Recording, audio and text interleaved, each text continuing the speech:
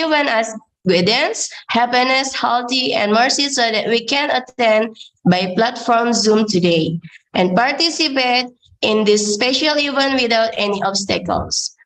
Let me introduce myself. My name is Inggit Marlita. You can call me Inggit. It's a precious chance for me to be master of ceremony on this very special occasion of International Nursing Webinar. I'm together with my friends, Mr. Nasef Nurul Anwar H. SPKP MB and Mrs. Nasrahmani Sakina SKP MKM. Together we'll be accompanying as a moderators. On this special event, we have several agendas as follows. First agenda, listen to Indonesia Raya song and mass PPNI. Second agenda is main event. Then first presentation will be presented by the guest speaker from Malaysia is Associate Professor Dr. Haji Abdul Ali. Associate Professor Dr. Haji Abdul Ali bin Raja Muhammad ASA PSK PPL with the title of the subject is Code Blue System, How to Prepare and Maintain. Second presentation will presented by the guest speaker from Philippines is Dr. Regi A. Bautista RNMN with the title of the subject is Early Emergency. Then third presentation will be presented by Nurse Pujira Harja Santosa SKP MKP SPKMB. He has an urgent assignment from Persahabatan Hospital, which will delegate by Nurse Muhammad Irfan Firdaus SKP from Indonesia, with the title of the subject is Code Blue Management in COVID-19 Room. And the last presentation will be presented by Nurse Iim Rohiman SKP SPKV from Indonesia with the title of the subject is Post-Cardiac Arrest Care. Then, third agenda is listen to hymn PPNI. Then for the last agenda is closing. Before we begin for our agenda of this event today, let's pray with each religion. Pray begin.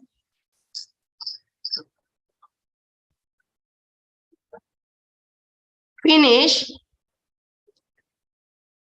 Well, let's begin for this event with first, listen to Indonesia Raya song. For all participants, let's listen to Indonesia Raya song.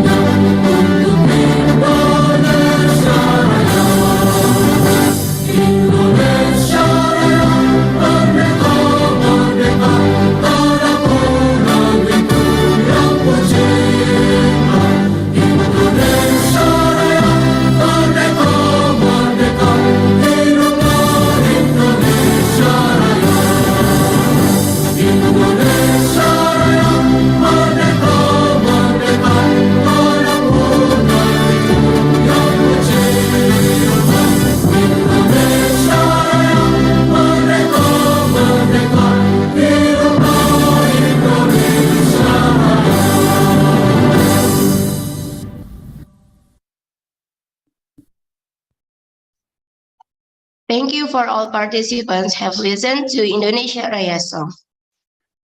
And second is listen to Mars PPNI. Let for all participants listen to Mars PPNI.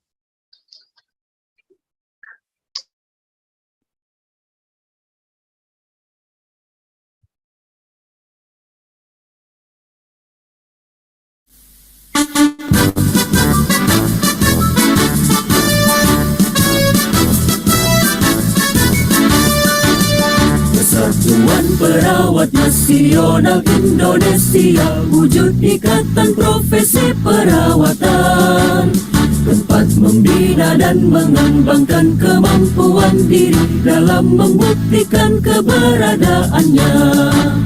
Menapaklah dengan keyakinan lebih pasti, sejajar dalam abdikan diri, bangkit berdiri dan langkahkan kakimu itu, menatap hari esok penuh asa. Wahai perawat Indonesia, bangkitlah dan majulah untuk menolong sekalian yang menderita. Kuatkanlah pribadimu, tingkatkan pengetahuan untuk memberikan asuhan keperawatan. Kita melangkah untuk mengisi pembangunan bangsa negara Indonesia, untuk menghantarkan bangsa menuju sehat semua dengan semangat jiwa Pancasila. Maju perawat, majulah dalam kancah pembangunan, tunjukkanlah pada sekalian orang. Jadilah perawat model kesehatan bangsa kita, jadilah teladan dalam hidup sehat. Bangkitlah perawat seluruh Indonesia dalam mengemban citra profesi, menjunjung tinggi kode etik keperawatan, laksanakan panggilan tugas mulia, mencapai derajat kesehatan seoptimal mungkin bagi warga negara Indonesia. Sebagai bukti kiprahnya mahkota putih suci dalam mendukung pembangunan kesehatan. Dengan organisasi PPNI yang kokoh, padu bersatu serta selaras, perawat Indonesia akan mampu angkat citranya di mata insan dunia.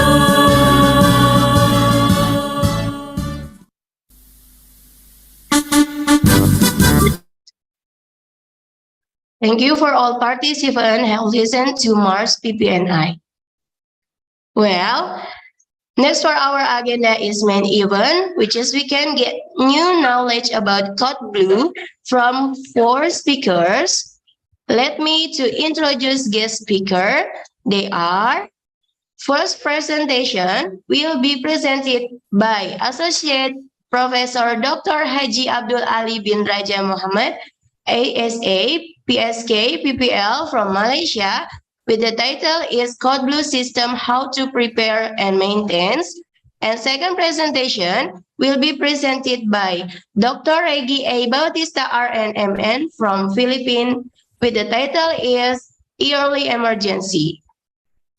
All right, they will be get by Mrs. Nasrahmani Sakina MKM as a moderator. Well, before we welcoming Mrs. Nasrahmani Sakina, I want to read from curriculum vitae from Mrs. Rahmani Sakina. I want to share screen for curriculum vitae from Mrs. Nasrahmani Sakina.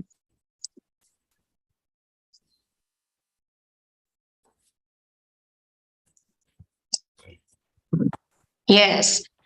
Her name is Nasrahmani Sakina S-Club MKM. Education background is for 2006.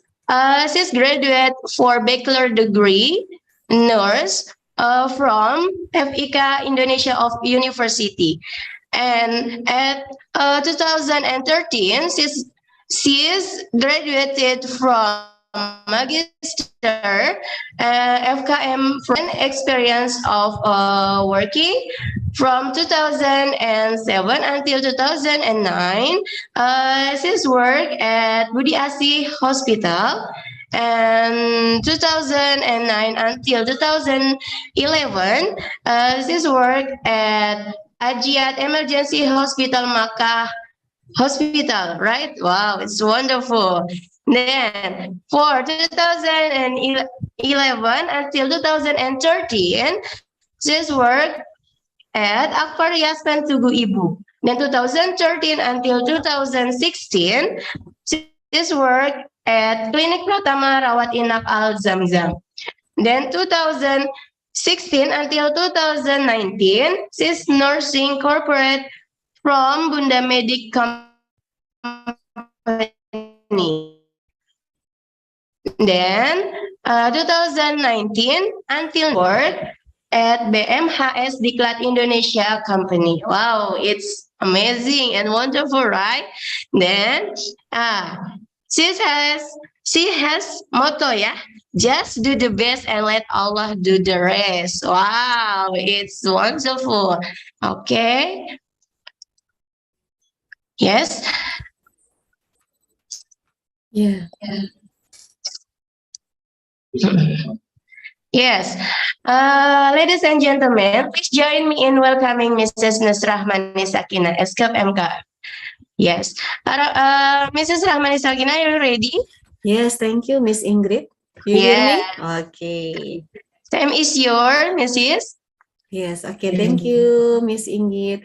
Hello, everyone. See you again with me, with Rahmani Sakina, on the second day of our international seminar.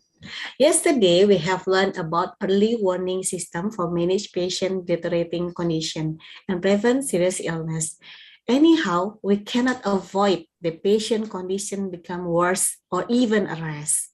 Today, we will learn about the code blue. So what is the difference between those two?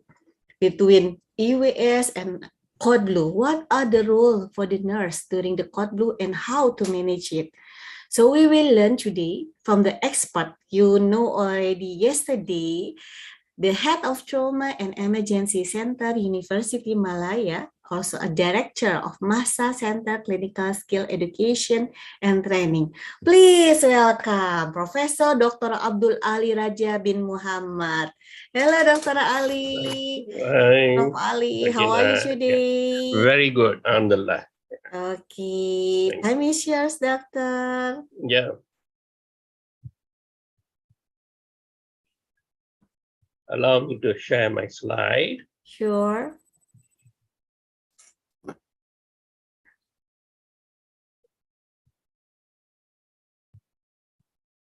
Can we see the slide, please? Yes? Yes, it's clearly. Okay, very good. So, alhamdulillah, thank you very much to PPNI for the opportunity for the second day. And we would like to start off, alhamdulillah, Rabbil Alameen, and offer thanks to all the prophets, as well as, to understand that what we are doing, in search of knowledge, it's of fundamental importance to us, and Sunnah, that's a book, that it is a path to paradise. Yesterday, I was alarmed because we had over 750 participants from all over Malaysia, all over Indonesia. So, some from Sulawesi. There were some questions and all that. That's very good, excellent. And I'm happy that you are in the path to gaining the knowledge. And that's our objective. I'm presently at the Masa University for the past 6 years. Our objective is to learn of high quality. That's our objective. As providers of healthcare, and that's important. I've been here for 6 years, and previously I was here for University Malaya, for over 25, close to 30 years. I was here, and this is one of the best universities in this part of the world. yeah, 59th in the in the district, the third best, in this part of the world, and I was involved in building this trauma center, and one of the things that you note, in building this, that I went all over the world to build is this. Our objective, one of our main objectives, the major one is to avoid medical errors. Just important. Everything that we do, we have always in our mind not to do any harm. Medical errors, you can see, the world study has shown, it's about fourth cause of death, and that's of concern, and that's where we are addressing now. Our learning outcomes today, this morning for an hour or so, is, my topic is on preparation and maintenance. But before that, we need to clearly understand what is this code blue and when to trigger it. You need to be clear about understanding what is code blue and when to trigger it. And when you understand this, then it becomes easy. Why? Remember, this code blue is something unique in that disease. It is part of our system. Yesterday, we talked about the early warning signs. In fact, if you can see me, this is what you should have. You should be hanging around your neck. This card should be there. No need to memorize much. And wherever you are, whether this is one of our research rooms, one of our 10 research rooms in our trauma center, in University of Malaya, wherever you are, either in the research room, either in the ward, in the clinic, or in the ICU, or in recovery area, or even in the rehab, or even in the clinic, or even in the pharmacy, anywhere that you're working, you must always be concerned why patients can collapse. You must always be on the alert that the patients can collapse and the patients can become ill. Therefore, when soon as it happens, or you discover something unusual, something is right, we say code blue, resusc. We initiate code blue, resusc area. Code blue, Ward 7B. Code blue, somewhere rehab. Wherever it may be, we want to call this code blue. Why? Why do you need to call code blue? You see, code blue, there are many, ways it's presented. There are lots of movies. You see code blue, there's a Dutch movie, Japanese movie, movie in Urdu. They've got this. Why? Because it is of human interest. It is of a humanity interest. Why patients should not die of a treatable cause. Remember, death is Allah Ta'ala's concern. Birth and death, maktub dalam Quran, that birth and death is Allah's. But we cannot say takdir every time because he should not die of a preventable cause. And that is our concern. If you see code blue, they have got, they have various colors. This is in Australia hospitals, you can see, code black, code brown, orange, purple, yellow, gray, but code blue is for medical emergencies. Canada, you can see, code amber, code green, code gray, orange, silver, white, yellow. They have got various codes, in various hospital organizations, but code blue is for cardiac arrest and medical emergencies. Because the United Kingdom don't use code blue, they use say code red. And they have got various numbers, 222s, for arrest, and this sort of, but it needs to be built within the system. But many countries follow this American system. So you've got all these various color systems, but code blue is heart and respiration stop. Or there is a problem with it, a major problem which might lead into cardiac arrest. So code blue actually, it came in the early 1990s. Early 1990s, It was started as a system in Bethany Medical Center in Kansas City. Yeah, and that's why I said, what is it? It's used to indicate that a patient requires resuscitation or is in need of immediate medical attention, most often as a result of respiratory or cardiac arrest. Yeah, and straight away, yeah, it can be in the alarm, can be a bell, or can be in the phone operator. You say code blue, emergency department, or code blue in ward 6B or 7B or 7A. Yeah, whichever, to alert a resus team is required. Yeah, and it is part of the disaster plan of the hospital. Yeah, and it's a policy that is maintained in that essay. Yeah, and that is included into the rapid response systems. Yeah, rapid response systems. Yeah, is a program designed to respond. Yeah, in a timely manner. See that? In an organized manner, in a comprehensive manner to a patient's urgent medical need within a healthcare facility. Yeah, the goals are the three goals: to restore hemostasis, prevent further physiological deterioration, and establish an optimal environment of care. That means he should have become a bit better. Yeah, there are lots of programs, I say, as mentioned here, code blue, cardiac arrest team, medical emergency team, difficult airway response team, critical outreach team, for doctor, patient risk team. Yeah, you can name it whatever the name it be, but it's ultimately in the code blue. Yeah. Yeah, and the reasons for it is we want to manage the situation early. Yeah, so that once you manage early, the patient is not required to go to ICU. Yeah, manage the ward, general ward. Yeah, manage is not arrested. It's better to call before even the patient arrests. Yeah, reduction in incident because once a arrest or once it becomes too late, then it becomes the patient goes into more complications. Yeah, and the longer stay for the patient, and the longer stay of the patient is not good. Yeah, and I would like you to go into this rapid response system. This is an organization, rapidresponsesystems.org. Yeah, this is an excellent place, site, for you to visit regularly. Yeah, so that you can have an idea about what it is. What are your responsibilities? Yeah, for a nurse, it's a huge responsibility.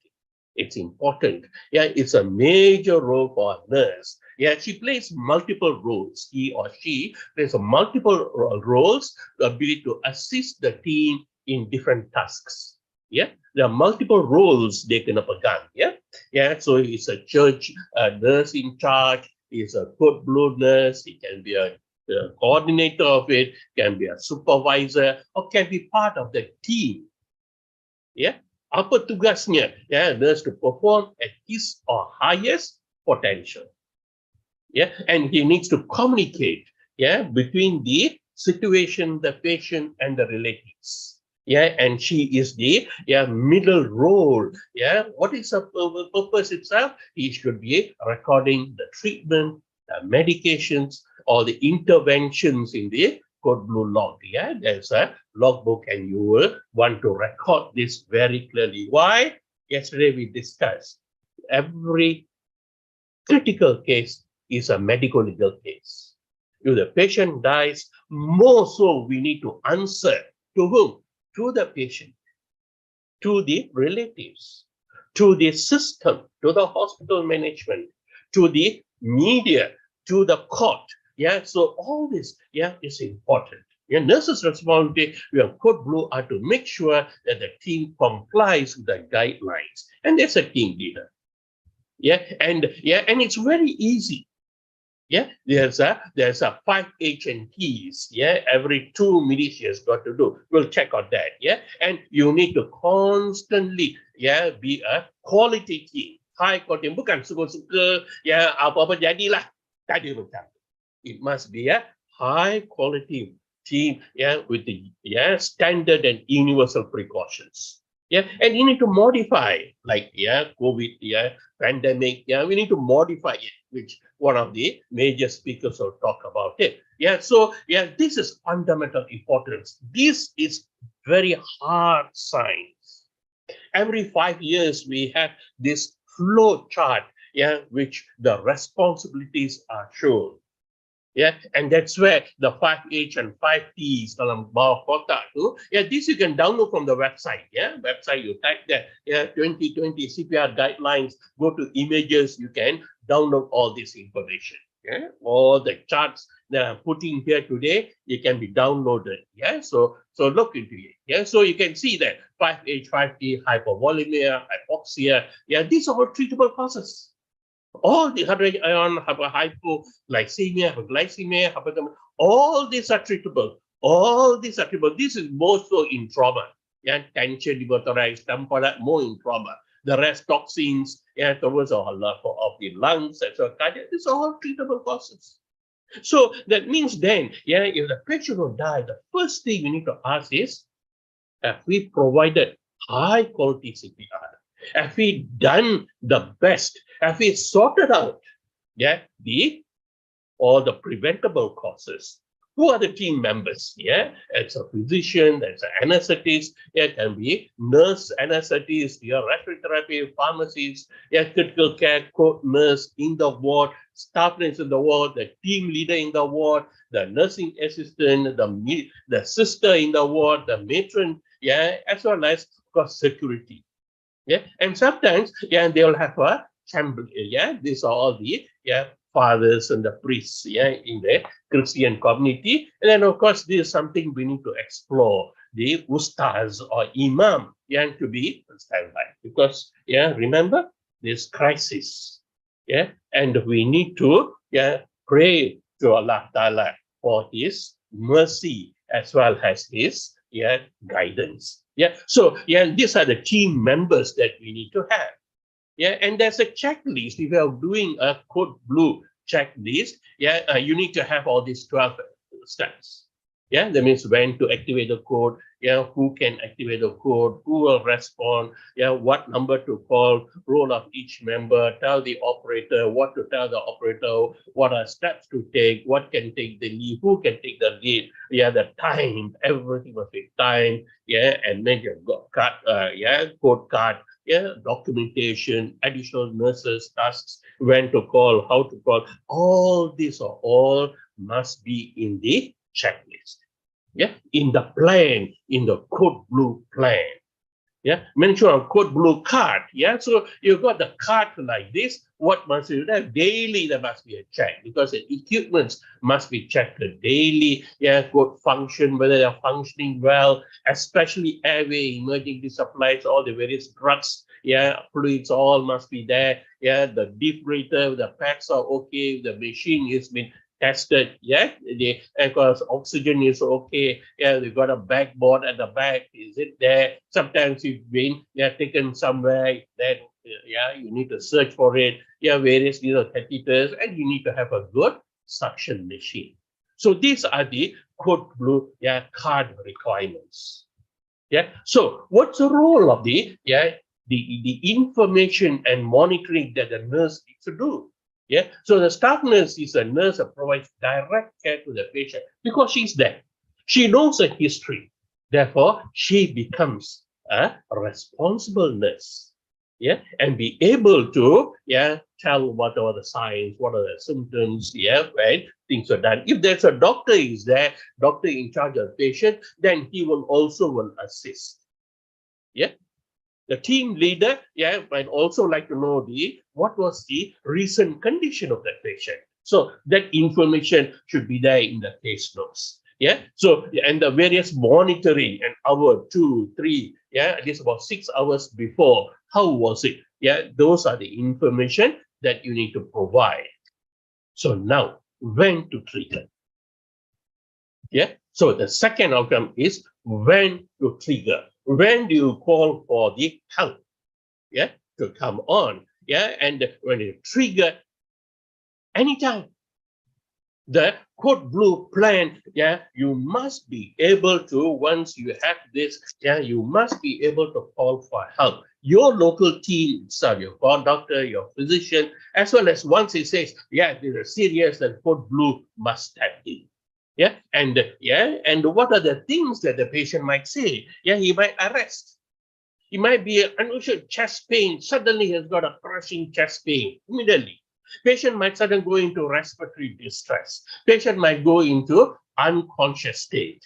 It might be a syncope, becoming unconscious.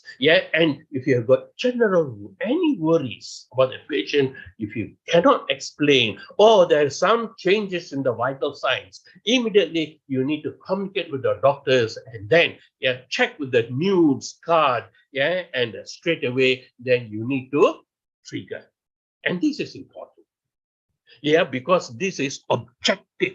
Yesterday, we discussed this in great detail, especially that part of the vital signs, and how to score this. We discussed this, and we learned about what are the steps to do. So the code blue is any score of more than 7. So you see that registered nurse to immediately inform the medical team caring for the patient. This should be at least the specialty level that the consultant must know.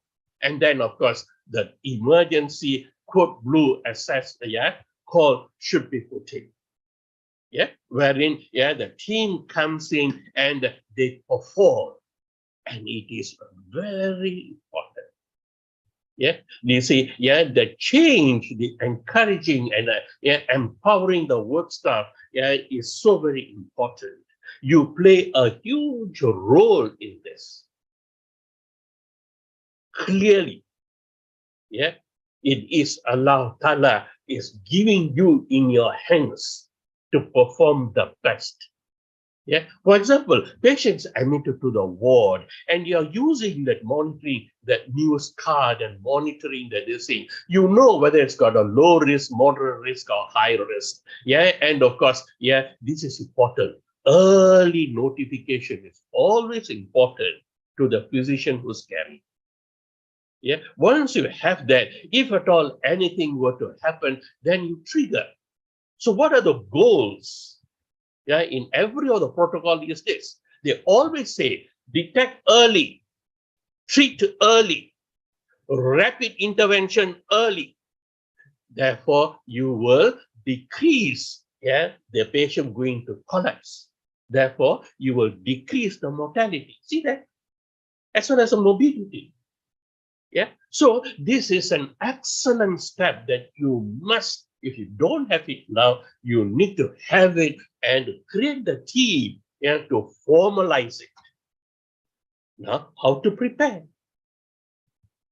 And that is a point of concern. So each nurse or doctor, it is a responsibility of each nurse as well as a doctor. It is a responsibility of the team. It is a responsibility of the hospital, the organization, to have things prepared. And how to prepare? And this is the excellent slide. One slide to show you the whole thing of how to prepare and maintain. You see that? The responsibility is various groups of people, right down from the governance to the board of governance to the consultants, to the matron, to the various anesthetists, various surgeons, the physicians, the emergency physician. The responsibility is Why? Because they want a good outcome. If they want a good outcome safely, with the patient's relative satisfaction and the quality, then they must have this continuous quality improvement. And that's important to prepare. The structure must be there. That means the people must be there, the education must be provided, the equipment must be provided. And the protocols must be clear. The policies must be developed, and the protocols and procedures must be very clearly instructed. And this program, the organization, the culture, it needs to be repeated over and over again. How to make it a culture? We'll talk about that, the maintenance later. Right now, how to prepare, there is a bunch of people, the education, the equipment, and the protocol. And this is, the structure and the process. And this is basically, this BLS, every nurse must know. Every nurse must know basic life support skills. Very important. And some must know the ACLS, especially the rhythms, what to do in their life-threatening rhythms. And number 3, they must know about airway and adjunct management. And then the practical aspects, the code blues, the mega codes, they should know. They got a few drugs only, they should know about it. And you need to have the high performance team. So let us go into these first three, BLS skills, ECG, interpretation, the life criteria, and the airway management. So I said before earlier, it is important that every nurse must have gone through a basic life support program. Preferably those in the ED, in the ICU, working in the ICU and high dependency units must know the ACLS. Certain, not all, stroke as well as, essential. There are probably about 10 rhythms, that you should know. If they are working in pediatrics or the neonatal, they must know about pulse. This is very clear. And when you see this flow chart of the basic fundamental, basic life support, there are only 2 things. It is the high quality CPR and the AED, use of the AED. And it's important, very simple steps. But the important thing is bukan suka-suka. You just simply cannot do it suka-suka. Every step must be of high quality. See that? It must be timed as close as possible to the physiology of the body. That means right now, the heart has stopped. You need to provide that high quality CPR. Bukan pandai-pandai saja. Oh, ini senang saja. Bukan, tak ada. Dia tu adalah a very clear system. That means you must have push fast. 100, 120, must be, every compression must be exactly 5 centimeters. You must have chest recoil, minimum interruptions, ventilation is around 10. You must use the AED early, no point bringing the AED 30 minutes later. It's too late. And of course, team must function very well. And you can see this. Why it is important? Because you are replacing the heartbeat. You see that? You are trying to recover the brain. That's number 1 important, because bila kita resusitasi, bila kita kata resusitasi, Latin word means bring back anew. Tak gunanya you do the resuscitation, then patient is in coma permanently and die in coma. Useless. What's the point? Waste of time. Futile care. Tak payah. But when you want to this thing, the patient, after your resuscitation, the patient must be able to sit up after they must be able to do. Best is when they're able to do the normal work they are doing. If not, at least there must be some useful to the family. So you can see now, it is a evidence-based science. That is, it is, we are replacing the physiological status. And when you want to physiological status, this is important. Time is your enemy. Because the longer you take, the worse the patient will become. So your time is enemy. So you need to have these protocols very clear. Tetap. Without any hesitation, it must be automatic. Because you can see that, research heart science 2013 have already proven that bahawa wrong action omissions decrease the return of spontaneous circulation. So your team must be competent and it must be well done. And bila kita kata well done, everybody must play the role. And this is a team, the airway nurse, the defibrillation nurse, the chest compression nurse, the IV next nurse, and the leader must communicate effectively. They must know about how to manage threatened abortion, threatened airways. Yeah, any hoarseness, any speaking words, any groaning, any gurgling, yes, snoring, stridor, it must be investigated. These are all tells you airway is threatened. So you need to be on the alert. You must know how to use various equipment safely, competently, correctly, all the time. Yeah, and you must give the appropriate oxygenation very quickly in the first 10 seconds itself. Yeah, and when you cut it to, you must be competent in BBM, oropharyngeal airway, use of the non-rebreathables. Yang ada apa-apa raguan dalam cerita ni. You must be clever, in managing this. For example, you can have a 58-year-old man come to the lethargy. You'd have noted this.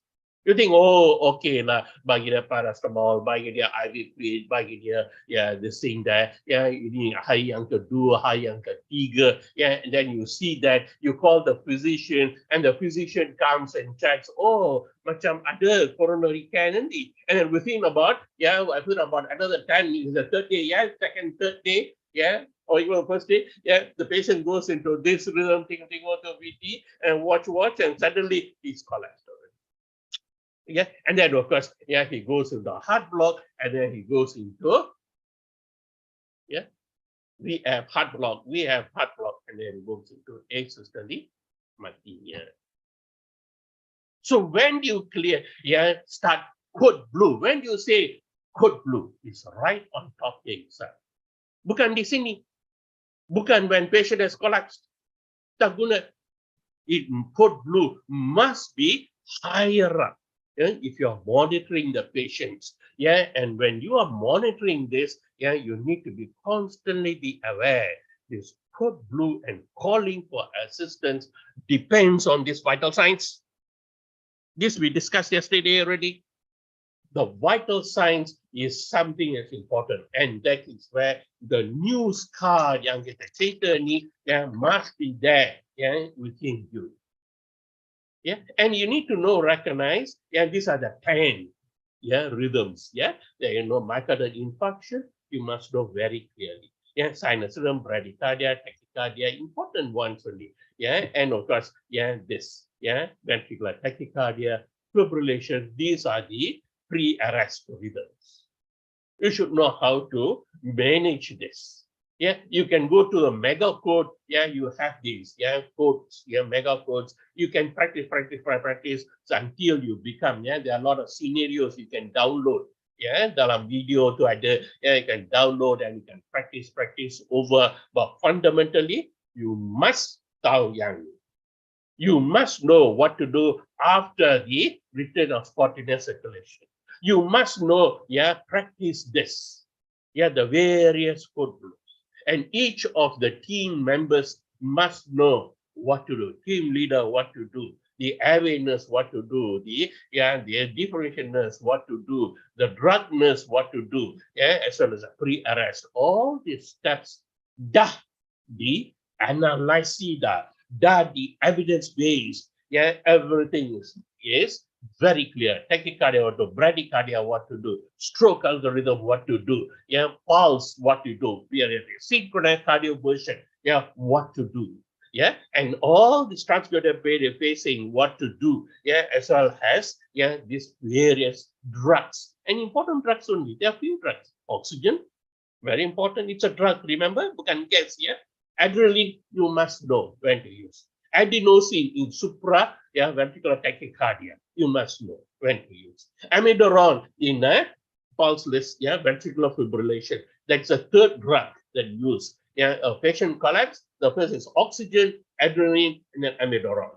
Then atropine for bradycardia. Dopamine to elevate the blood pressure. Itu aja.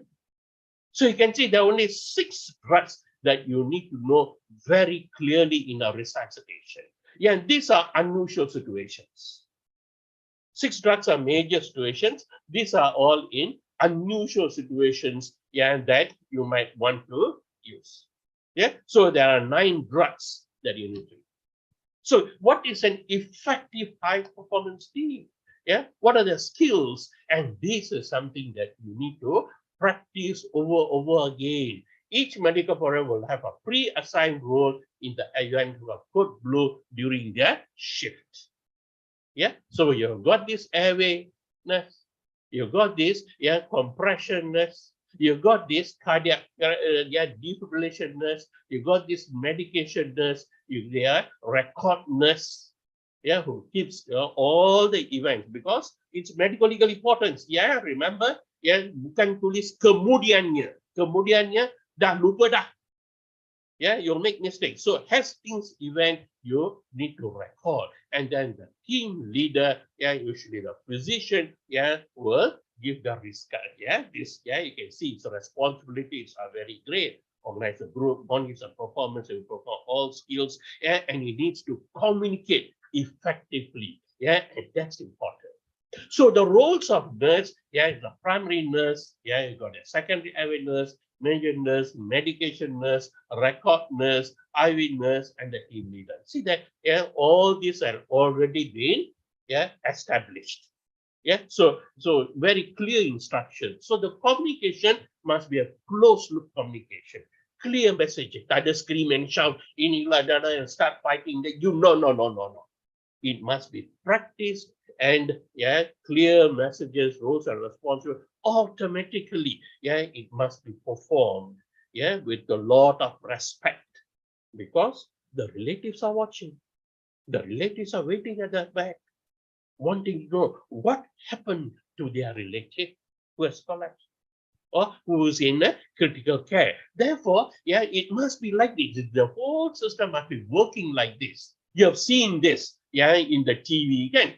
Where in the Grand Prix, how this 12 or 15 people, 20 people work immediately within a few seconds, they ordered a medical patient. So similarly, this group of people that you form the code blue team or the resuscitation team or the emergency response team, they are the ones that will respond in a very seamless manner.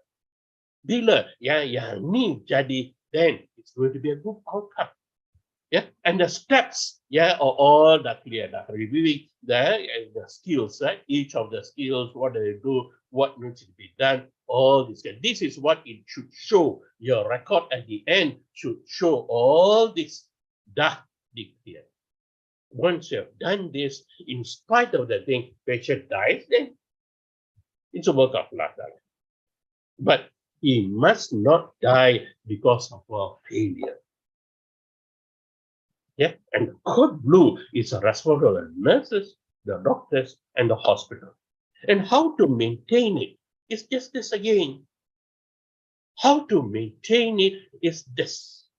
This is one slide tells you how to go about doing it. Kalau semua ni structure, process, and the system dah established, you will get good outcome.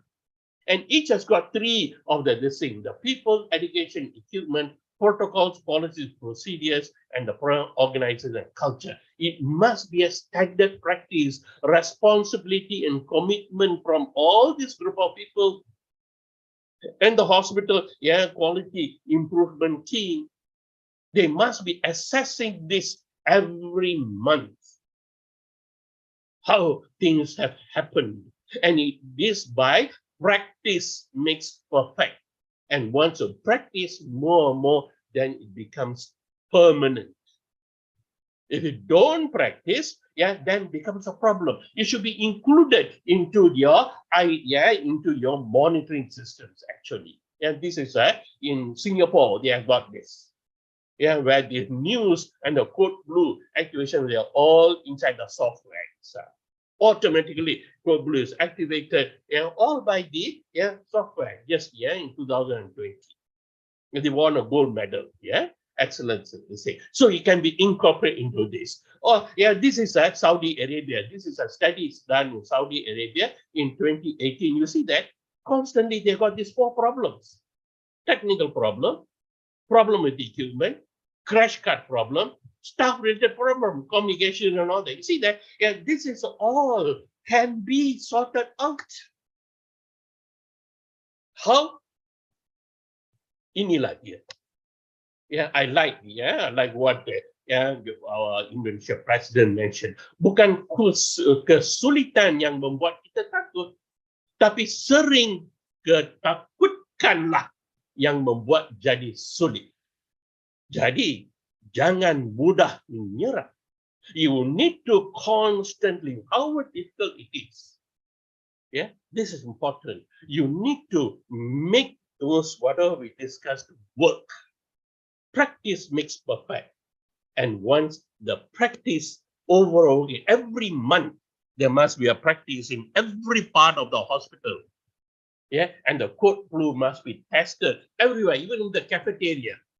The code blue must be tested right out from the research room to the ICU, to the high dependency, to the ward, to the geriatric unit, to the infant ward, to the child ward, to male ward, to ONG ward, to the cafeteria, in the staff room, in the office, in the administrative office, everywhere you need to do this code blue, because anytime this can happen. In fact, I remember, some years ago, there were 52 doctors met in one of the hospitals untuk Malaysia had the meeting lah. One of their doctor collapsed. And tak ada code blue tak jadi. And it became a huge problem. So now everybody knows about this code blue and be able to assist and manage in the appropriate time, in the appropriate way, so that you can have a good outcome. So it's a very simple thing, but it involves a lot of input and organization, and that is fundamental importance. Why? Apa tu? Ni dah ada maktub dah dalam dalam Quran kita, surah 14 Fusilat ayat 46. Tengok ni. You see that? Whoever does righteous good, it is for his own self. You see that? They say, benefit for own self. Kalau seorang staff nurse tu, bukan kita tolong patient tu dan Allah Ta'ala tolong patient tu, bukan. Allah Ta'ala is testing you. How good are you? Look at that. And who does evil, it is against his own self. And your Lord is, Allah Ta'ala, is unjust to his, It's not unjust to his slaves. You see that? Ini telah dikatakan. It is for our own good, and because of that, and the other di surah Maidah ayat 32, save the life. It is as if save the life of all mankind. Allahu Akbar. Allahu Akbar. So this is what we are doing, because life. You see that, and it doesn't say Muslim life now. It is that life is so very precious. Therefore, we need to learn how to preserve that in a well way by news and by code. Because anytime emergency can happen. Thank you very much for the opportunity. Okay, thank you. I hope I'm on time. Thank you very much. I hope the message is passed. Alhamdulillah. Alhamdulillah. Thank you very much, Prof. Ali, for giving such informative and comprehensive presentation for our first topic about code blue and managing system. Ladies and gentlemen, now we are going to the question and answer session. Please, if you do have any question, you can write down in the chat room like before. So I will read the question. Okay, there is a question here. We still have 30 minutes. Yes. From Sultan Nababan AMD Cup. Good morning. Morning. Okay. In intensive care, can code blue activated, or there is a situation that code blue in ICU can be activated? And where in the hospital area can blue activate? There is a question from Sultan Nababan. Maybe you want to answer, sir? So in the ICU, we know it's a critical, all the cases are critical. Therefore, all the cases are monitored. So we should be alert. Yeah, and the consultant is responsible for each. So if it is a problem that arises, then we call the physician and the things are managed appropriately. Yeah, whether in the daytime or whether in the at night. More so at night. Yeah, when there are many people around, code blue is definitely important enough because the doctors are all on call. They don't sleep there unless it's a very critical case. The doctor stays, but other times he is always on call. Therefore, code blue is essential, even in the ICU. Mm. Yeah, Okay, and many times, in the wards we have each staff nurse, say ICU, each staff nurse is responsible for each case kan. So tugas dia adalah untuk untuk call for help anytime. Yeah, but the code blue is a little bit different because it involves a various specialists. Ya, bukan saja dalam studio consultant dan dua orang saja, bukan. It involves the whole quality team. So once you get code blue, then it'll be very easy actually. This is important. We hesitate to call. Kita kata, oh, kalau kita panggil macam kita ni lemah, kerja kita lemah. That's a misunderstanding. Because if there is events or like this, then the hospital will realize, hey, there's something needed. Then you can say, tak cukup alat lah. Defibrillator we don't have. We must have more defibrillator, more monitoring. We need to have this software. We need to have this item. We need to have, so then you'll be able to, because you are practicing it and you find some weaknesses, so it's easy to get what you need to have. Whereas in all other places other than the intensive care, the code blue is very important. You need to be tested. Sampai yang saya sebut tadi, yang that one slide, the maintenance slide tu, that is this slide, this slide. This slide. You see that? It must be applied. Di mana-mana jua. So so it's good. For the quality, kalau ada quality improvement team, CQI team in your hospital, all the pengarah must have this all in place, and it must be tested every month, as I mentioned, in all the wards. Suddenly, there must be a scenario created, and people come and test it.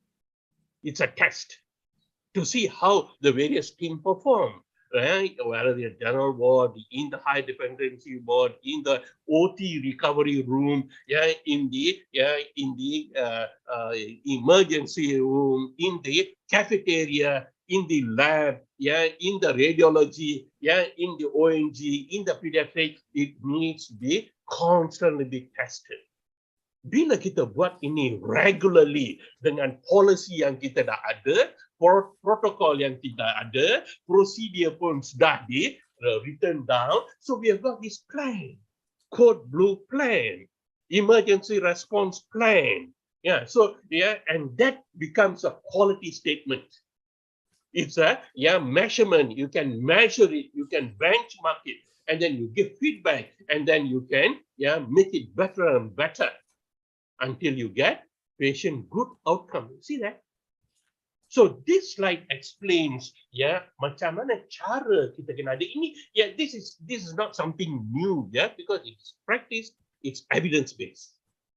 So you need to have, bukan setahun sekali kita buat code blue tu tangguna. Bukan kita main lupa. Protocols, people change.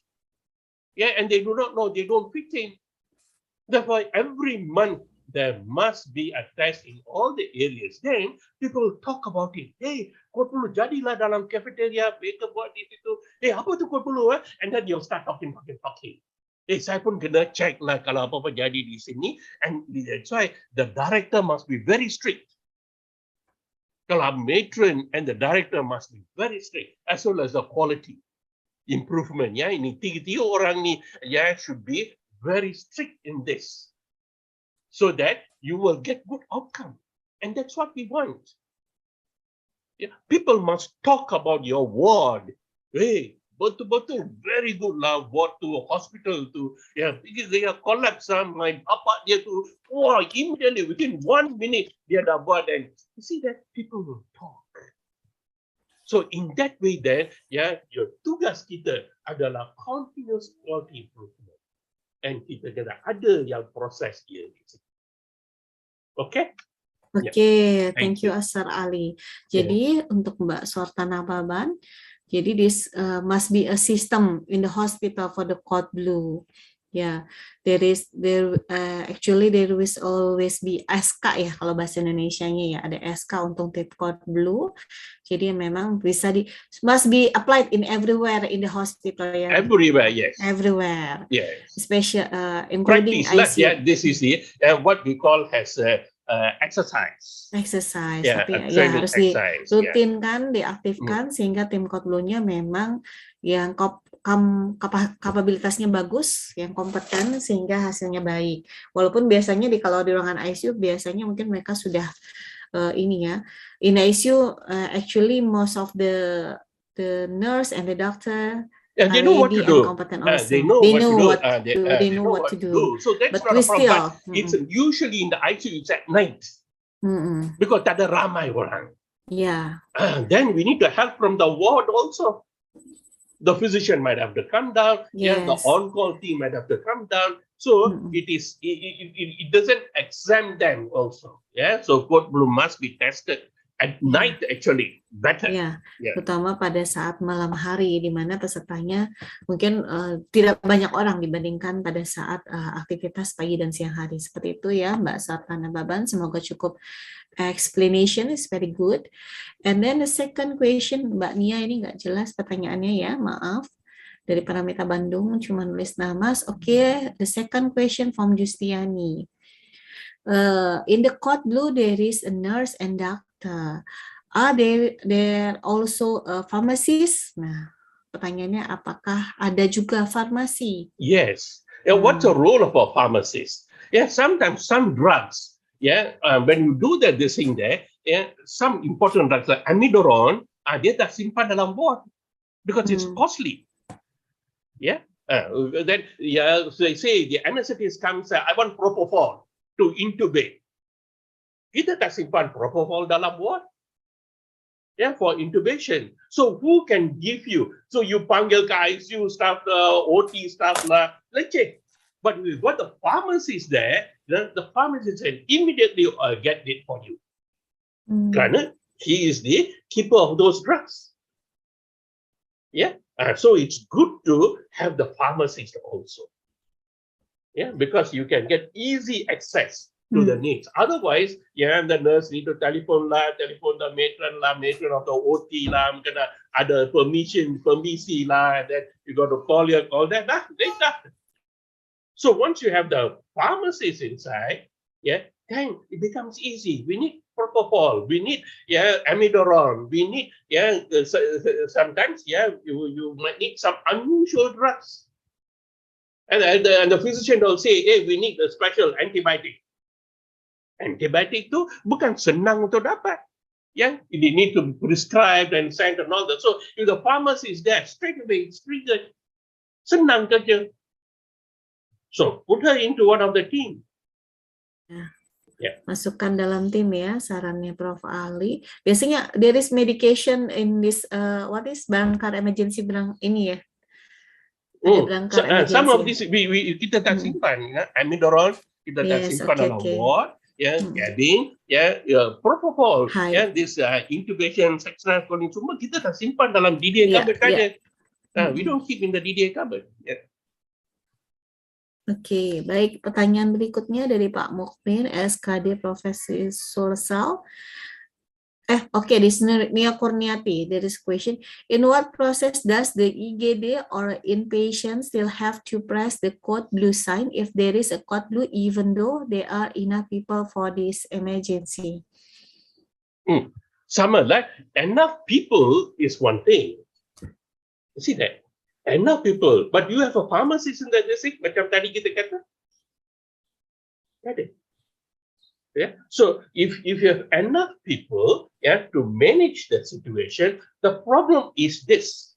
as the system learned about it, it is not just in the ward saja. Yeah, this code blue is essentially need to be tested day and night. Yeah, many patients die at night because we think we have enough staffs. We think we have enough physicians. Bolehlah siar, kita boleh buat. Tapi they forget malam. Malam there's only one doctor on call for the whole, say, 10 wards. Yeah, and there are only a few nurses. So you need to call all this backup now. Macam mana nak panggil? If you don't have a code blue, then you got to call the ward. In court, say you're in 6B, 9B nurse, ada boleh senang, boleh turun, ada patient collapse. Tak jadi. Tak jadi. But once you got a code blue, which is a protocol, a policy, that means the trigger dah, mereka kena turun so that they can assist. Remember this. Most important is not about the people that you have. Most important is the patient that you have with you. Yeah, as it says, no, you cannot give reasons for a patient who has died from a preventable death. You see that? Yeah, you cannot bagi alasan. Tak ada. Jadi intinya dimanapun harus patient has died. You cannot give alasan selepas tu. That's why a code blue covers all these issues. Yeah, and that way then, it becomes a system, high quality system. In fact, many of this thing, if you want ISO as well as standards, good standards, EWS standards, the first thing they will ask is, hospital ada ke CQI? Tunjuk you punya CQI. You cannot say, oh, we have enough people to manage and all that. Tak jadi. They will want to see your quality work. How many times have you tested? How many of your nurses know BLS? How many nurses, how many doctors have gone through ACLS? How many doctors, has this been tested? Do you have an AD machine? Where's a card? Where's your code blue card? Let me test it. Then dia pergi ke terus pergi ke card and it takes up adrenaline can be expired. You see the problem? Because we don't check. If it's a code blue, then we'll be checking regularly. Every day we are checking. Now it becomes, how can you give an expired one to the drug? Dia akan tanya. Ada amidoron ke? Tak ada. Macam mana you kena dapat amidoron? Dia tanya, oh, we have got a pharmacies in the code blue. Senang saja. Dalam 30 saat dia boleh dapatkan amidoron atau propofol. You see that? So in that way, kita dah ada satu system that checks yang bila apa-apa situasi saja this already been done. That's right. These systems are all thousands of papers have been published. Yeah, it is there in the ILCO, resuscitation guidelines. What must you have? Yeah, your resuscitation response team, your code blue team. Yeah, these are the policies. Yeah, and the slide that is shown here today. Oke, jadi memang di mana saja ya, Dok, we can apply this code blue and everywhere. Ya, tapi nanti tolong dicek teman-teman protokol, policy dan prosedur di rumah sakitnya masing-masing, ya, dan bisa giving advice maybe jika sudah tidak ada. Oke, pertanyaan berikutnya from Mukmin, RSKD Provinsi Sulsel. Assalamualaikum, I'm Mukmin from RSKD dari Provinsi Sulsel. I want to ask information first. What is code blue only activated when a patient has stopped breathing or only has cardiac arrest? Or does it need to be activated when there is a deteriorating patient in the treatment room with a red EWS score? Ideally, it is best when it's deteriorating. It must be triggered when deteriorating. Once it's arrest, the chances of him recovery is not that good. Yeah, and there is one slide here, which you have here. Yeah, there's one slide which I shown here. Yeah, which shows you about these chances of recovery. Just like in this. Remember, this is a scenario. Once it's deteriorating, it must be right up there itself. Bukan bila patient collapse. With the patient collapse, then it's an issue of time. Time. Then it's a delay of time. That's where the problem is like this one. You can see that. You see, if you want to defibrillate, you see that the first 2 minutes is so very important. You see that in the first 1 minute, cardiac irritability, within 4 minutes, brain damage has already been done. That's why, all your code blues, you must be able to manage within the first 3 minutes. You see that? That's why it needs to be tested. Ada ke kita team? Team ada. Tapi kalau team datang tu selepas 10 minit di sini, tak guna. Tak gunanya. Because the chances of him surviving is almost 0%. You see the problem? Issue is because bukan kita ada satu team, code team and all that. So when you trigger the team, semua datang, the nurse will be there, the ward nurse will be here, but she's not experienced, she doesn't know, she has not done the BLS. She goes to the doctor is in the canteen. By the time dia lari ke situ dah 5 minit dah. By the time the consultant comes, the average time for the consultant to turun is 15 minutes, dah lewat dah. If the anesthetist, I am operating now, give me 5 minutes. Dia dah, lewat dah. You see the problem? But if it's a code blue and it is a policy, that means they must come there, AD is in the ward. Immediately the team starts the resuscitation. Resuscitation yang this right here. Indication what you need to do. Resuscitation starts here and defibrillation is done. Within that first 3 minutes, you've got close to 90% survival rate. See that? Itu yang kita nak tugas tu. It is about how well you have performed, not about whether patient alive. You see that the thing there? Al-Fusilat di situ. Allah Ta'ala Maha. You see how he has guided us. It is about you. How have you done to sort out the problem? So it's time. Resuscitation is about time. That's our greatest enemy. So bila kita charter tu, it's important so that you can know what time. Then they will tell you, the system is not good enough. You might think that it's okay, but when you really test it, then you see all the weaknesses. Macam yang Saudi Arabia paper tu, then they say, communication problem, this problem, human problem, card problem. It's standard. If you don't test it over and over again, bila lah kita nak change. Okay, sir. So time is the critical thing. So as soon as possible, you can do this responsive doctor. Maybe if EWS already read, there is a specific also treatment, isn't it? Yes. Okay. The second question. Treatment, and once the code blue comes in, those experts can get how you pick up. What's the potassium level like?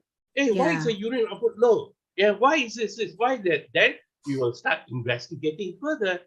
Then elakkan dia collapse. See that? Yeah. But if it's collapsed already, then it might be too late.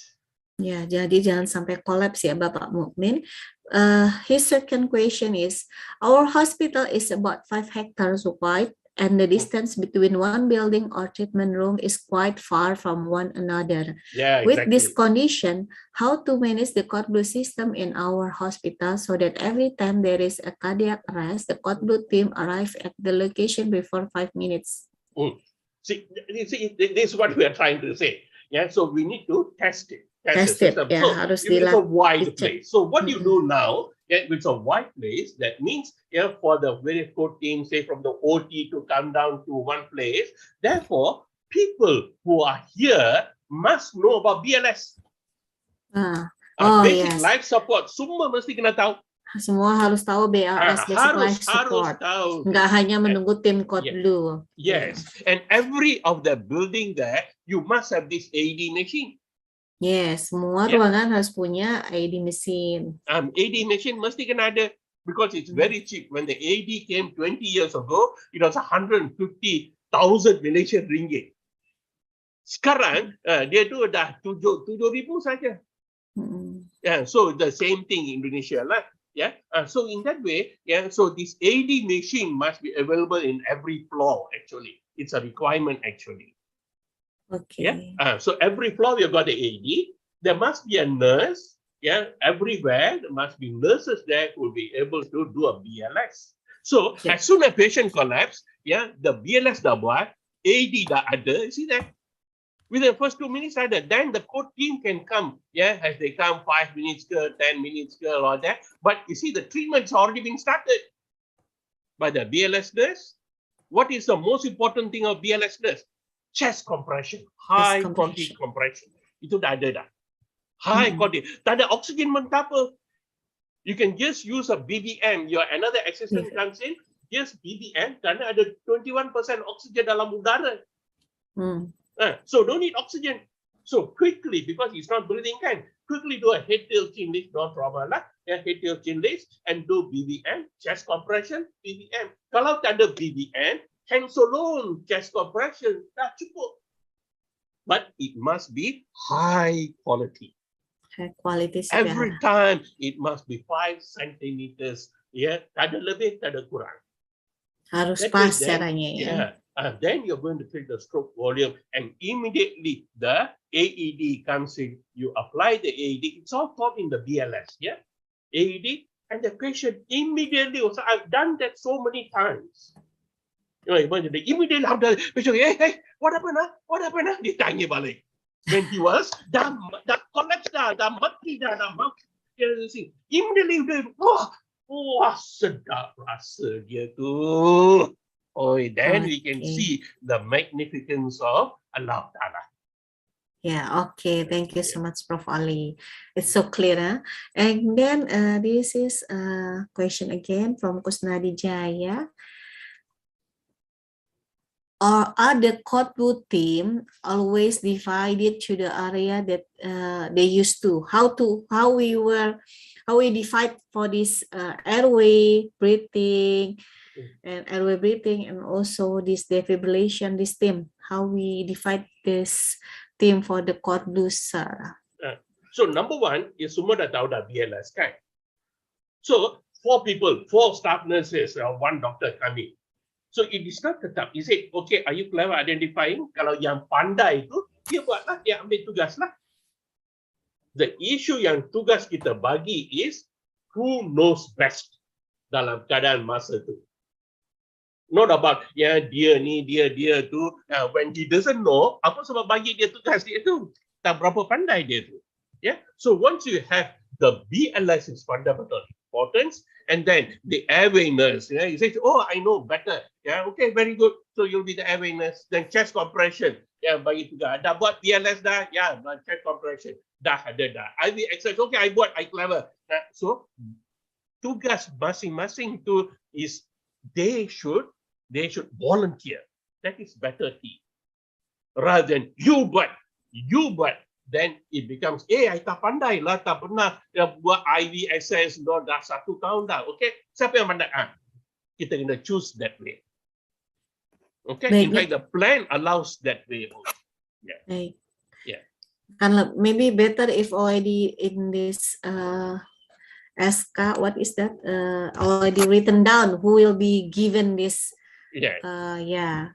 Will give so if we want to written down, if the team comes in, then of course, anesthetic nurse will take the airway. Yes. The circulation nurse yang can be from the medical ward because selalu dia ni kan. Defibrillation nurse can be from the ICU. Not like that. No, so you can put it in. If there is not there, dan masing-masing yang pandai sekali tetapkanlah. Baiklah. Jadi memang terpilih ya dok ya. Yeah. Is chosen already the team of Two ways. CPR. One is terpilih ataupun yang pandai buat. Yeah, must be expert nurse also. Among them, who's best for this Who's job? the best? Choose Okay. macam tu. Okay. Okay, this from Sri Suhartiningsi. We still have 6 minutes for a question and closing sure. statement. This from Sri Suhartiningsi. During Code Blue, can nurse give basic medicine if the doctor doesn't come at the time? You see, yang tu ada dua tau. Dua, we call online and offline. Yeah. Yeah, because you see, as nurses, kita buat semua kerja atas the medical act lah. I'm sure Malaysian Medical Act, Indonesian Medical Act sama. Bahawa nurse buat kerja atas arahan medical officer. Betul? Yeah. He does. Pada arahan dah bagi boleh dipegang perbuatan. Kita buat kerja tu, nurse, MAs and all that. So now ada dua cara dia tu. One is online and offline kita kata. Online means doktor bagi arahan. Okay, I believe 5 legs, bagilah adrenaline apa-apa tu bagilah. Dia bagi arahan. That is online arahan. Offline arahan is the protocol. Yeah, this protocol. The protocol dah tulis di situ. As soon as you have the BBM, then do CPR 5 cycles, 2 minutes. Then the next thing is IV access, give adrenaline. Dah. So you bagi adrenaline. No need arahan kerana follow the protocol. Dah ada dah.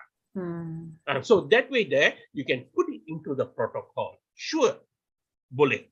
That is what BLS teaching is. And because you have gone through the BLS teaching, it's just 1 day, 1 day course only. Because you've gone it gives you a license for 2 years. Yes. It's BTCLS and HELS, Dok? Yes. BLS pun cukup. BLS pun dah kata, IV drug yang the flow chart tu kan, is for BLS. IV, if you got ACLS, better lah. Better. Okay. Better. Tapi yang kadang-kadang susah nak cari ACLS and all that, BLS is senang. So BLS itself, the protocol tu dah ada. Use that protocol. Cantik dah. Ya, baik. Ini pertanyaan terakhir ya, karena sudah tinggal 3 menit. Tampaknya banyak pertanyaan. Tapi, protokol yang ini, protokol yang ini dah bagi arahan. Okay. Pertanyaan terakhir, the last question for Sir Ali, Prof. Ali. Who will be the leader for this team? How we choose it? Okay. How we choose the leader is usually, usually if a good leader will be either a physician or anesthetist lah. Dalam protokol macam ni, the leader, with the senior members coming, the physician or the anesthetist. Usually in most hospitals, the anesthetist will take the role lah. Kalau anesthetist terlalu busy apa-apa, the cardiologist will take the role. Okay. The physician cardiologist, not a physician nephro, kidney specialist, dia tak berapa kena. A cardiologist will be better. Or general physician is better. Or an emergency physician is better. Or one who has gone for ACLS. Okay. The last better. If it's a medical officer and he says, I went for ACLS last week, I got the last month, I got the certificate. Fine. Then he becomes the expert. No need the anesthetist. Anesthetist might done ACLS 10 years ago. Dah lupa dah. So at least have HELS. Yes. Who's actively there. Active That way then, arahan dia tu, kerja tu, dah, it is well communicated, well done systematically with the latest guidelines. Okay. Thank you so much, Prof. Ali. I think there's some of question, but maybe we can discuss later in a group WhatsApp because time is out. Maybe Prof. Ali wants to give a closing statement. So the closing statement is this, yang ni lah on the slide here too. So every nurse, it's good to know the BLS. And the hospital must have a quality improvement team. That has got this Code Blue as one of its system. Yeah, that is right down here. We have mentioned, that BLS and this. Mana dia? This. This must be in place. Yeah, if these two are there, every people involved, BLS and the hospital management in the ward has got this chart there, then Alhamdulillah, everything will be okay. And it must be tested, monthly tested. And it become more and more efficient. Yeah, initially it'll be a big problems and all that, but you practice over and over again, then it becomes natural. Yeah. Yeah. So this protocol code blue must be tested every now and then. Yeah, Yes. must be a code blue team. Regularly, yes. Yes, regularly. This means there must be a code blue team. Time is critical. The longer time you take, the lower opportunity you have. Yes. Isn't it? And yes, we must follow the protocol of high quality CPR or even mega code. Thank you so much, Prof. Ali. Give a big plus to Prof. Ali. It's very clearly explanation. Thank you.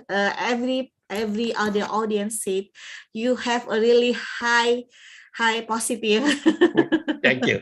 Semangat, sangat semangat, Prof. Ali. Thank you so much to give a lot of information for us.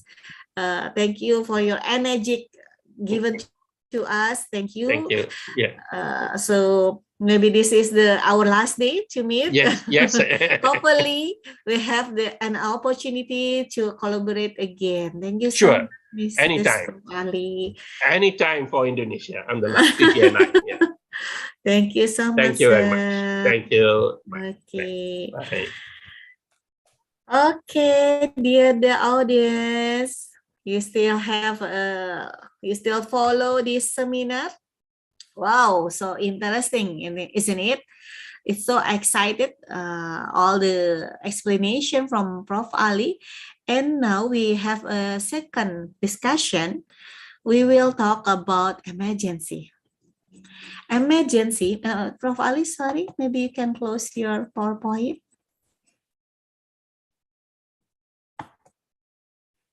Okay. Emergency can happen anywhere and everywhere. So what we should do in early emergency, we will learn now with our speaker.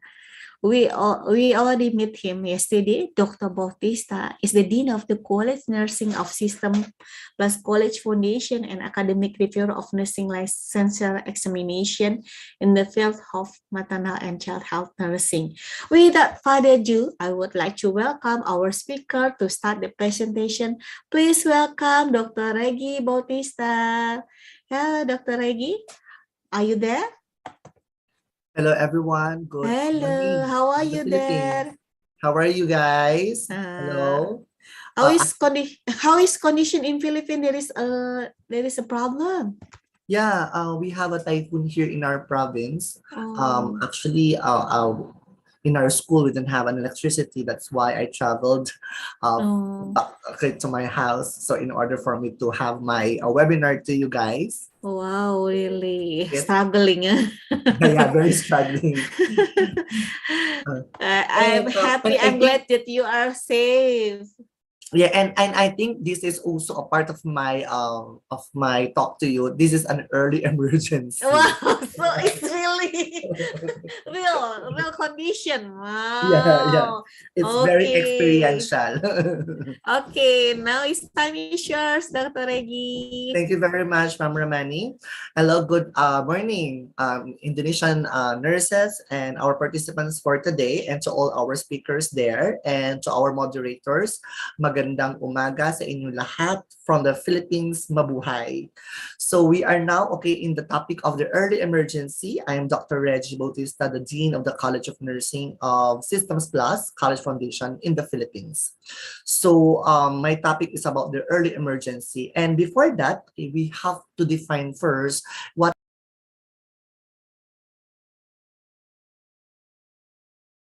Hello, sir.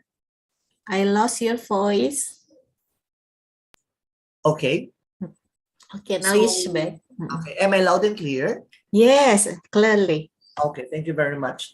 Okay, now what is the definition of the emergency? Emergency is there is a sudden and there is an unexpected occurrence, okay, that requires urgent attention or urgent care.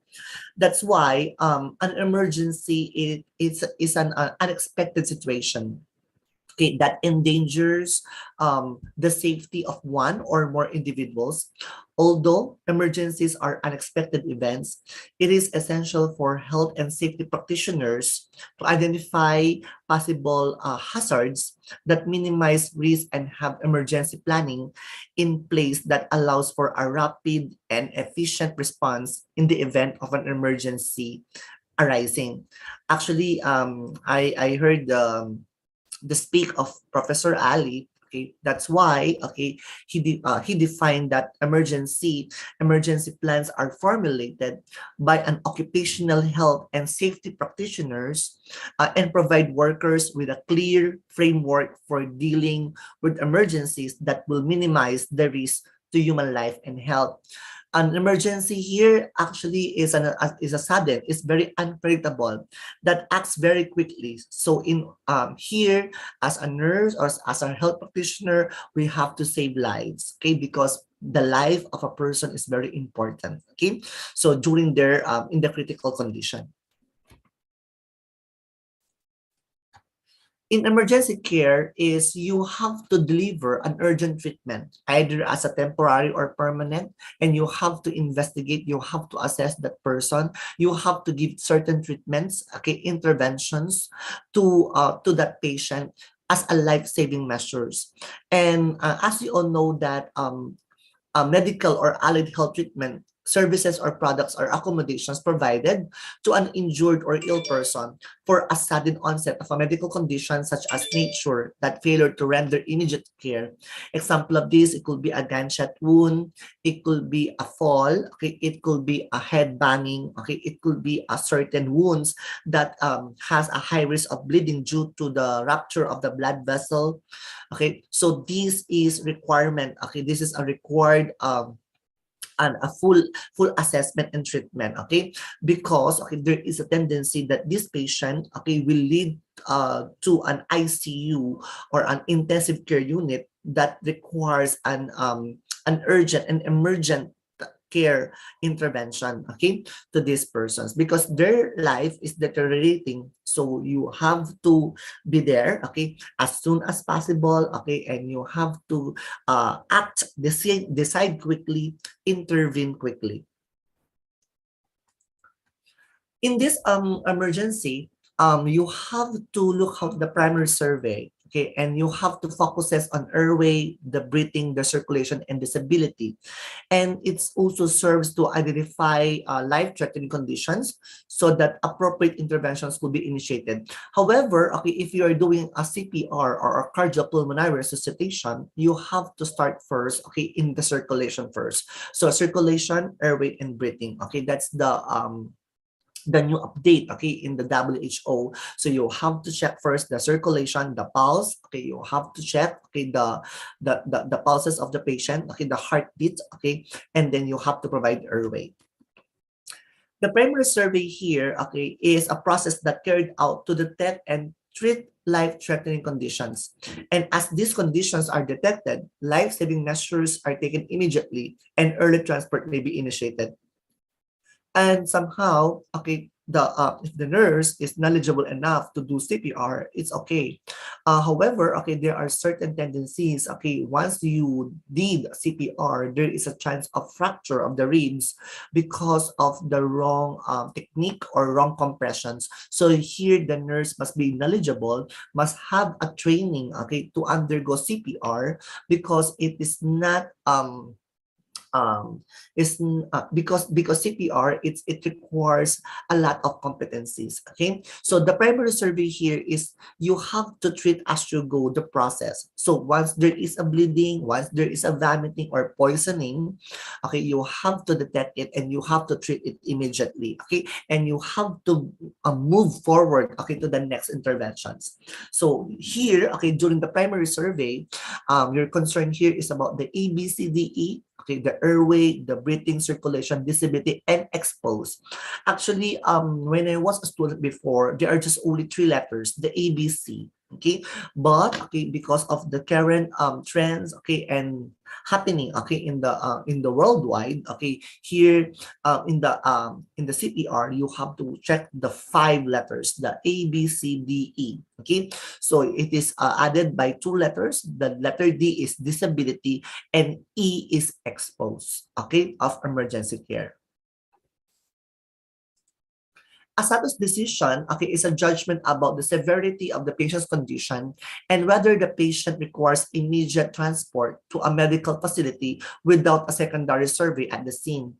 Ideally, these steps, the A, B, C, D, E, okay, the status and the transportation of the person, okay, should be completed within 10 minutes, okay, of your arrival on the scene.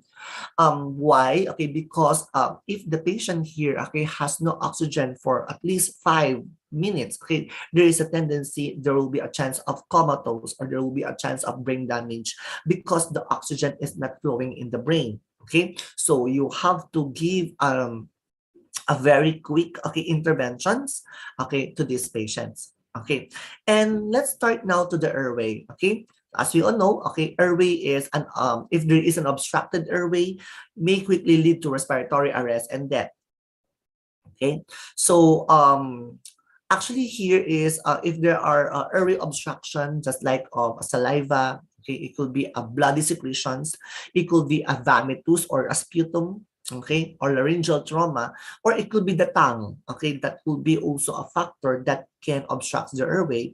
So you have to open the airway here, okay, so by using jaw thrust maneuver, okay, or suctioning, okay, a removal of the foreign body, okay, or it will be an ETT or the endotracheal tube, okay. So in the breathing here is respiratory arrest will quickly lead to cardiac arrest, of course, okay. That's why, okay, there is a code blue, okay, because a code blue is requires an emergent care. It requires an emergency because the patient here is deteriorating, so there is a tendency of a cardiac arrest or respiratory arrest. Okay, so you have to assess for breathing, and if necessary, you have to provide rescue breathing. Okay, so here in the new trend, okay, of the CPR, you have to give 2 full breaths, okay, and 30 compressions. Okay, it must be at 30:2. Okay, for the area of this, okay, you have also to look for and treat conditions that may compromise breathing. Okay, example of these, okay, if the patient is manifesting a dyspnea or difficulty of breathing, okay, or the patient here has a problem, okay, in the lungs that lead to cyanosis, okay, there is a bluish discoloration of the skin that indicates that there is a low tissue perfusion in the body. So that's why pulse oximetry is very important to determine this. Okay, so breathing, okay, you have to ensure here that there is an adequate ventilation, okay, and to the upper airway and to the lower airway. The circulation here is if the patient's heart has stopped, okay, and the blood and the oxygen are not being sent to the brain, of course there will be an irreversible brain damages, okay, and as about 4 to 5 to 6 minutes, and there is a chance of a cell death, okay, that usually occur within 10 minutes. Okay, that means, okay, that there is now a chance, okay, that the patient will lead to a comatose or a brain death. Okay, so as a part of this, you have to assess first, okay, the circulation by means, okay, looking, checking the carotid, okay, or the apical pulse, okay, and you have to provide CPR.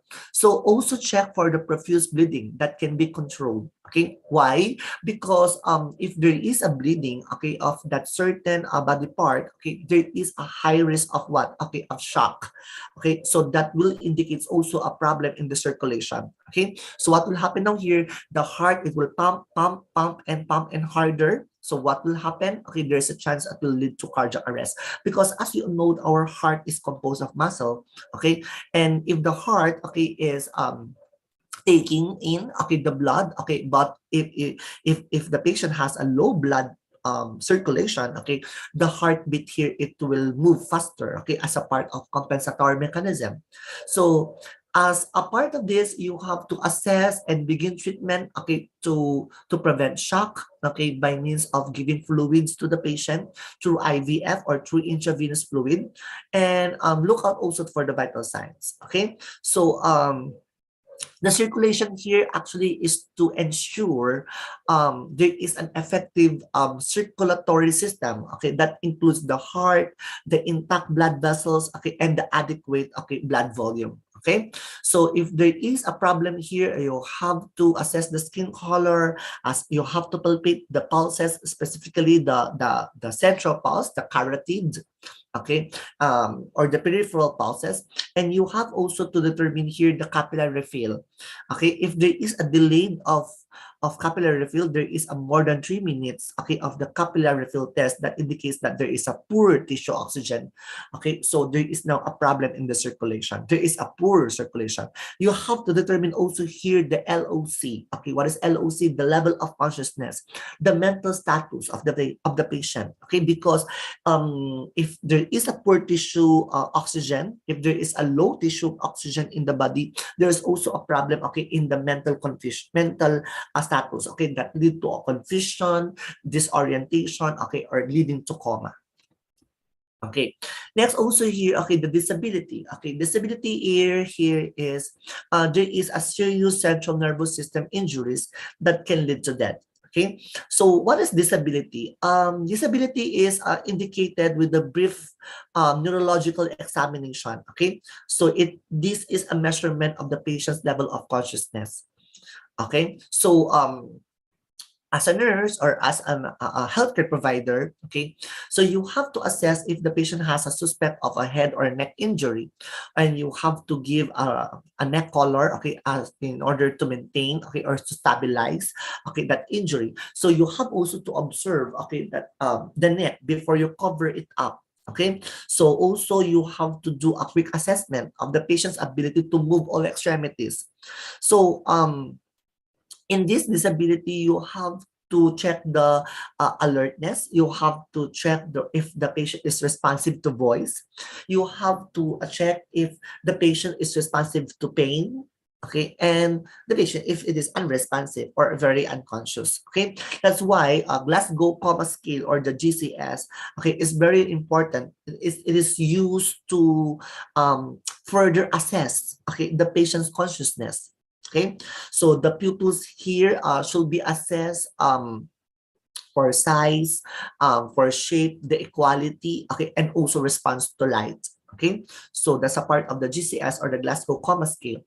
For the expose, okay, you cannot treat conditions you have not discovered, of course. Okay, so you have to remove clothing, okay, especially if the patient is not alert or communicating, or there is any life-threatening injuries. Okay, so removing of the clothes also it also detects, okay, assessment. Okay, so you have to check, okay, if there are certain problems in the body that you cannot see. Okay, so you have to, but here, okay, in expose, you have to provide privacy of the patient, specifically the genital, specifically if the patient is a female. Okay, so and also as a part of this, you have to keep the patient warm, okay? Because if you remove clothes, the patient is high risk of hypothermia, okay?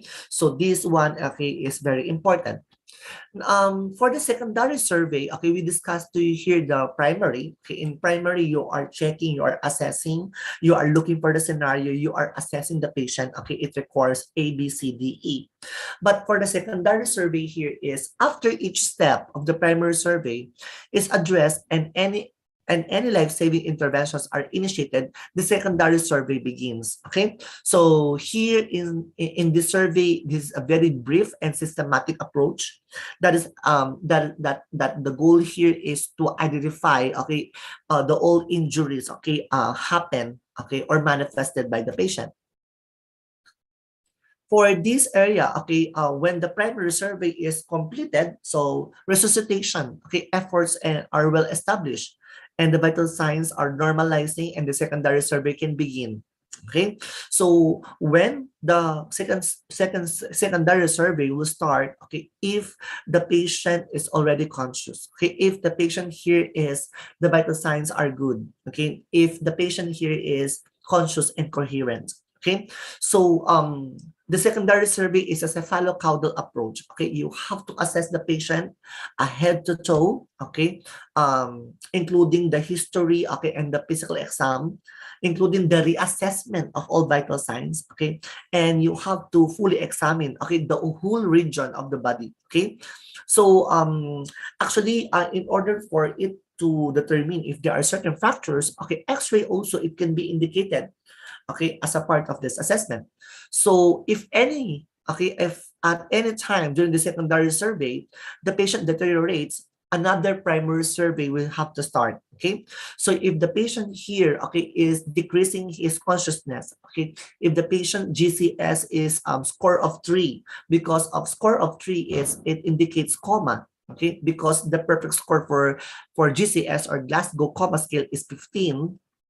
So if the patient here has a score of 3, that requires another primary survey. Okay, so primary survey here, it must be carried out, okay, as a potential life threat, because there is still, okay, there is presence of a life-threatening condition to the patient. So in this area, okay, these are now the parameter you have to determine, okay, and you have to assess, okay, if the patient here is exposed to a certain environment, okay, you have to remove clothing for adequate examination. You have to keep the patient warm, okay, you have to give certain lights, okay, to the patient to provide warm, okay, to his or to her body. You in this also primary survey, secondary survey rather, is you have to set a full set of vital signs. You have to check the temperature, the blood pressure, the RR, and the pulse rate or the heart rate. And you have to give, okay, the 5 interventions. Okay, of course, you have to check the heart rhythm, okay, the O2 saturation by pulse oximeter, insertion of the catheter if the patient here is not urinating, okay, insertion of the gastric tube if the jaw is affected, okay, or there is if the patient is unconscious, and the blood, okay, for laboratory tests. For the family, presence, okay, determine the family's desire to be present during invasive procedures, because as you all know, consent is very important, okay. So if the patient, if the significant other or the family is not educated, okay, or they are not knowledgeable to that certain procedure, okay, it will be a thumb marking, okay, is also the best way to get, okay, the consent of that family, okay. And also you have to give comfort measures, okay, because as you all know, okay, if the patient is in pain, the patient is anxious, okay, there will be a problem in the interventions, okay. And you have to assess, okay, the head to toe, okay. So you as a nurse here or a healthcare provider, okay, or a midwife here, you have to assess, okay, a certain a body, okay. You have to get the history of that person, okay, the medical history, okay, the social cultural history, in order to have you a proper interventions, okay, because a good assessment, a good assessment, it will lead also to a good planning and good interventions to your patient. So here is the question here is, what is code blue? Okay, a code blue, okay, it refers to a patient in cardiac arrest, respiratory arrest, or any emergency situation that require resuscitation and intervention. So the patient survival here, okay, and the positive outcomes, it depends on the rapid assessment of the situation and initiation of basic and advanced life support measures. Okay, so a code blue, in my own perception, is a code blue is a part of an emergency code system.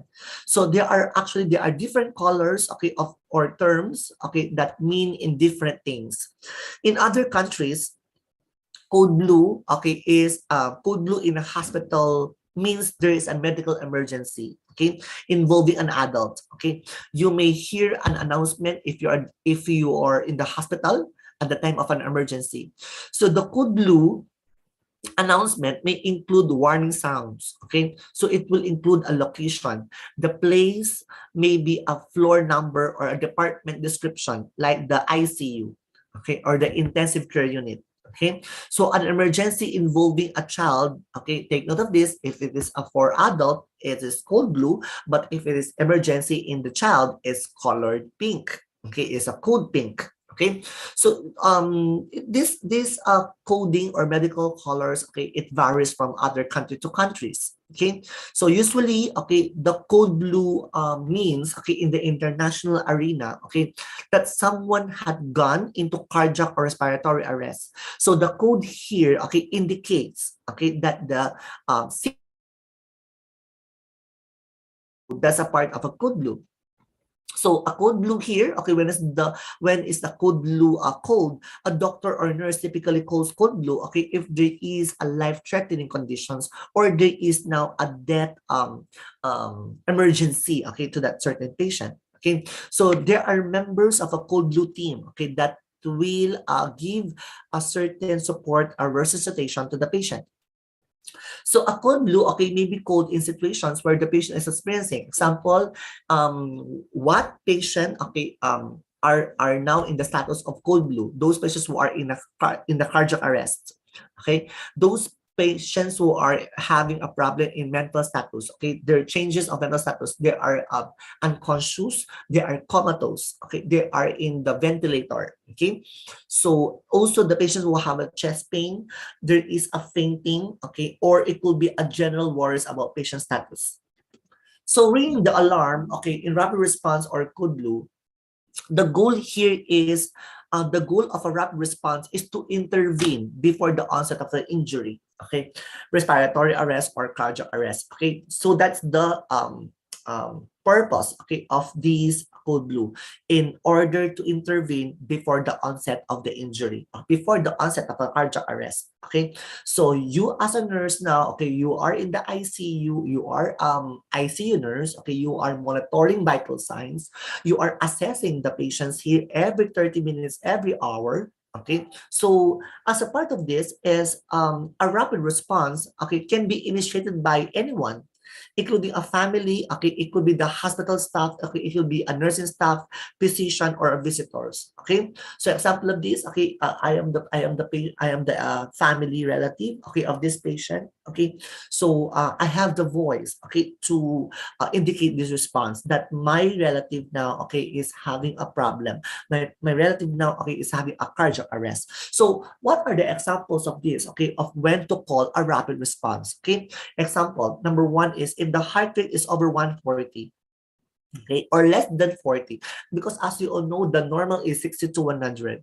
Okay, so if there is a tachycardia or a bradycardia, this is an example of a rapid response that requires now a code blue. Okay, respiratory rate of over 28 or less than 8, because as you all know, the normal is 12 to 20. Okay, so if it is a tachypnea or bradypnea, okay, it could be an example of this code blue. If there is a low blood pressure or high blood pressure, okay, it could be. If there is a less than of 90% of auto saturation, and as you all know, because we are in the pandemic, okay, in the COVID-19, COVID-19, one of the effects of this is there is a problem, okay, in the auto saturation. It decreases your oxygen perfusion, okay, in the body system. So if there is a less than 90%, okay, that requires an oxygen supplementation, that requires an oxygen, okay, to this patient.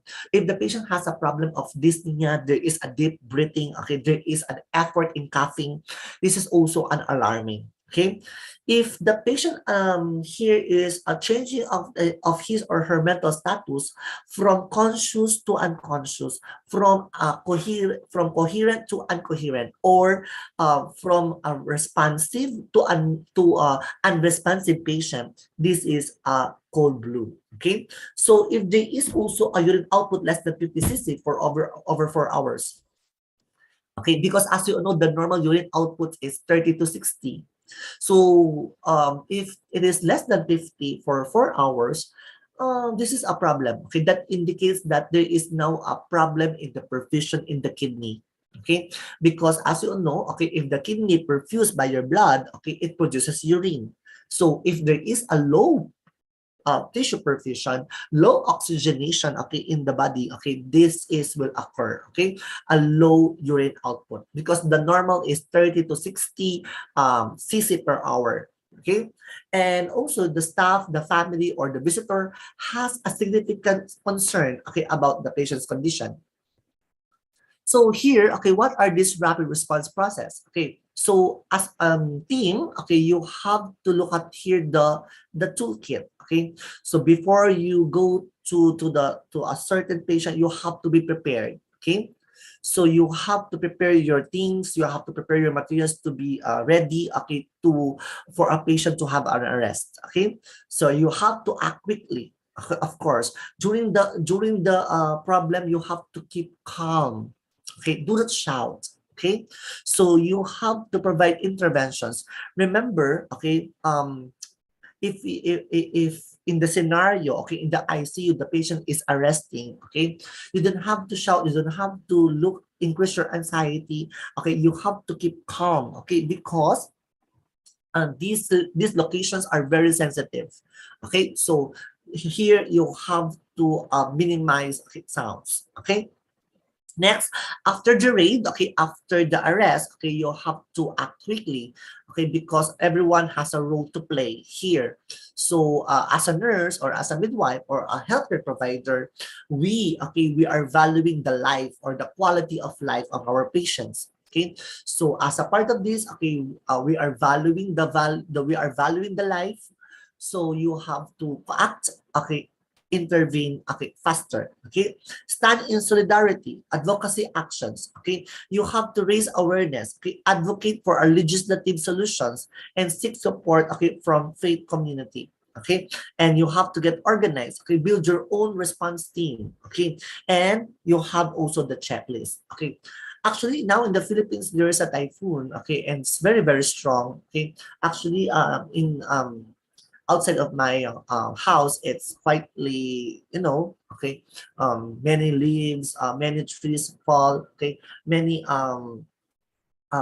there are a lot of problems, okay, in terms of the drainage. Okay, so here is as a part of this, okay, you have to have a rapid response. Okay, so this is the code blue. Okay, so in this area, okay, the goal of the code blue is to perform resuscitation. Okay, person, okay, has stopped breathing, or after a person's heart has stopped beating. Okay, so as a part of this, okay, according to Professor Ali, okay, I heard his speak earlier that what happens, okay, during a code blue.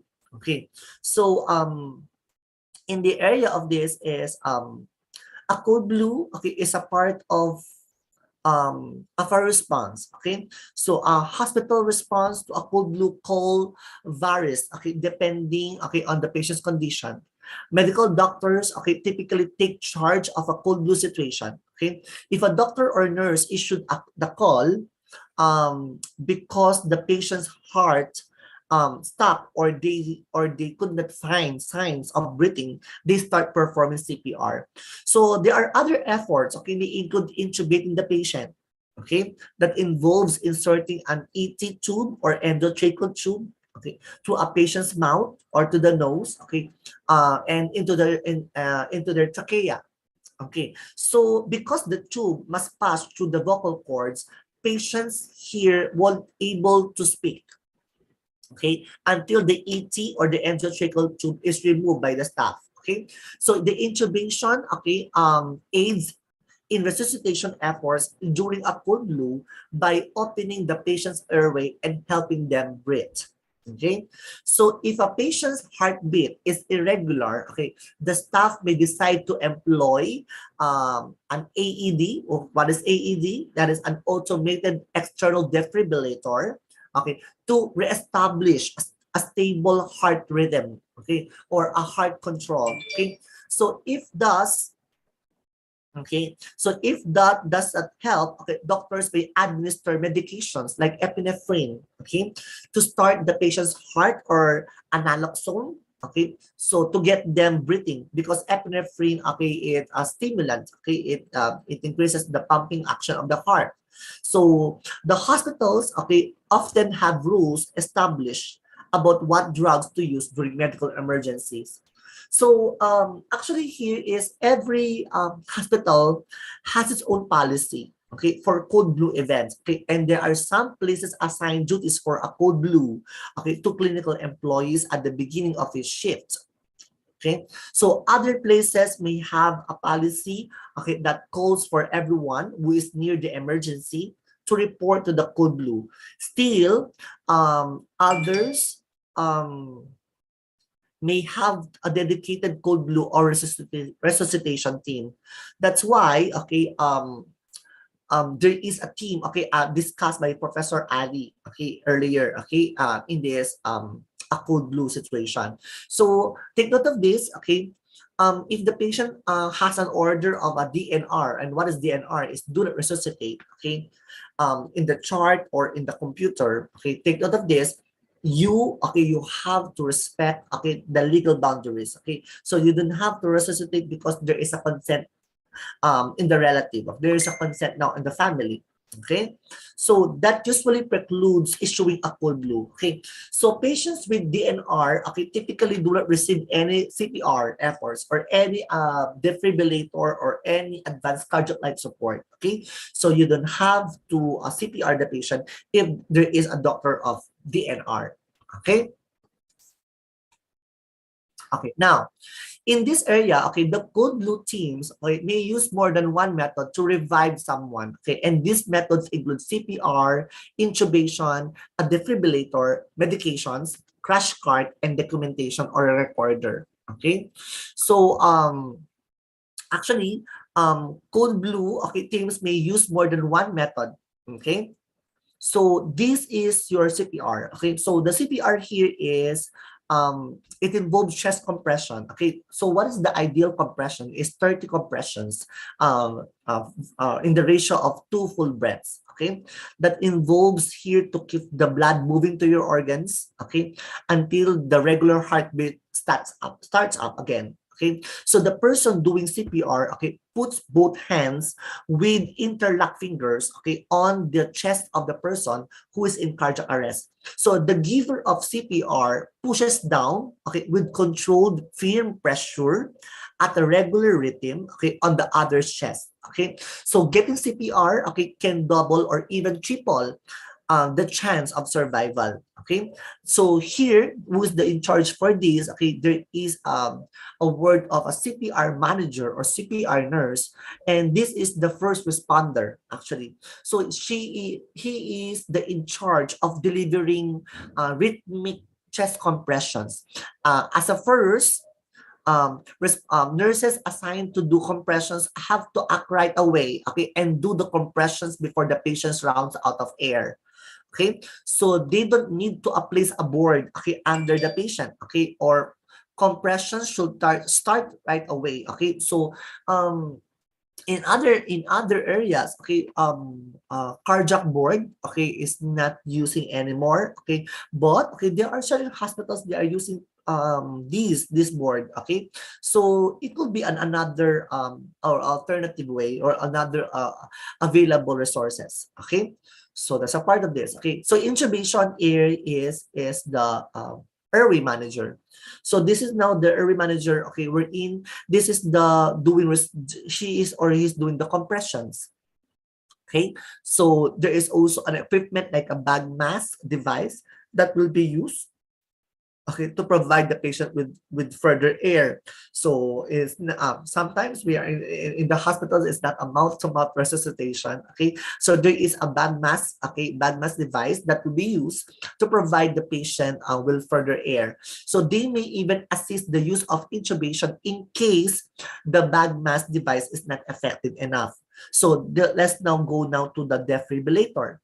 So the defibrillator here is the code blue team, okay, may use an automated external defibrillator or the AED.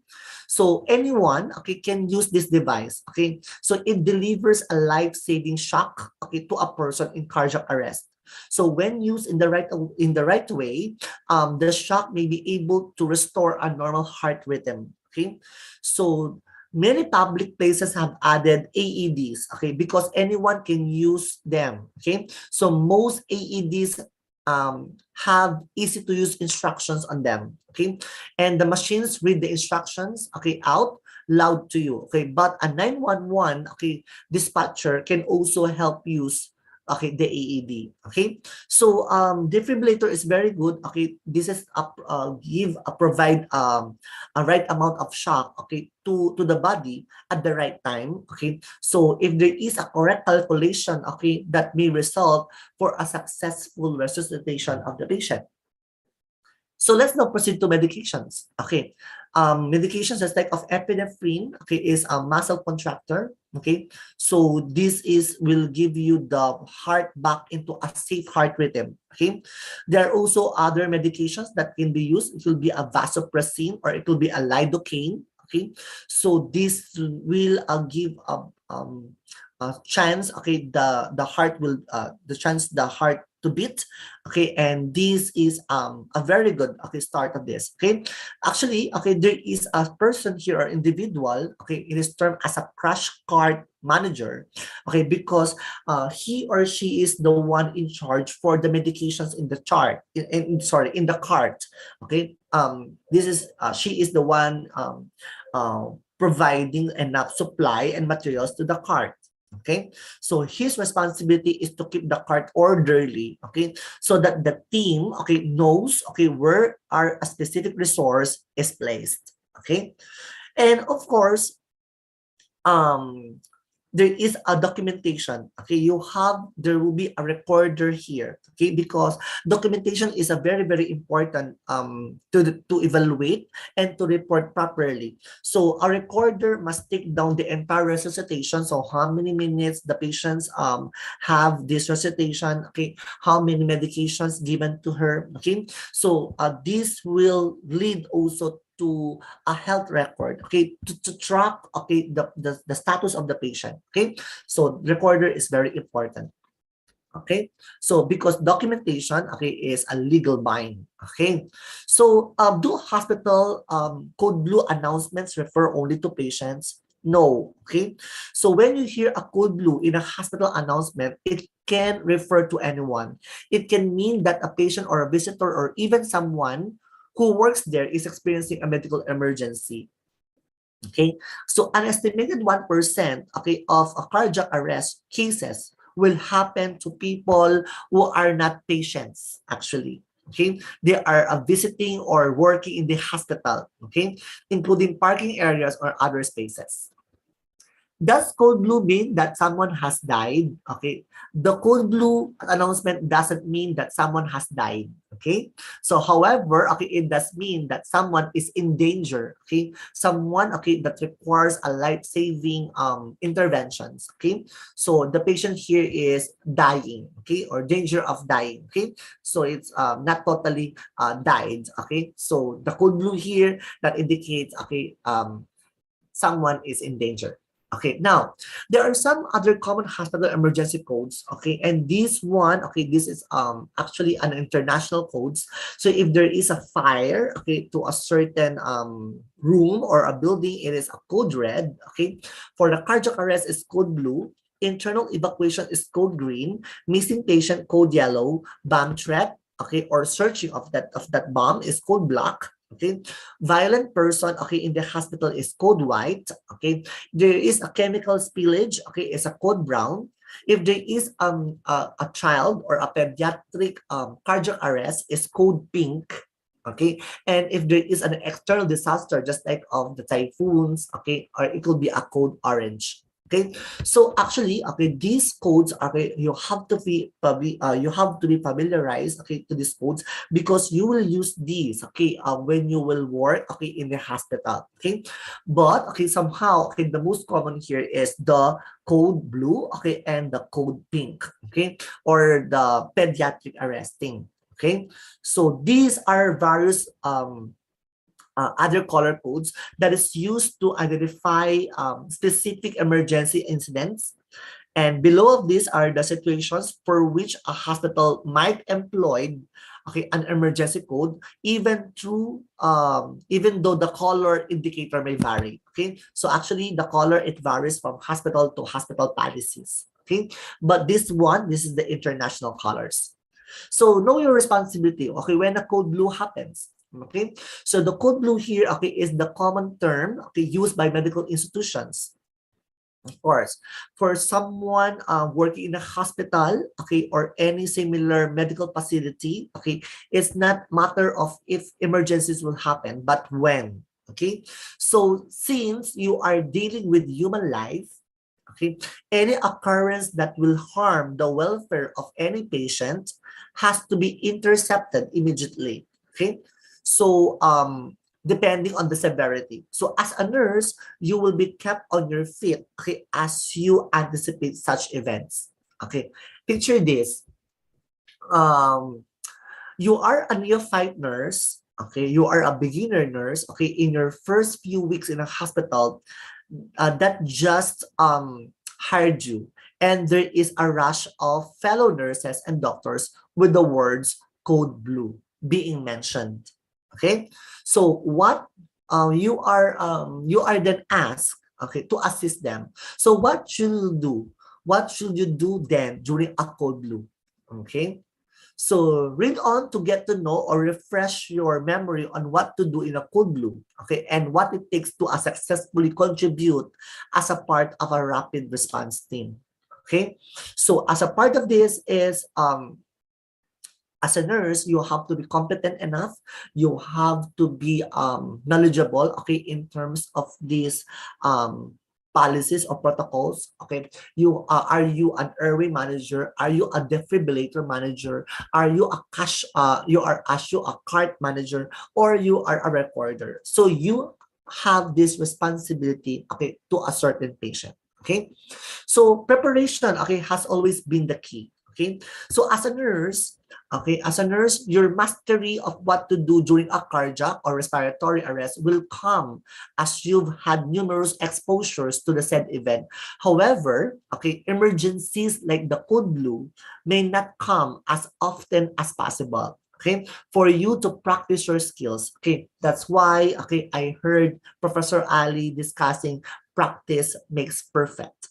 Okay, yes, okay, so you have to practice your skills, and eventually you will master your craft. Okay, so for now, okay, the best way for you to be ready is to stay informed. Okay, so while there are no code blue happening, okay, yet, okay, participate in the MAC codes, okay, and related training. So you have to attend certain training, and actually this webinar is a training for you guys, okay, in order for you to be knowledgeable, okay, to understand, okay, what will be the your interventions to these patients. Okay, so during the MAC emergencies, okay, during dramatizations, okay, or related training, okay, nurses and other hospital personnel practice with the anatomically correct, okay, mannequins, okay, to at least be familiar, okay, with the necessary steps within the process. Okay, so if you see an opportunity to participate in a MAC code blue, or even to get to know further the use of ventilators or defibrillators, okay, grab the opportunity, okay, and while practicing through actual situations, you will be better, okay, and these MAC instances keep your knowledge and skills fresh in your memory. Okay, so by the time you are to participate, okay, in your first code blue, okay, in the hospital, keep the following in mind. Okay, number one, do not shout. Okay, because shouting, okay, you will only add to the tension and panic, okay, in the hospital. Okay, so take note of this. Okay, as well, that family and friends of the patient, okay, may be on the premises as well. Okay, maybe they are in the side of the hospital or side of that bed. Okay, rather, and your loud voice will only aggravate them further. Okay, so do your best, nurses, midwives. Okay, do your best to be in a room speaking voice the entire time. Okay, so do not shout. Okay, declare your designation as you enter the situation. Okay, so as mentioned, it's compulsory that members, that members of the team, of the rapid response team, announce to everyone in which station of the patient's room they will attend to. So doing these alerts, everyone that the particular resource you will provide, for the code blue is available. And lastly is stay at your designation. It's tempting to assist your fellow nurses, with their task, especially in a situation that is life-threatening. However, leaving your post will be detrimental to the entire process, and diving into another nurse task, that might result in confusion. So my final note here is, after the code blue, make sure to participate in a post-code briefing, and listen to what transpired, what the team could have done, and what the individual rapid response team members could improve on in case the next code blue appears. So being being part of this webinar, it allows you to look at your mistakes and do a better job next time. Actually, I give you a certain protocols, or prioritization about emergency. So if there will be an emergency, the safety is our first priority. Of course, you have to give a safe environment, to your patient, that the patient here, it is in the bedside, it's in the bed, there is the rails are the side rails are raised, you have to observe the patient. Look out for the certain stress, look out for the certain violence of the patient. Assessment is very important. So you, as a nurse, you have to provide interventions. You have to give explanations and informations to a certain patient. So as a part of this, that will decrease their anxiety or tension. So in the emergency nursing, there are triage, and these triage are very, very important, because we healthcare providers, we know how to prioritize. We know how to prioritize patients who are urgent, who are emergent, or who are dying. So in triaging, we are collecting data. That's why, during the COVID-19 pandemic, there is a triaging. There is classification. You are classifying the patient's illnesses and their injury in order for you to ensure, that the patients most in need of care do not needlessly wait. So there are certain protocols you have to be initiated. So there are 3 levels of this. Emergent, is the highest priority, of course, and these are the life-threatening conditions, just like bleeding. Just like the patient is manifesting a head trauma. The patient is manifesting a cardiac arrest or a chest pain. These are emergent. How about urgent? What is the difference between the emergent and urgent? Urgent, there are serious problems, but they are not immediately life-threatening conditions. So example of these, his fingers, it is cut by saw.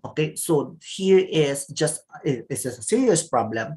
There is a bleeding, but it's it's not life-threatening. But if it is life-threatening and it requires an intervention, it must be seen immediately. That is emergent. That is emergency. Next, also here is non-urgent. Non-urgent, these are episodic illnesses. It will be a fever. It will be a rashes that address within 24 hours. You have to address this. You have to intervene this, within 24 hours, or else it can lead to an emergency. And of course, there is a fast track. So Sorry, Sir Regi, you still have 2 minutes because we have answering question, right? Yes, thank you. And of course, you have in the fast track, you have to simple give first aid or primary care to the patient. Example of this, if there are certain bruises, certain strain, you have to give first aid. So this fast track, it can be referred somehow. It will be a health center, it will be a certain hospital, but they are not emergent. They are not life-threatening situations. So in triaging, you have to determine here the 5-level system. So the resuscitation, the emergent, urgent, non-urgent, and the minor. Okay, don't forget that. Okay, so in the 5-level system of triage, you have to determine the resuscitation, emergent, urgent, non-urgent, and the minor. Okay, so as a part of this, okay, this is my last slide to you. Okay, so in triaging, this is the obvious here is you have to first priority. Okay, so you have to first prioritize patients who have this multiple trauma. It could be a gunshot wound, it could be a stab wound. The patients are involved in a motor vehicular accidents. Okay, the patients who have a cerebrovascular accident or stroke. Okay, the patients who have a severe chest pain or heart attack, or there is an instability, there is an unstable vital signs. Okay, so persons presenting with respiratory symptoms, it will be also a first priority. So that's why they are emergent. Okay, so this is an area for your emergency. Okay, so here for my view of point, in order for you, okay, to give a code blue, okay, interventions, okay, you have to practice your competencies. Okay, you have to know how to analyze, how to prioritize illnesses and classify them, okay, to the highest degree and to the lower degree. Okay, in order for you to be a very good practitioner. Okay, take note of this. Okay, if you are doing a CPR, okay, you are knowledgeable on how to compress and how to provide this. Okay, because in doing CPR, there are also instances that the ribs can fracture. Okay, the heart, okay, will not pump anymore. Okay, there will be also a wrong CPR to the patients, and that's a part of a negligence or malpractice to do. Okay, so that's it, Ma'am Manny. Thank you very much. Terima kasih. Mabuhay. Mabuhay. Terima kasih, Dr. Regi Bautista. Wow, really complete also about emergency. And now, ladies and gentlemen, we have come to the question and answer discussion session. We are glad to receive so many questions. Please just write down on the chat. So I will read the question. Okay, from Fitriah Nurlaila dari Rumah Sakit RSJCP. Hello, Sir Regi. If we have the patient, if we are not a unhealthy team, I mean, if we just what we should do if we found people have a heart attack, if you're not a healthy health system. Jika kita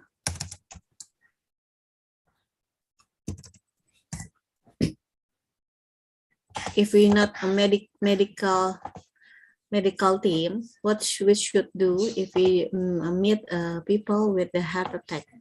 Okay, thank you very much, Ma'am Manny, for that very good question.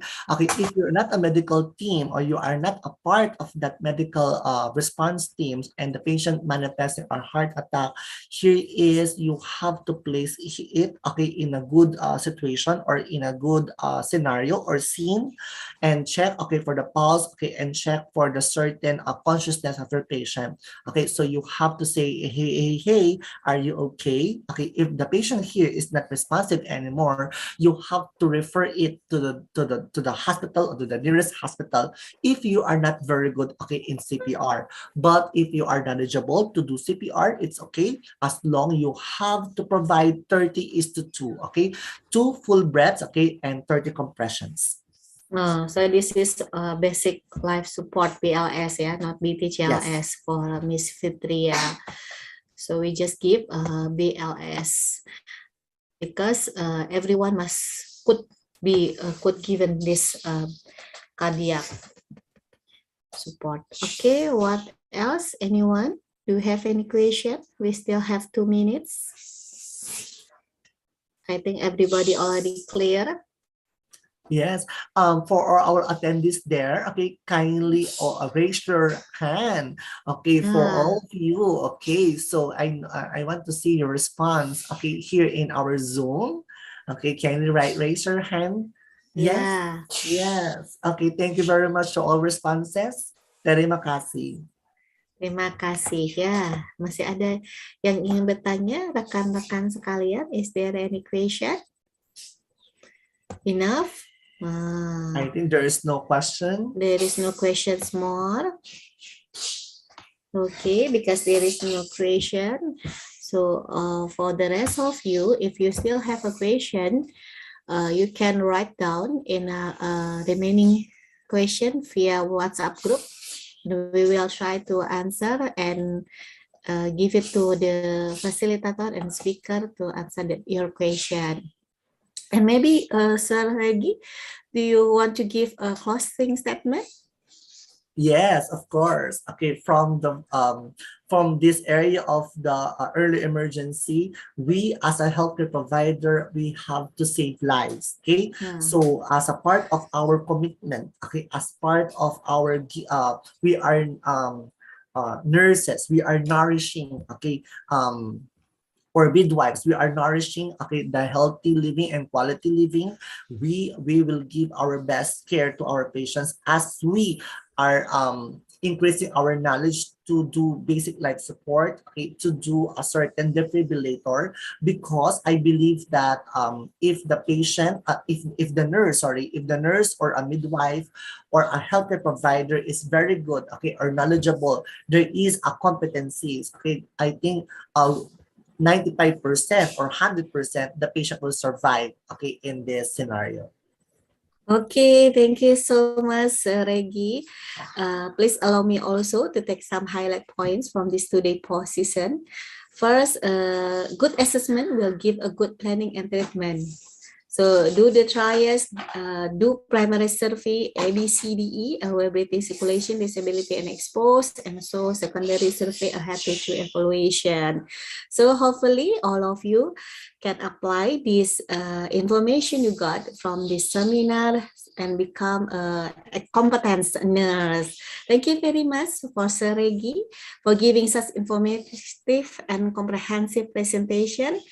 Hopefully we have another opportunity to collaboration. Thank you so much, Sir Yes, Regi. thank you so much. Mabuhay. Mabuhay. Mabuhay. Thank you so much. Bye-bye. Bye-bye. See you next time, inshallah. And also, finally, now we have reached the end of my presentation with the Sir Regi and Prof. Ali. I would like to say thank you to all of you and also the present and speaker for the great presentation, to the audience and also for the audience for your active participation. From the deepest of my heart, I do apologize for any mistake as the moderator in this event. I'm really happy to accompany all of you today in this Sunday morning. Thank you very much for your kind attention, and I give it back to Mrs. Ingrid. Hello, Ingrid. Thank you very much, Mrs. Nina, for the gift of the material presentation for two speakers from Malaysia and Philippines. Thank you so much for Prof. Ali gave material presentation about Code Blue system, how to prepare and maintain. Thank you so much from Dr. Regi from the Philippines.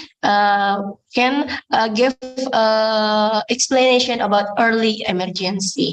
Okay, Mrs. Nina. So we can distributing about door prize. So don't leave the camera first.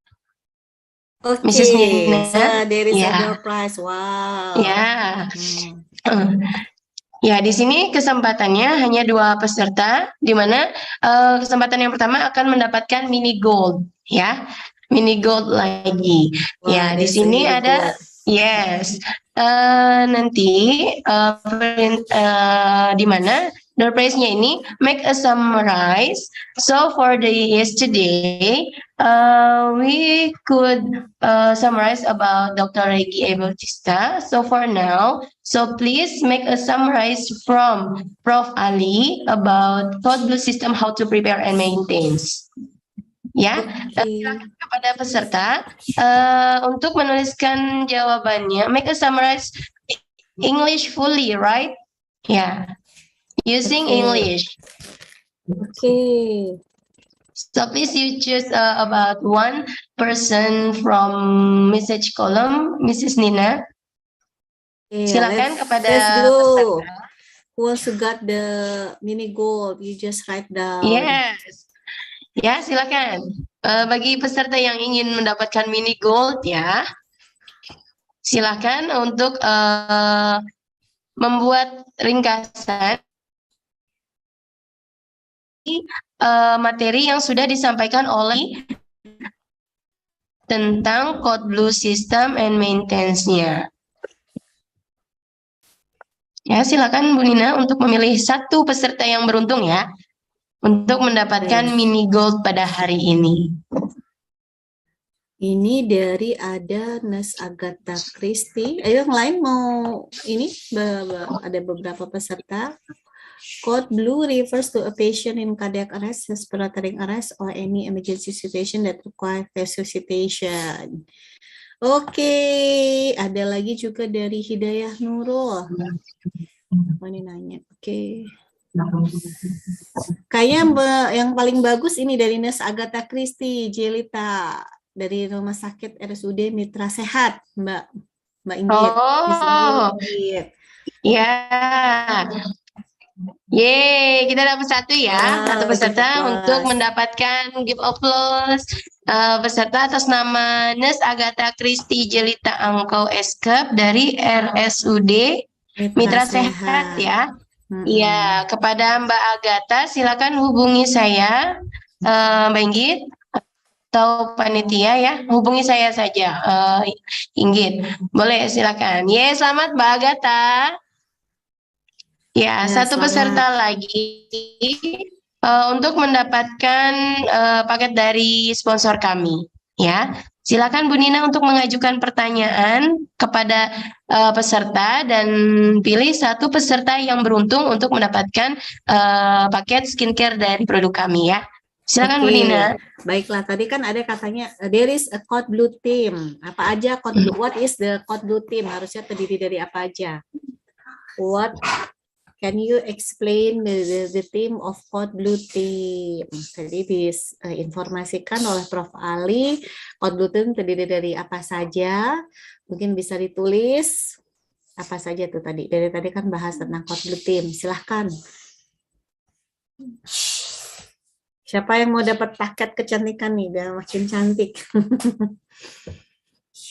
Ya, Mbak Inggit ya. Iya, silakan. Untuk kakak yang ingin tampil glowing ya, silakan. Untuk mengisi kolom chatnya, bisa dipilih nanti oleh Ibu Nina untuk satu peserta yang beruntung untuk mendapatkan produk skincare dari sponsor kami.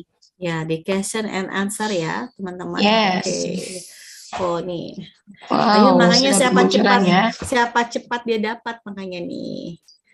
Jangan sampai telat. Ayo cepat. Jika yang tepat itu laki-laki ya Bu Nina, gitu. Bisa untuk istrinya ya. Oh, bisa istrinya. Bisa untuk istrinya atau teman perempuannya maybe.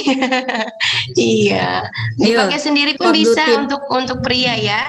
Jadi bukan hanya untuk wanita saja produk skincare dari sponsor kami, tapi bisa juga digunakan untuk pria. Dan dengan berbagai jenis kulit ya. Pastinya dan untuk menampilkan kulit lebih cerah. Tadi kan ada tuh kisi-kisinya ada tim RW, apalagi selain tim RW, silahkan ayo dituliskan jawabannya teman-teman. Code blue team terdiri dari apa saja? Oh, ini sudah ada nih. Oh, cepat juga. Luar sepertinya biasa. Sudah banyak Bu Nina. Sudah banyak ya. Oke, yang terpilih adalah kayaknya dari Anggri aja nih Mbak yang paling lengkap. Cukup seperti itu saja. Oh, baik. Selamat kepada Anggri itu perempuan apa laki-laki ya? Oh enggak, ini aja nih. Sorry. Ini aja yang lebih lengkap. Mohon maaf. Ini. Mohon maaf Mbak Anggri. Ternyata banyak juga yang jawabannya keren-keren ya. Luar biasa loh. Jadi bingung kita nih milihnya. Ini tergantung nanti teman-teman. Sebentar. Tadi Lujeng Galih aja deh, Lujeng Galih Universitas Bakti Indonesia. 5 orang minimal pemimpin universitas. Oh, must be in English ya tadi ya? Mohon maaf Mbak Nina, bisa Oh ya, must be written in English ya? Yes. Must be written in English, so the right one is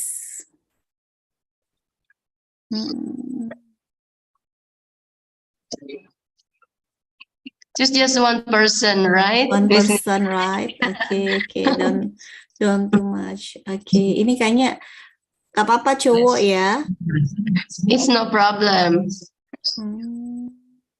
Ini aja tapi cewek ini. Dian Prestiowati, Talm Leader, RW Management, CPR, Prestiowati. Medication, and Coder, and Timekeeper. Oke, Dian Prestiowati. Yeay, give applause for Mbak Dian Prestiowati ya. Selamat Mbak Dian mendapatkan produk skincare dari sponsor kami. Ya, kepada Mbak Dian dan Mbak Agatha bisa menghubungi saya yaitu Inggit untuk mengirimkan nomor handphone dan alamatnya. Ya, untuk yang lain yang don't be sad. Maybe next time just follow our seminar nih.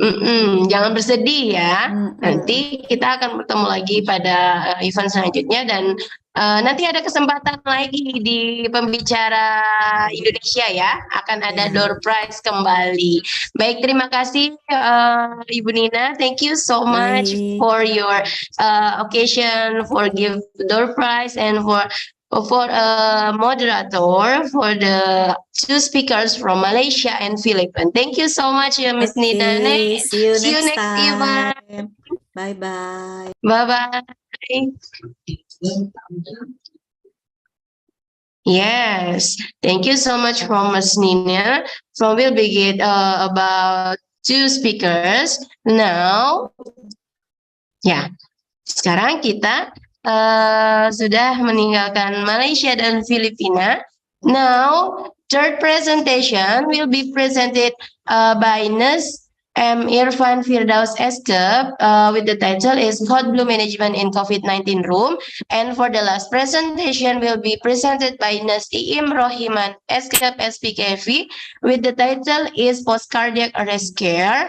Then they will be get by Mr. Nasaifun Nuril Anwar H. Eskep SPKV MBS the moderator. Ladies and gentlemen, please join me in welcoming Mr. Nasaifun Nuril Anwar H. Eskep SPKV MB. Pak Nuril, are you ready? Ready. Yes. Okay. Time is yours. Okay, thank you, Miss Inggit, for my time. Oke, Assalamualaikum warahmatullahi wabarakatuh. Selamat pagi Indonesia, salam sejahtera Malaysia, and mabuhay Philippines. Good afternoon, everyone. Welcome to Webinar International Early Warning System and Code Blue Update Day 2 on 30 October 2022. See you again with me, Nurul Anwar H. You can call me Nuril. I will lead the Season 3 and Season 4 in this webinar. And we have two speakers from Indonesia. Okay, now for the session 3, we have one speaker. He is Mr. Irfan Firdaus. How are you, Mr. Irfan? Hello. Mr. Irfan, how are you? Okay, I think we lost Mr. Irfan. I have to just a minute for Mr. Irfan.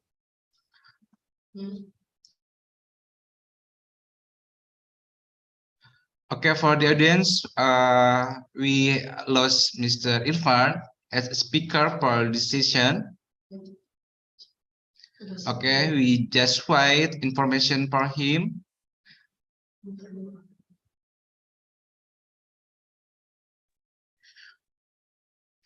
Okay. For session 1 and session 2, we have speaker from Malaysia and from Philippines. We have Prof. Ali from Malaysia.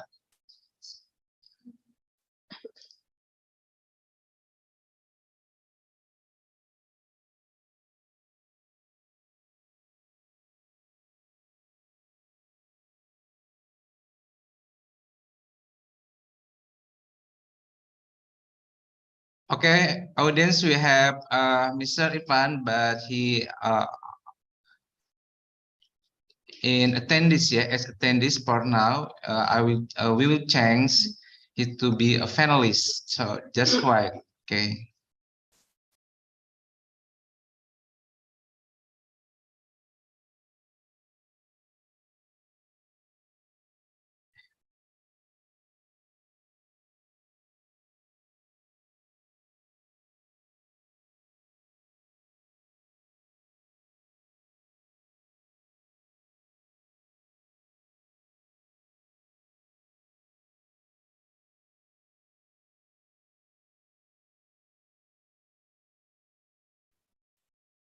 Gimana Pak Nuril? Apa mau ganti?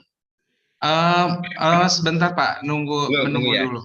Oke. Iya, Pak Irfannya sudah ada di room yang lain di attendees, jadi beliau belum masuk di finalis. Mungkin sebentar lagi. Mohon tunggu ya Pak Im.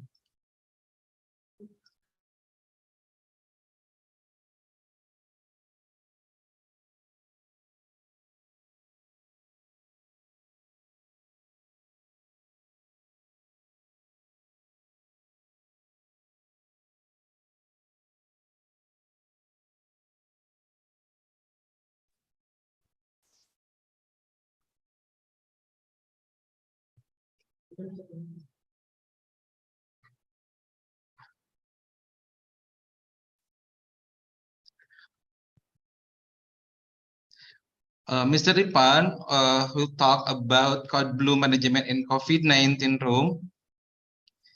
Yeah, maybe before Mr. Ipan join with us, I will to read his curriculum vitae.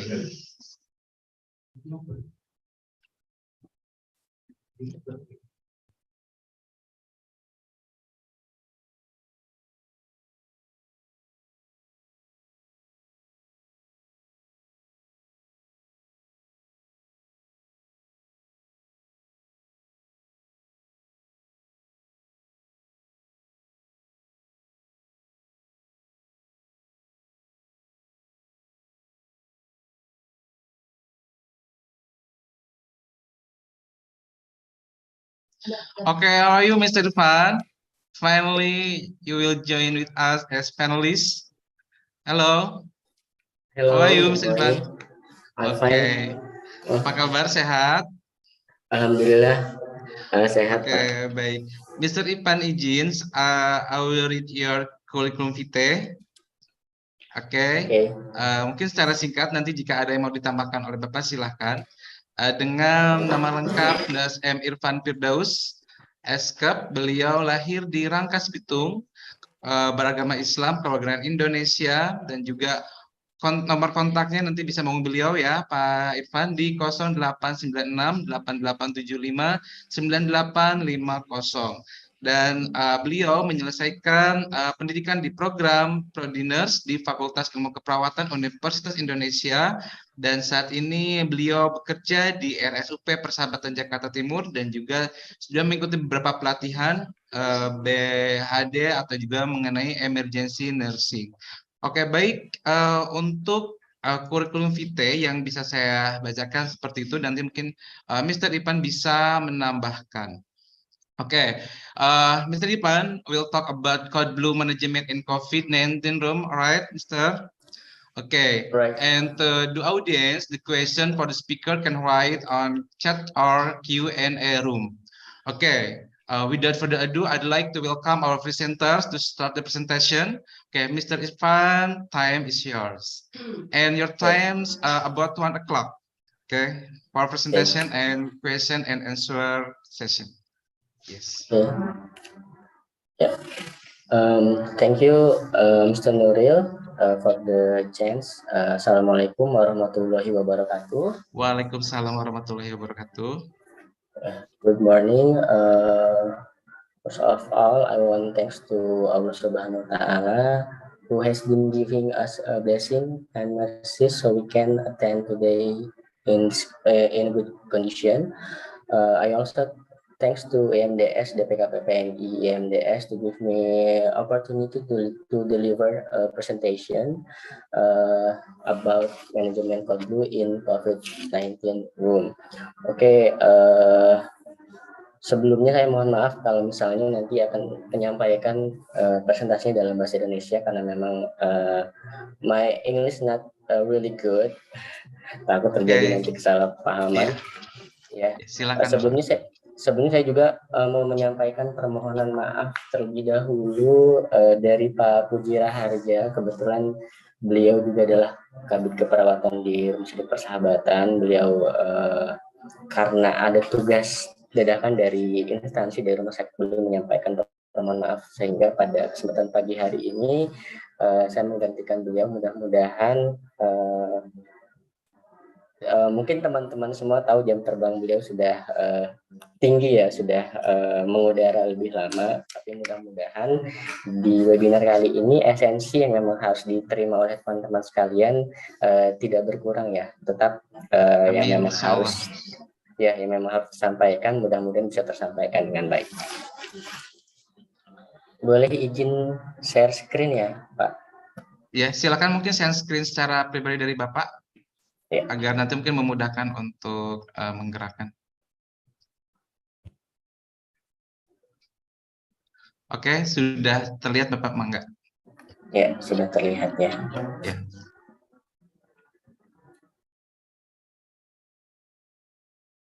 Iya, seperti sudah disampaikan tadi oleh Pak Nuril bahwa di pagi hari ini saya akan menyampaikan presentasi terkait dengan Cold Management di ruang COVID-19 room atau di ruang keperawatan COVID-19. Sedikit tadi sudah disampaikan juga terkait dengan kurikulum vitae saya, betul sekali, nama saya Muhammad Irfan Firdaus. Bapak Ibu sekalian, nanti kalau mungkin ada kesempatan kita bertemu di pelatihan ataupun di rumah sakit dimanapun itu, nanti boleh panggil saya Irfan. Saya lulus dari Poltekkes Kemenkes Bandung tahun 2009 dan lanjut di Fakultas Ilmu Keperawatan Universitas Indonesia dari tahun 2015 sampai dengan 2018. Tapi saya lahir dan besar di Bekasi, di Kabupaten Bekasi, mulai dari SD sampai dengan pendidikan SMA di SMA Negeri 1 Tambun Selatan. Mungkin teman-teman yang tinggal di daerah Kabupaten Bekasi juga sudah familiar. Saya lulusan tahun 2006 dari SMA 1 Tambun Selatan, dan riwayat pekerjaan sebelum di Rumah Sakit Persahabatan saya juga pernah bekerja di Industrial Clinic Service, jadi di klinik perusahaan. Pada saat itu sempat berjob juga di rumah sakit umum di daerah Cilengsi, Rumah Sakit Mary Cilengsi Hijau. Saya juga aktif di organisasi HIPGABI, Himpunan Perawat Gawat Darurat dan Bencana Indonesia. Di Rumah Sakit Persahabatan sendiri saya juga masuk dalam kepengurusan DPKP Pioneers Persahabatan. Selain aktif sebagai perawat pelaksana, saya juga aktif juga sebagai instruktur di pelatihan-pelatihan kegawat daruratan seperti BTCLS dan lain-lain. Untuk pokok bahasan yang akan kita bahas di presentasi pagi hari ini adalah yang pertama terkait dengan mungkin latar belakang terlebih dahulu, lalu kode manajemen secara umum, dan juga nanti kode manajemen di era pandemi ya, apa bedanya. Sedikit latar belakang bahwa pada era pandemi ini ada sedikit keterkaitan antara kasus-kasus COVID-19 dan kasus-kasus terjadinya cardiac arrest. Jadi sebuah penelitian di Swedia yang dilakukan sekitar dari awal Januari sampai dengan Juli tahun 2020 gitu, bahwa dari hasil penelitian tersebut ada tingkat kematian sekitar 30 pasien dalam waktu 1 hari ya pada awal-awal pandemi pada saat itu. Lalu dari hasil penelitian juga dari Nguyen dan kawan-kawan bahwa tindakan resusitasi pada pasien-pasien cardiac arrest karena kasus COVID-19 ini juga menjadi hal yang beresiko ternyata untuk kita sebagai tenaga kesehatan, karena memang dari tindakan resusitasi itu pada pasien cardiac arrest, pada saat kita melakukan tindakan BLS sampai dengan nanti ACLS, itu ada tindakan yang memang cukup beresiko, karena tindakan-tindakan untuk melakukan resusitasi ini adalah termasuk dalam tindakan AGP atau aerosol generating procedure, atau tindakan yang memang menghasilkan aerosol, terutama pada airway manajemen dan juga ventilasi manajemennya nanti. Itu adalah tindakan yang memang cukup beresiko. Sehingga banyak juga di antara kita sebagai tenaga kesehatan yang walaupun mungkin sudah menggunakan APD level 3, itu juga tetap ada risiko untuk terpapar penyakit COVID-19. Dan juga pada awal-awal pandemi, hasil penelitian di US dan di China juga menyatakan bahwa tingkat keberhasilan atau survival rates dari pasien-pasien COVID-19 yang mengalami kasus-kasus cardiac arrest ini kurang dari 3% pada intrahospital cardiac arrest. Jadi lumayan menjadi concern juga. Lalu setelah 2 tahun kita memiliki pengalaman dalam pandemi terkait kasus-kasus pada pasien-pasien COVID-19, lalu juga ada banyaknya variasi mutasi dan juga ada guideline-guideline yang baik secara global, internasional maupun guideline-guideline yang nasional, yang walaupun memang guideline nasional juga kebanyakan itu adaptasi dari global juga atau dari internasional juga.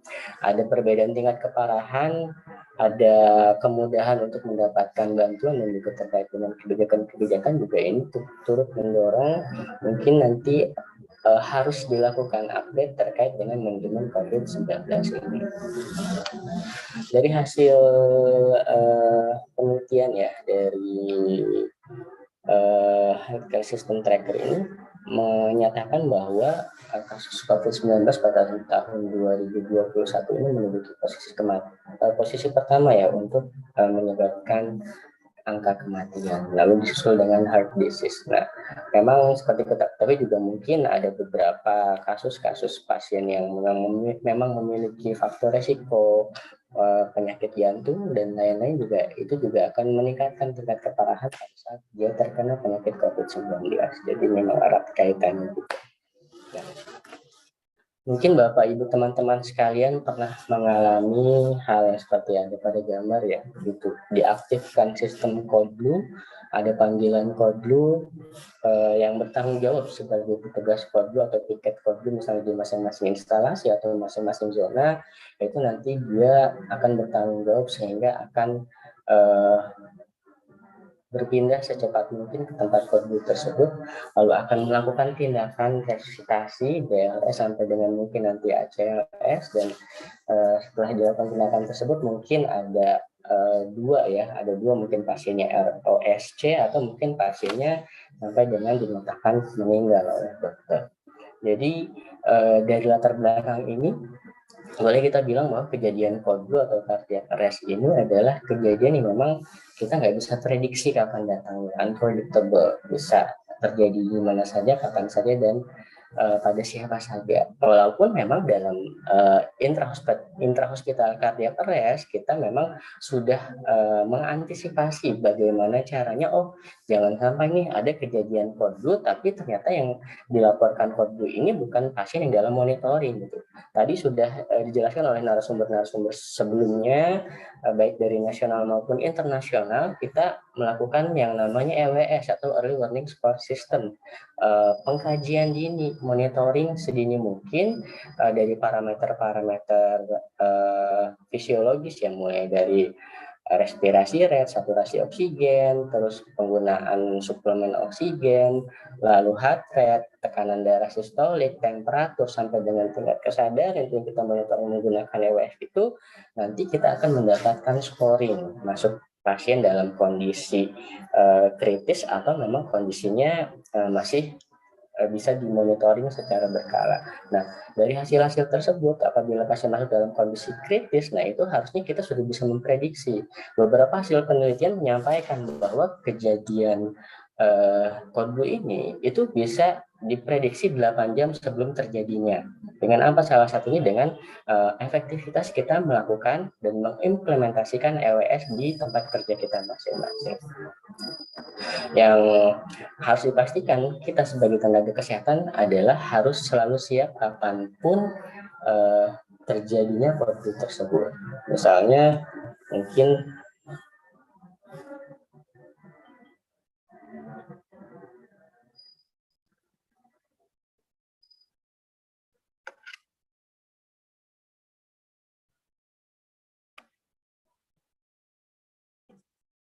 mungkin ada beberapa kejadian berdasarkan pengalaman pribadi teman-teman pada saat berdinas, sepertinya aman-aman saja gitu kan, tapi tiba-tiba pas membuka puasa atau pas mau makan, tiba-tiba ada kode blue, itu tetap kita harus siap sedia kapanpun dan kapanpun gitu. Begitu ada panggilan kode blue, ada pasien mengalami cardiac arrest, itu kita harus utamakan dulu keselamatan pada pasien-pasien tersebut. Kita masuk ke pembahasan terkait dengan manajemen code blue secara umumnya. Jadi code blue ini adalah tanda bahaya yang diaktifkan atau kode yang diaktifkan pada saat pasien mengalami henti jantung ataupun kejadian emergensi akut lainnya, seperti misalnya ada kasus henti nafas atau kegawatan pada pernafasan, pasien gagal nafas gitu, yang membutuhkan bantuan atau kerjasama tim yang terkoordinasi dengan baik. Untuk apa? Untuk menyelamatkan hidup dari pasien yang memang mengalami kegawatan tersebut. Tadi seperti cardiac arrest dan lain-lain.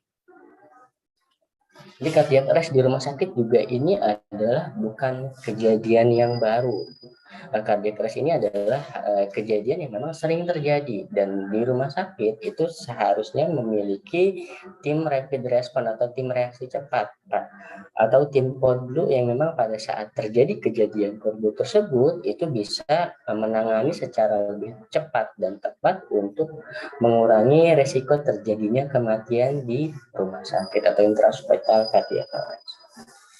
Nah, pada saat terjadi aktivasi code blue, pada saat terjadi pasien cardiac arrest gitu kan, pastinya tindakan kita untuk melakukan resusitasi atau CPR ini menjadi sangat penting untuk kita bisa menyelamatkan pasien. Jadi timing, respon time, seberapa lama kita melakukan, seberapa lama ya delay antara si pasien ini mengalami cardiac arrest sampai dengan datangnya tim atau datangnya orang yang melakukan pertama kali bantuan CPR itu menjadi sangat penting terhadap tingkat keberhasilan pasien. Semakin cepat pasien mendapatkan bantuan kegawat darurat terhadap cardiac arrest-nya, baik itu CPR, defibrilasi, itu tingkat keberhasilannya akan semakin tinggi.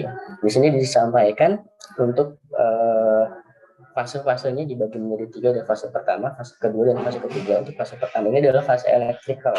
Ini poin penting ada di 0 sampai dengan 4 menit setelah pasien mengalami cardiac arrest. Nah, kuncinya selain sesegera mungkin kita melakukan CPR adalah dengan bantuan defibrilasi atau terapi listrik. Nah, ini bisa meningkatkan tingkat keberhasilan atau survival rate pada pasien mengalami cardiac arrest ini di atas 50%, bahkan hampir menyentuh angka 100% tingkat keberhasilannya apabila kita bisa menyediakan defibrilasi sedini mungkin atau early defibrillation. Lalu yang kedua, fase kedua adalah fase circulatory. Ini adalah terjadi di 4 sampai dengan 10 menit setelah pasien mengalami cardiac arrest. Nah, yang paling penting di sini adalah keefektifan kita melakukan CPR. Karena pada saat pasien mengalami cardiac arrest, pada saat henti jantung, otomatis sirkulasi pasien juga akan berhenti. Nah, bagaimana caranya kita mensirkulasikan kembali darah tersebut untuk apa? Untuk meningkatkan kembali, mengembalikan fungsi perfusi ya, perfusi di tingkat sel. Yang paling penting memang adalah kuncinya adalah perfusi di tingkat cerebral. Karena memang otak kita ini, kalau misalnya tubuh kita ini adalah komputer, otak kita ini adalah prosesornya gitu. Pada saat prosesornya kita jaga dengan mengefektifkan sirkulasi sehingga perfusinya bisa kembali, tidak mengalami iskemik sampai dengan nekrotik di sel-sel cerebralnya, tingkat keberhasilan juga akan meningkat. Tapi kalau misalnya sebaliknya, kalau misalnya kita telat melakukan tindakan CPR, sirkulasinya tidak berjalan, cerebral tidak mendapatkan konten oksigen dengan baik untuk melakukan proses metabolisme, untuk melakukan perfusi dengan baik, tentunya akan semakin banyak kerusakan yang terjadi di otak, dan akan semakin banyak juga nanti organ-organ yang memang kerjanya itu secara otonom, dikontrol sepenuhnya oleh otak. Karena otaknya bermasalah, organnya juga nggak bisa bekerja gitu. Ditambah dengan perfusi yang nggak maksimal juga sampai dengan di organ-organ tersebut, dan juga kerusakan di otaknya juga, itu akan mempertinggi faktor tingkat kematian pada pasien. Lalu fase yang ketiga adalah fase metabolik. Ini terjadi setelah 10 menit, mungkin sudah terjadi global iskemik, sudah terjadi sindrom seperti sepsis, dan juga sudah terjadi hipotermi yang memang nanti menjadi krusial terhadap brain injury juga. Gitu. Biasanya pada pasien-pasien post cardiac arrest, biasanya memang kita akan melakukan manajemen pengaturan suhu pada pasien, target temperatur manajemen ya. Nanti akan dijelaskan lebih lanjut oleh Pak Iin terkait dengan post cardiac arrest care. Jadi kapan kita harus mengaktifkan cold blue? Sesuai dengan pengertian cold blue tadi, jadi kita mengaktifkan cold blue pada saat pasien misalnya berhenti bernafas. Lalu pada saat kita menemukan pasien tidak teraba nadinya atau sirkulasinya berhenti. Atau mungkin yang menemukan korban-korban tidak sadar itu juga bukan orang yang kompeten untuk melakukan pemeriksaan nadi, pemeriksaan status respirasi, tapi pasiennya sudah tidak ada respon. Nah, penting juga untuk mengaktifkan sistem cold blue untuk apa? Untuk mencari bantuan.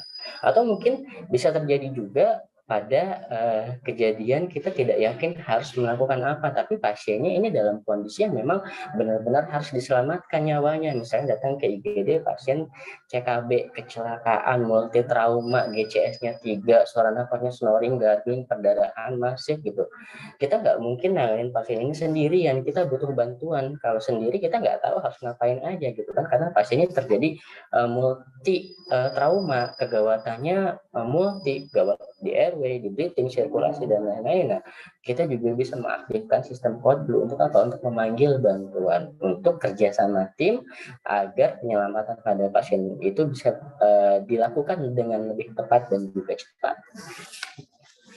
Lalu siapa saja yang termasuk dalam kode biru? Nah, mungkin ini di rumah sakit teman-teman sekalian nanti ada perbedaan kebijakan atau perbedaan susunannya, mungkin itu adalah suatu hal yang wajar-wajar saja, tapi biasanya memang untuk tim kode biru yang utamanya itu adalah yang memang di pelaksanaannya. Untuk koordinator biasanya disesuaikan dengan tipe rumah sakitnya. Biasanya ada tetap satu orang itu sebagai koordinator utama, biasanya dokter spesialis anestesi yang memang mungkin sudah menjadi konsulen, ada koordinator harian atau biasanya nanti on-site. Kalau misalnya kejadian kodu di hari tersebut tuh kita harus melapor ke siapa, biasanya mungkin ada koordinator harian, ada juga koordinator zona. Koordinator zona ini biasanya lebih kepada pejabat-pejabat yang memang memegang bagian di instalasi-instalasi atau di zona-zona yang memang latar belakangnya adalah dari kesehatan juga, misalnya dari dokter. Lalu ada kapten ini adalah yang nantinya akan menjadi leader, biasanya dokter jaga ruangan yang akan menjadi leader pada saat terjadinya kejadian cardiac arrest, pada saat diaktifkannya sistem cold blue.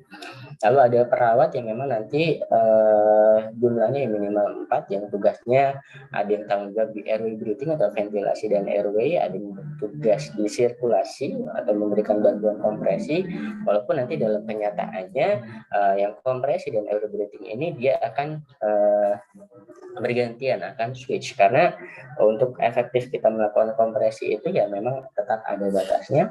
Lalu ada tim yang bertugas untuk drugs defibrilasi, pemberian obat, dan juga mungkin nanti dibutuhkan terapi defibrilasi, terapi listrik, dan juga bertanggung jawab di dokumentasi untuk pencatatan dan juga pelaporan. Untuk alur aktivasi kode biru atau kode blue juga mungkin di rumah sakit teman-teman juga disesuaikan memang dengan tipe rumah sakitnya ya. Ini saya coba contohkan alur yang mungkin secara umum. Begitu ditemukan korban tidak sadarkan diri atau korban yang masuk dalam kriteria kode biru, nanti orang yang menemukan tersebut diharuskan mengaktifkan kode blue atau mengaktifkan kode biru. Boleh disampaikan nanti kejadiannya di mana, di gedung apa, misalnya di lantai berapa, di ruang mana gitu kan. Nah, diaktifkan kode biru tersebut. Nah, sambil nunggu bantuan datang, biasanya yang menemukan korban itu biasanya juga apabila dalam suatu instansi rumah sakit memang sudah harus terlatih ya untuk mengaktifkan kode biru dan juga nanti memutuskan apakah pasien ini akan dilakukan tindakan kompresi atau tidak. Sambil menunggu bantuan datang, dicek biasanya sirkulasinya. Kalau sirkulasi tidak teraba, nafas tidak ada misalnya, nanti tidak ada, sehingga diputuskan untuk melakukan tindakan BHD terlebih dahulu sampai nanti datang tim kode biru. Nah, untuk mengaktifkan kode birunya mungkin juga di tiap instansi atau rumah sakit beda-beda untuk nomor call centernya atau nomor akses yang bisa dihubungi untuk melakukan paging atau pengumuman nomornya berapa, atau mungkin di beberapa ruangan khusus untuk aktifkan sistem kode itu tinggal menekan sebuah tombol biasanya warnanya biru ya, sesuai dengan namanya, tombol ditekan. Pada saat tombol ditekan akan ada sirine atau alarm yang menandakan bahwa itu adalah kejadian code blue, sehingga perawat-perawat dan dokter yang bertugas di ruangan atau unit khusus tersebut begitu mendengar kode tersebut akan langsung menuju ke tempat kejadian. Nah, balik lagi pada saat orang yang pertama menemukan melakukan BHD dan tim kode biru datang, nanti biasanya akan di take over atau diambil oleh tim kode biru yang memang nanti dia diharuskan membawa peralatan, obat-obatan dan sarana yang dibutuhkan untuk melakukan tindakan penyelamatan cardiac arrest dengan lebih advance atau advance cardiac life support. Nanti setelah dilakukan tindakan ACLS dengan obat-obatan ataupun alat-alat yang memang lebih advance, mungkin pasien nanti ROSC. Nah, kalau misalnya nanti pasiennya ROSC atau sadar kembali, dilaporkan lagi kepada zonanya bahwa tindakan kode biru tersebut sudah selesai, pasiennya ROSC. Nah, apabila pasiennya apabila korbannya bukan pasien di rumah sakit, mungkin nanti pasiennya akan diregistrasikan terlebih dahulu atau akan ditransportasikan ke IGD terlebih dahulu. Tapi apabila pasiennya memang adalah pasien yang sedang dirawat atau pasien rawat inap, nah mungkin nanti akan dikoordinasikan dengan DPJP-nya atau penanggung jawabnya atau penanggung jawab kode biru di zona tersebut untuk pasien tersebut pertimbangan untuk dikonsultasikan ke ruangan intensive care unit. Lalu apabila kita bicara terkait kode biru, pastinya kita juga akan berbicara terkait dengan chain of survival atau rantai kelangsungan hidup dari AHA. Jadi ada update dari AHA 2015 ke 2016 di 2015 ke 2020 tiap 5 tahun ya. Di 2020 ini juga menekankan pada recovery. Nanti recovery pada pasien yang sudah kita lakukan tindakan cardiac arrest itu seperti apa. Nah, kalau kita lihat di sini ada mungkin teman-teman juga sudah familiar, ada IHCA, ada OHCA, ada intra-hospital cardiac arrest dan juga ada out-hospital cardiac arrest. Kalau kita lihat perbedaan di antara keduanya ini adalah pada kejadian di out-hospital cardiac arrest ini itu langsung aktivasi emergency medical service atau aktivasi bantuan gawat darurat atau aktivasi code blue gitu. Karena memang yang pasien mengalami cardiac arrest di luar rumah sakit ini yang memang bukan dalam fase perawatan ini ya, memang pasien yang memang ditemukan tiba-tiba mengalami cardiac arrest, entah itu memang dia memiliki serangan jantung atau mungkin pasien trauma gitu kan dan lain-lain, ya dipastikan pasien tersebut tidak ada monitoring terlebih dahulu sehingga mungkin terjadi tiba-tiba kejadian cardiac arrest. Dan pada saat kita menemukan korban tersebut, ya memang kita harus dipastikan langsung mengaktifkan sistem code blue-nya atau mengaktifkan emergency medical service-nya. Berbeda dengan di intra-hospital cardiac arrest. Kalau intra-hospital cardiac arrest itu dalam era akreditasi seperti saat ini, jadi haram hukumnya atau tidak boleh kita mengaktifkan sistem code blue pada pasien yang memang tidak termonitoring dengan EWS. Jadi misalnya setiap hari di ruangan kan kita untuk pasien-pasien yang kita rawat diwajibkan setiap shift itu yang minimal kita melakukan pemeriksaan EWS pada pasien ya, sesuai nanti dengan kondisinya warnanya merah, kuning atau hijau gitu kan. Kita melakukan monitoring, kita melakukan penilaian atau pengukuran EWS berdasarkan standar EWS yang digunakan di rumah sakit kita masing-masing gitu. Nah, pada saat pasien masuk dalam EWS penilaian kritis. Nah, di monitoring ini harus terlapor ke siapa? Terlapor yang memang ke DPJP-nya terlebih dahulu. Dari DPJP nanti akan diputuskan apakah pasien ini masuk ke dalam pasien terminal, misalnya end stage, CA stadium akhir, sehingga pada saat pasiennya terjadi cardiac arrest nggak perlu deh diaktifkan code blue. Misalnya lebih kepada kita edukasi untuk pasien-pasien terminal aja, mungkin kalaupun terjadi cardiac arrest akan kita anjurkan untuk DNR misalnya.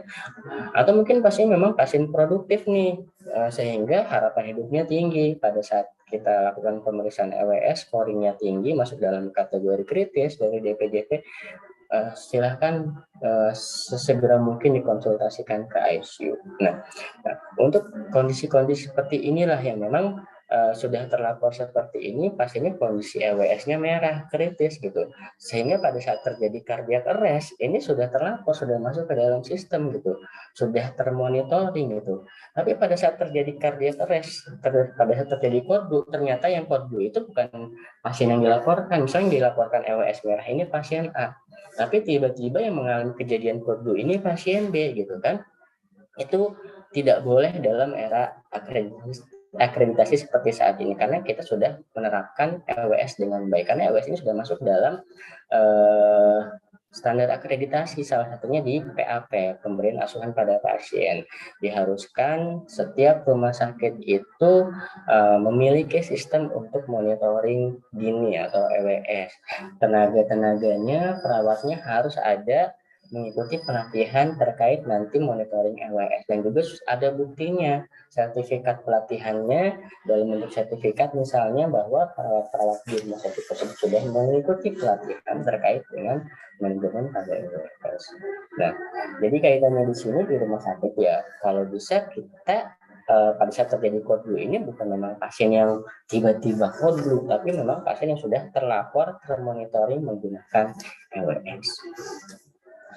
Lalu untuk algoritma penanganan pada pasien cardiac arrest atau pada pasien mengalami henti jantung dari AH 2015 ke AH 2020, untuk yang basic life supportnya kurang lebih sama. Pada saat kita menemukan pasien tidak sadar, ya pastikan nanti aspek dangernya, keamanan diri, keamanan lokasi, lingkungan, dan keamanan pasien kita perhatikan terlebih dahulu. Lalu kita cek respon ke pasiennya. Apabila pasien tidak berespon, sesegera mungkin nanti kita panggil bantuan terlebih dahulu. Nah, pada saat memanggil bantuan, usahakan nanti orang yang dimintakan bantuan tersebut atau aktifkan code blue tersebut juga nanti membawakan alat AED minimal, automatic external defibrillation, atau memang nanti kalau adanya yang manual, silahkan dibawakan yang manual, atau nanti bawa satu troli emergency lah untuk melakukan penanganan tersebut. Sambil menunggu tim kode biru datang atau tim yang lebih ahli datang, ya kita sambil cek pasiennya lebih lanjut, sirkulasinya, sambil kita buka jalan nafasnya, sambil kita lihat pengembangan dadanya selama 10 detik, cek nadi karotis ya. Apabila tidak teraba, nanti kita putuskan untuk melakukan tindakan CPR. Apabila nadinya teraba tapi nafasnya tidak ada, mungkin nanti akan kita lakukan rescue breathing. Tapi apabila pasiennya masih bisa bernafas normal, dengan pulsasinya ada, mungkin nanti kita monitoring lebih lanjut. Nah, apabila kita putuskan untuk melakukan CPR, ya segera mungkin kita lakukan CPR 30 kali kompresor berbanding 2 ventilasi. Tapi jangan lupa sebelum kita memberikan ventilasi yang pertama kali, itu kita harus membebaskan jalan nafas terlebih dahulu. Jadi bukan hanya membuka jalan nafas, tapi juga membebaskan. Kita pastikan di jalan nafas tersebut tidak ada masalah, tidak ada obstruksi. Nah, bebaskan dari adanya obstruksi jalan nafas, baru kita berikan 2 kali ventilasi. Untuk tindakan yang selanjutnya 30/2 yang selanjutnya, yang mungkin kita tinggal memberikan ventilasi setiap kali 30 kali kompresi. Tapi untuk yang pertama jangan lupa pastikan kita bebaskan terlebih dahulu RW-nya sebelum kita memberikan bantuan ventilasi. Apabila AED tersedia, segera gunakan AED untuk meningkatkan efektivitas dari tindakan basic life support yang kita lakukan. Begitu AED tersedia segera dipasangkan di apex dan sternum biasanya sesuai dengan panduannya. Nanti kita ikuti perintah dari AED. Jadi enaknya menggunakan AED atau automatic external defibrillation ini adalah kita hanya tinggal mengikuti instruksi yang diberikan oleh AED. Pada saat dia terpasang, biasanya dia pada saat akan melakukan analisis, biasanya dia akan menginstruksikan kita untuk stop CPR. Silahkan hentikan dulu CPR-nya, nanti dia akan analyze atau analisis. Nah, setelah dia menganalisis, nanti dia akan memberikan advice selanjutnya apakah diberikan shock atau terapi listrik atau dilanjutkan CPR kembali. Nanti kita tinggal mengikuti. Begitu dia memberikan instruksi, ritmenya ternyata dapat dikejut. Shockable rhythm, silahkan tekan tombol shock. Kita tekan tombol shock, setelah shock diberikan, nanti AED akan langsung menginstruksikan kita untuk melakukan CPR kembali, untuk mengefektifkan ya, jadi tidak ada jeda untuk melakukan CPR terlalu lama. Lalu apabila iramanya bukan irama yang shockable, AED juga akan memberikan advice juga selanjutnya bahwa iramanya non shockable, silahkan lanjutkan lagi CPR-nya sampai 2 menit atau sampai nanti memang iramanya bisa dianalisis kembali oleh AED apakah shockable atau non shockable. Kurang lebih sama. Lalu untuk langkah-langkah BHD, saya yakin teman-teman juga sudah familiar, apalagi sudah sering diberikan pelatihannya mulai dari lulus kuliah sampai juga nanti sudah bekerja di tempat kerja juga biasanya akan terus-terusan ada update ya. Memang langkah-langkahnya seperti kita ketahui adalah yang pertama danger. Danger pastikan aspek bahaya, pastikan aman untuk penolong, aman bagi lingkungan dan juga aman bagi pasiennya. Lalu kita cek respon pasien, kita periksa kesadaran pasien, apakah pasien berespon terhadap panggilan kita sambil dipanggil dengan agak keras, sambil tepuk bagian trapezius atau bagian bahunya. Kalau pasien tidak berespon, segera panggil bantuan atau shout for help, minta bantuan atau aktifkan fobia. Sambil nunggu bantuan datang, kita cek sirkulasi, kita periksa nadi pasien, nadi teraba atau tidak. Apabila nadi tidak teraba, segera kita lakukan tindakan kompresi 30/2. Nah, setelah dipastikan nanti kita lakukan kompresi, nanti setiap 2 menit kita akan melakukan evaluasi. 30 kali kompresi, jangan lupa setelah 30 kali kompresi yang pertama sebelum memberikan bantuan ventilasi itu kita buka terlebih dahulu jalan nafasnya, untuk kemudian setelah kita pastikan bebas jalan nafas kita berikan 2 ventilasi. Kalau teman-teman menghafal, jembatan kelda ini adalah DRS CAB, Danger, Response, Short for Health, Circulation, Airway, dan Breathing. Saya kira ini bukan hal yang baru. Untuk danger ya pastikan tadi aman diri, aman pasien, aman lingkungan. Aman diri pastikan kita menggunakan APD standar sesuai yang dibutuhkan. Aman lingkungan pastikan kita juga berada di lingkungan yang aman. Jangan misalnya pasien ini cardiac arrest di tengah rumah yang sedang terjadi kebakaran, tapi kita memaksakan untuk melakukan tindakan BHD di dalam rumah yang posisinya rumahnya itu nggak aman gitu. Ya pastikan kita amankan lingkungan. Kalau memang tidak memungkinkan dilakukan di dalam rumah yang sedang terjadi kebakaran tersebut, ya kita usahakan keluarkan dulu pasiennya di tempat yang lebih aman. Lalu setelah lingkungannya aman ya kita pastikan tempatnya juga aman untuk pasien. Ya pastikan pada saat kita melakukan kompresi nanti pasiennya ada memang di tempat yang datar dan keras. Misalnya di luar ruangan tersebut sudah keras tapi belum datar, ya pastikan di bagian-bagian bawah tubuh pasien juga tidak ada batu-batu atau kerikil-kerikil yang mengganjal. Kita cek respon pasien, periksa dan tentukan dengan cepat bagaimana respon korban, memeriksa keadaan pasien, lalu penolong menepuk atau mengguncang korban dengan hati-hati pada bahunya dan bertanya dengan keras, Bapak, Ibu, apakah baik-baik saja? Bapak, Ibu, apakah bisa buka matanya? Are you okay? Nah, setelah dipastikan pasien tidak berespons, sesegera mungkin kita aktifkan sistem flow atau emergency medical service. Saat meminta tolong, apabila ini terjadi di luar rumah sakit, ya mungkin kita butuh bantuan orang lain untuk menelpon. Silahkan nanti disampaikan menelpon kemana, memanggil bantuannya. Paling gampang adalah kita anjurkan orang yang kita mintakan tolong untuk menelpon ke 119 untuk membawakan AED dan juga tim yang memang lebih advance untuk memberikan bantuan. Nah, pada saat menghubungi nomor tersebut ya pastikan nanti lokasi korbannya disampaikan, nomor telepon yang harus dihubungi kemana kita sampaikan juga kepada orang yang kita mintakan tolong gitu. Misalnya kondisi pasiennya apa yang terjadi, serangan jantung atau tidak sadar, jumlah korbannya berapa, dibutuhkan ambulan segera dan juga mintakan bantuan AED atau memang alat defibrilator lainnya. Sambil menunggu bantuan datang, cek sirkulasi, evaluasi nadi, tanda-tanda sirkulasi, ekstensikan kepala dan posisi head tilt apabila tidak ada tanda-tanda trauma servikal. Lalu kita raba nadi karotis, geser jari dari posisi trakea sekitar 2-3 jari atau 2-3 cm di Pak sisi Irfan, lateral ya, izin. boleh kiri dan boleh kanan. Ya. Waktunya 2 menit lagi ya. Oke, Mohon maaf. terima kasih Pak. Saya kira nanti ini teman-teman karena waktu 2 menit lagi nanti bisa dibaca untuk penanganan di algoritma BHD secara umum tadi ya, sudah saya jelaskan juga di awal. Nah, kita masuk ke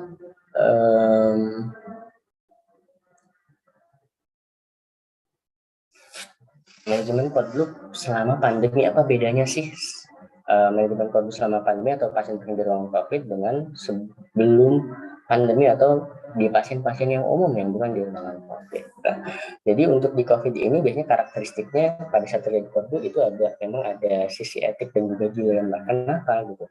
Karena mungkin sudah banyak beredar hasil-hasil penelitian yang menyampaikan bahwa tingkat keberhasilannya ini akan lebih rendah dibandingkan bukan pasien COVID yang mengalami cardiac arrest. Lalu harus safety first di sini. Jadi kita harus menggunakan APD level 3 terlebih dahulu gitu kan. Kita pastikan keamanan kitanya lebih tinggi karena untuk menggunakan APD level 3 itu kan kita nggak cuma pakai masker bedah aja gitu. Harus menggunakan masker N95, menggunakan Google, menggunakan gaun dan lain-lain, memang proteksinya lebih aman untuk kita. Dan juga biasanya harus guideline terorientasi pada guideline yang memang diharuskan untuk peningkatan standar tadi, meningkatkan tingkat kewaspadaan. Nah, bedanya juga adalah prinsip early management pada kasus cardiac arrest atau kodbluk untuk pasien-pasien dirawat di ruang COVID. Yang pertama adalah safe atau S untuk safe. Ini pastikan keamanan untuk pasien dan juga keamanan untuk penolong. Karena tindakan di early management pada pasien yang mengalami cardiac arrest ini adalah tindakan AGP tadi, aerosol generating prosedur, beresiko untuk penolong dan juga beresiko untuk pasien. Batasi jumlah penolong atau staf yang nanti akan melakukan pertolongan di ruangan tersebut. Pastikan kita menggunakan APD yang memang sesuai dengan standar pasien-pasien COVID ini, APD level 3, dan juga pastikan pada saat kita melakukan tindakan early management ini adalah di ruangan yang memiliki tata udara tekanan negatif. Lalu yang selanjutnya adalah akurat. Akurat di sini maksudnya adalah pastikan pada saat kita melakukan tindakan early management ini jangan sampai diulang-ulang gitu. Pastikan kita menggunakan alat yang memang paling standar, paling tingkat keberhasilannya paling tinggi untuk melakukan tindakan early management, misalnya untuk menggunakan laryngoskop video atau video laryngoskop, sehingga tingkat keberhasilannya akan semakin tinggi. Lalu yang ketiga adalah swift. Pastikan ini cepat dan tepat, jadi bukan cepat tapi terburu-buru, dan juga pastikan tidak ada delay pada saat kita melakukan penanganan. Ini adalah prinsip early management pada pasien-pasien COVID-19. Nah, lalu selanjutnya adalah terkait dengan early management ini juga biasanya ada 3 tahapan untuk melakukan kita early atau restorasi pernafasan pada pasien mengalami cardiac arrest di kasus-kasus COVID-19 pada kasus-kasus gagal nafas misalnya. Jadi diharapkan mulai dari luar ruangan tekanan negatif itu sudah kita persiapkan terlebih dahulu kebutuhannya apa saja yang untuk melakukan tindakan intubasi, misalnya sudah disiapkan laryngoskopnya, obat-obatannya, dan yang sudah kita siapkan di luar. Lalu obat-obatan yang sudah disiapkan tersebut nanti akan dibawa oleh runner ke dalam ruangan anterum. Dari ruangan anterum ini dimasukkan ke ruang isolasi tekanan negatif. Nah, pastikan untuk tim yang berjaga yang nanti akan melakukan tindakan RW definitif, tindakan resusitasi di ruangan tekanan negatif tersebut juga dijumlahi, batasnya memang sesuai dengan yang dibutuhkan saja, jangan terlalu banyak di dalam ruangan tersebut. Lalu pastikan juga untuk meningkatkan proteksi selain kita menggunakan APD level 3 tadi, pastikan juga proteksi untuk tindakan airway, ventilasi, karena ventilasi yang harus diberikan pada pasien gagal nafas ini adalah ventilasi tekanan positif. Nah, pastikan nanti jangan sampai terjadi airborne. Nah, pastikan kita tambahkan filter. Atau biasanya HML atau HEPA filter ditambahkan antara ETT atau face mask dan juga nanti sirkuit ventilator. Jadi kita tambahkan filter di situ untuk meningkatkan proteksi bagi kita terhadap terjadinya aerosol atau airborne. Lalu untuk tindakan airway management ini juga harusnya dipersiapkan mulai dari sebelum tindakan. Kita pastikan kebersihan tangan menggunakan APD, pastikan obat-obat yang memang disiapkan itu disiapkan dulu di luar. Lalu selama tindakan pastikan yang operator nantinya akan melakukan tindakan tersebut, misalnya airway definitif tersebut adalah memang orang yang paling ahli sehingga tidak terjadi kejadian berulang. Pastikan pada kita memasangkan sungkup juga itu betul-betul rapat pada pasiennya. Pastikan pasiennya juga jangan sampai terjadi kejadian yang meningkatkan aerosol, misalnya batuk gitu. Pastikan nanti sebelum dilakukan airway definitif juga diberikan obat-obatan masker relaksan. Lalu setelah dilakukan tindakan juga pastikan kalau memang kita harus mendiskoneksikan sirkuit ventilatornya misalnya untuk merapikan segala macam, itu pastikan ya sebelum kita lakukan tindakan tersebut ya pastikan kita menggunakan APD yang sesuai. Nah, bagaimana efeknya dari impact dari resusitasi pada kasus COVID-19 atau pasien COVID-19 yang mengalami kegawatan resusitasi? Itu biasanya akan meningkatkan kejadian kardiak arrest ya. Tingkat kardiak arrestnya akan meningkat, tapi tingkat keberhasilannya akan menurun dan angka kematiannya juga akan meningkat. Lalu tingkat keberhasilan ini juga nantinya akan berpengaruh terutama di hospital cardiac arrest ini terkait dengan mungkin status ekonomi, ras, dan juga keadaan khusus pada pasien-pasien atau korban-korban tersebut. Banyak juga beredar mungkin terkait dengan isu-isu bahwa tingkat kematiannya ini akan sangat tinggi, tingkat resikonya juga akan sangat tinggi, sehingga banyak etik-etik legal-legal yang mungkin nanti mempengaruhi untuk tenaga kesehatan yang melakukan tindakan resusitasi pada pasien COVID-19. Nah, pastikan sebelum melakukan CPR, sebelum melakukan tindakan resusitasi, kita menggunakan APD yang sesuai standar terlebih dahulu level 3, jadi no PPE atau no APD, no service. Pastikan tindakan tersebut untuk CPR dan juga tindakan resusitasinya dilakukan di ruangan tekanan negatif. Pastikan alat-alat yang dibutuhkan untuk tindakan resusitasi ini sudah dipersiapkan terlebih dahulu. Jadi sudah ada satu perangkat alat yang standby di luar ruangan sehingga pada saat terjadi cardiac arrest ini sudah langsung dimasukkan melalui anterum, dimasukkan ke ruangan resusitasi tersebut atau ruang resus.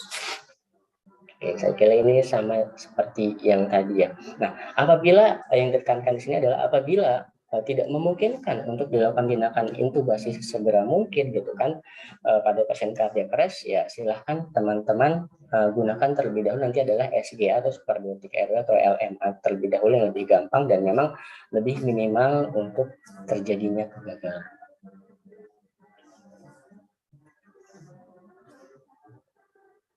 Ya. Bapak, maaf waktunya sudah selesai ya Pak. Oke, terima kasih Pak Nuril. Jadi pastikan menggunakan APD, pastikan tambahkan keamanan pada filter-filter koneksi-koneksi di alat-alat untuk advance airway-nya, baik LMA, ETT, dan lain-lain gitu. Untuk algoritmanya saya kira kurang lebih sama, hanya menekankan sebelum kita melakukan tindakan bantuan, kita menggunakan PPI atau APD terlebih dahulu dan membatasi jumlah personel yang nantinya akan melakukan tindakan bantuan kegawat daruratan. Oke, sebagai kesimpulan bahwa memang hubungan antara COVID dan juga kejadian cardiac arrest ini adalah memang akan meningkatkan tingkat kematian atau mortality rate dan juga akan menurunkan survival rate-nya. Nah, untuk tindakan resusitasi pada kasus-kasus COVID-19 ini juga adalah tindakan yang memang beresiko untuk tenaga kesehatan karena memang sebagian besar adalah tindakan aerosol genetik tersebut. Pastikan kita meningkatkan tingkat kewaspadaan dengan meningkatkan penggunaan APD dan juga ruangan standar tekanan negatif pada saat dilakukan tindakan restorasi tersebut. Nah, pada dasarnya tindakan untuk code blue atau manajemen code blue, tindakan pada pasien cardiac arrest sebelum pandemi dan sesudah pandemi itu prinsipnya sama saja, yang berbeda hanya kita meningkatkan tingkat kewaspadaan tadi, aman untuk penolong, pastikan jangan sampai kita melakukan tindakannya itu sampai berulang-ulang, dan juga pastikan tindakannya tidak terlalu lama dan juga tidak tertunda, tidak terburu-buru dan juga tidak tertunda. Itu prinsipnya untuk tindakan code blue atau resusitasi pada pasien-pasien di ruangan COVID-19. Oke, sedikit quotes, life is breath to life. Jadi untuk hidup memang kita harus bernafas dan kita harus bernafas untuk tetap bertahan hidup. Jadi mungkin kita akan menghargai betapa berharganya bernafas itu pada saat kita diberi cobaan sakit, misalnya penyakit yang memang menyerang sistem-sistem pernafasan. Oke, ini data pustaka yang saya gunakan. Terima kasih. Saya kembalikan kepada Pak Nuril selaku moderator untuk sesi diskusi ya. Okay, thank you, Mr. Irfan, for the presentation about Code Blue Management and COVID-19 room. All right, now we'll move to question and answer session. To all audiences, please write the question in chat room and I'll read to the question to the presenter. Oke, kita punya satu pertanyaan dari M. Taufik Nidori. Pak Irfan, beliau bertanya, lebih baik memakai AED atau defibrilator? Kemudian untuk asistol lebih baik memberikan epinefrin secepatnya ataukah setelah 2 menit CPR? Seperti itu. Ya. Mungkin silakan dijawab Pak Irfan. Terima kasih Pak Nuril, terima kasih pertanyaan dari Pak Taufik, bagus sekali. Jadi lebih efektif mana, lebih baik mana ya kita menggunakan AED ataupun defibrilator gitu. Sebenarnya untuk tingkat keberhasilannya gitu kan, menggunakan AED ataupun yang AED yang otomatis ataupun alat defibrilator yang manual itu pada prinsipnya sama saja tujuannya. Hanya saja berbeda di pengoperasiannya. Kalau AED itu kan otomatis, siapapun yang menggunakan walaupun bukan terlatih ACLS sekalipun itu bisa melakukan. Karena apa? Kalau AED kan kita tinggal mengikuti instruksi yang diberikan oleh alatnya. Jadi tenaga kesehatan yang belum pelatihan ACLS pun bisa mengikuti untuk instruksi dari AED. Tapi kalau untuk defibrilator yang manual, memang kita harus melakukan asesmen tersendiri terhadap irama jantung yang ditemukan, apakah nanti VT, VF, asistol, PEA, itu kita harus asesmen sendiri gitu. Untuk efektivitasnya saya rasa kurang lebih sama. Yang nanti akan mempengaruhi terhadap tingkat keberhasilannya adalah timing, respon time gitu. Respon time-nya secepat apakah pasien ini mendapatkan bantuan alat defibrilator tersebut, baik yang otomatis maupun yang manual. Itu. Lalu untuk pemberian epinefrin itu efektif mana? Apakah setelah 2 menit atau sesegera mungkin? Jadi kalau tidak salah kemarin saya juga pada pelatihan CLS itu update dari AHA 2020 ini salah satunya adalah menekankan early sedini mungkin pemberian epinefrin. Jadi begitu ada pasien cardiac arrest, kalau memang bisa diberikan segera mungkin epinefrin silakan diberikan. Jadi nggak menunggu 2 menit dulu juga bisa diberikan. Untuk tambahannya mungkin nanti akan lebih diberikan lagi mungkin oleh Pak Imrohiman terkait dengan spesialis kardiovaskuler ya. Mungkin nanti teman-teman boleh diskusi lebih lanjut untuk kebenarannya nanti. Dari saya seperti itu Pak Nuril dan Pak. Oke, baik. Mr. Irfan, one last question from the audiences. Assalamualaikum, saya Devi Novita dari Rumah Sakit Pelabuhan Palembang. Saya mau bertanya, jika dalam keadaan darurat, standarnya berapa orang buat kode blue? Timnya standarnya. Ya. Oke. Terima kasih. Jadi seperti yang saya sampaikan tadi di slide gitu, memang tadi ada tim kode blue mulai dari koordinator ada 3 gitu. Tapi pada saat real time untuk pelaksanaan kode blue itu yang memang idealnya adalah 5 orang. Yang pertama bertugas sebagai leader ini memang nanti biasanya dokter ya, sebagai leader atau kapten yang memang dia melakukan asesmen terhadap kebutuhan pasien cardiac arrest tersebut, apakah butuh defibrilasi, apakah butuh obat-obatan dan lain-lain gitu. Lalu yang kedua adalah bertugas di airway dan breathing. Tugasnya terkait dengan jalan nafas dan juga pemberian bantuan ventilasi.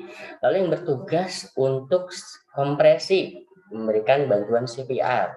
Walaupun memang nanti dalam realnya memberikan bantuan kompresi ini dia bergantian dengan yang ventilasi airway, biasanya gantian setiap 2 menit. Karena sekuat apapun kita, orang luar negeri aja yang badannya gede-gede gitu kan, itu memang menganjurkan hanya 2 menit karena efektivitas kita untuk melakukan CPR itu hanya di 2 menit pertama. Kalaupun kita kuat sampai 4 menit, 8 menit gitu, sampai setengah jam kita kuat kompresi, tentunya efektivitasnya akan menurun. Efektivitas yang paling baik itu hanya di 2 menit pertama kita melakukan CPR, jadi tiap 2 menit gantian. Udah berapa 3 ya? Lalu setelah petugas CPR atau kompresi, nanti akan ada yang bertanggung jawab terkait dengan drugs and defibrilasi, obat-obatan, juga nanti terapi listrik. Dan ada satu yang bertugas terkait dengan dokumentasi. Nah, minimal 5 orang untuk melakukan tindakan penata-laksanaan cardiac arrest ya, atau tim code blue atau tim reaksi cepatnya. Okay, thank you, Mr. Dipan, for the presentation, answer, and your explanation. Okay, Mr. Dipan, would you like to give us a closing statement about code management code blue? Closing statementnya. Ya. Terima kasih. Untuk closing statementnya adalah emergency is unpredictable. Kita nggak bisa memprediksi kejadian emergensi ini kapan terjadinya. Salah satunya kejadian cardiac arrest, gitu. Karena kejadian cardiac arrest ini juga apalagi di hospital itu bisa terjadi kapan saja, di mana saja, dan pada siapa saja. Dan tugas kita sebagai tenaga kesehatan, ya khususnya teman-teman yang mungkin nanti sudah terlatih terkait dengan manajemen cardiac arrest-nya sampai dengan pelatihan BPCL, HCLS dan lain-lain gitu. Tugas kita sebagai perawat itu adalah pada saat terjadi kegawatan tersebut ya kita wajib menolong, kita wajib segera mungkin menuju ke tempat kejadian dan juga melakukan pertolongan sesegera mungkin, karena memang di sini kita bermain dengan waktu gitu. Jadi time saving is life saving gitu. Jadi semakin cepat kita menuju ke tempat kejadian, semakin cepat kita melakukan bantuan kepada pasien, tingkat keberhasilan pada korban tersebut juga akan semakin tinggi. Oke, akhir kata dari saya. Oke, baik, terima kasih Pak Irfan. Ya. Oke, mungkin satu lagi Pak, saya penasaran untuk angka kejadian COVID sekarang bagaimana di Rumah Sakit Persahabatan? Oke, untuk angka COVID-nya masih turun naik, tapi sekarang lagi trennya turun ya. Kemarin sempat agak naik, sekarang lagi tren turun lagi, cuma nggak tahu ya. Kemarin agak mulai naik itu karena mulai awal musim hujan gitu kan. Dan sekarang sih lagi landai lagi, tapi tetap masih ada sih pasti. Oke, baik, thank you for information, Mr. Irfan. Oke, thank you very much, Mr. Irfan. God bless you and stay healthy. Assalamualaikum, Pak Irfan. Iya, terima kasih Pak Irfan. Warahmatullahi wabarakatuh. Okay, ladies and gentlemen, now we will session 4. Yep, with the speaker, Mr. Nas Iim Rohiman Eskap, CPRN. Halo, Pak Iim, Assalamualaikum. Waalaikumsalam. Okay, how are you, Pak? Baik, baik. Okay, Alhamdulillah. Yeah, Mr. Iim Rohiman will present about post-cardiac arrest care. Okay, before we begin, I would like to introduce Mr. Iim to the audience, and I will write about your curriculum vitae. Ya, mohon izin saya untuk membacakan kurikulum vitae Bapak. Silakan. Oke, ya, dengan nama lengkap Nas Iim Rohiman Eskap CPRN, beliau lahir di Kuningan, Jawa Barat. Alamatnya sekarang tinggal di Karawaci, Tangerang, dan nomor handphonenya mungkin mohon izin saya share 0812-8298-337, pendidikan terakhir S1 keperawatan, stikes Sains Krolus tahun 2007, dan juga perawatan spesialis kardiovaskuler. Saat ini beliau bekerja di Rumah Sakit Jantung Harapan Kita, dan organisasi yang diikuti adalah Hipersi Pusat dan juga PPNI. Jika memang nanti ada yang mau Bapak tambahkan mengenai informasi Bapak sendiri, dipersilahkan. Oke, Pak Iim, sekarang waktunya Bapak untuk presentasi, kurang lebih waktunya 1 hour, time is yours. Silakan Bapak. Terima kasih Pak Nuril. Sebelumnya, Assalamualaikum warahmatullahi wabarakatuh. Waalaikumsalam warahmatullahi wabarakatuh. Terima kasih untuk DPKMDS ya, telah memberi kesempatan saya yang kedua nih untuk share tentang post cardiac arrest care. Tetapi sebelum kita mulai ini para penumpang, saya kira tadi kita udah dari Malaysia ke Filipina Dan Bekasi, sekarang ini tuan pesawat lagi rumah. muter, tolong Iya. seatbelt-nya dipakai para penumpang. Kita mau mendarat, mudah-mudahan mendaratnya lebih cepat ini, Pak Yes. Surya. Ya, oke. Jadi saya ditugaskan oleh EWS ini untuk share tentang post cardiac arrest care.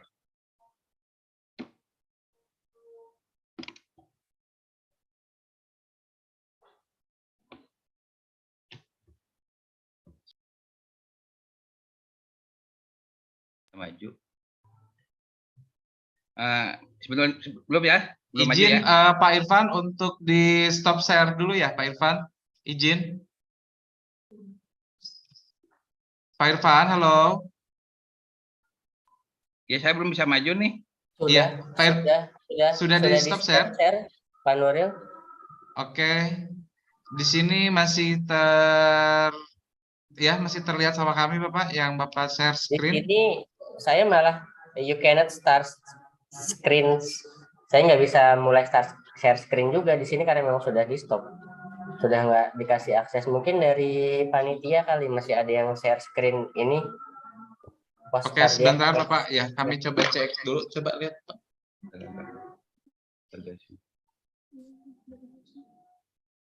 Ini yang sedang tampil di layar ini sepertinya ada yang lagi share dengan judul post cardiac arrest care ya, mungkin dari sudah di share. Oh iya, ini post cardiac arrest care punya siapa ya? Pak Im, ini punya Bapak ya? Oh ya sudah, ya silakan Bapak. Iya. Oh iya. Terima kasih Pak Irfan. Sudah Bapak, udah. Silakan.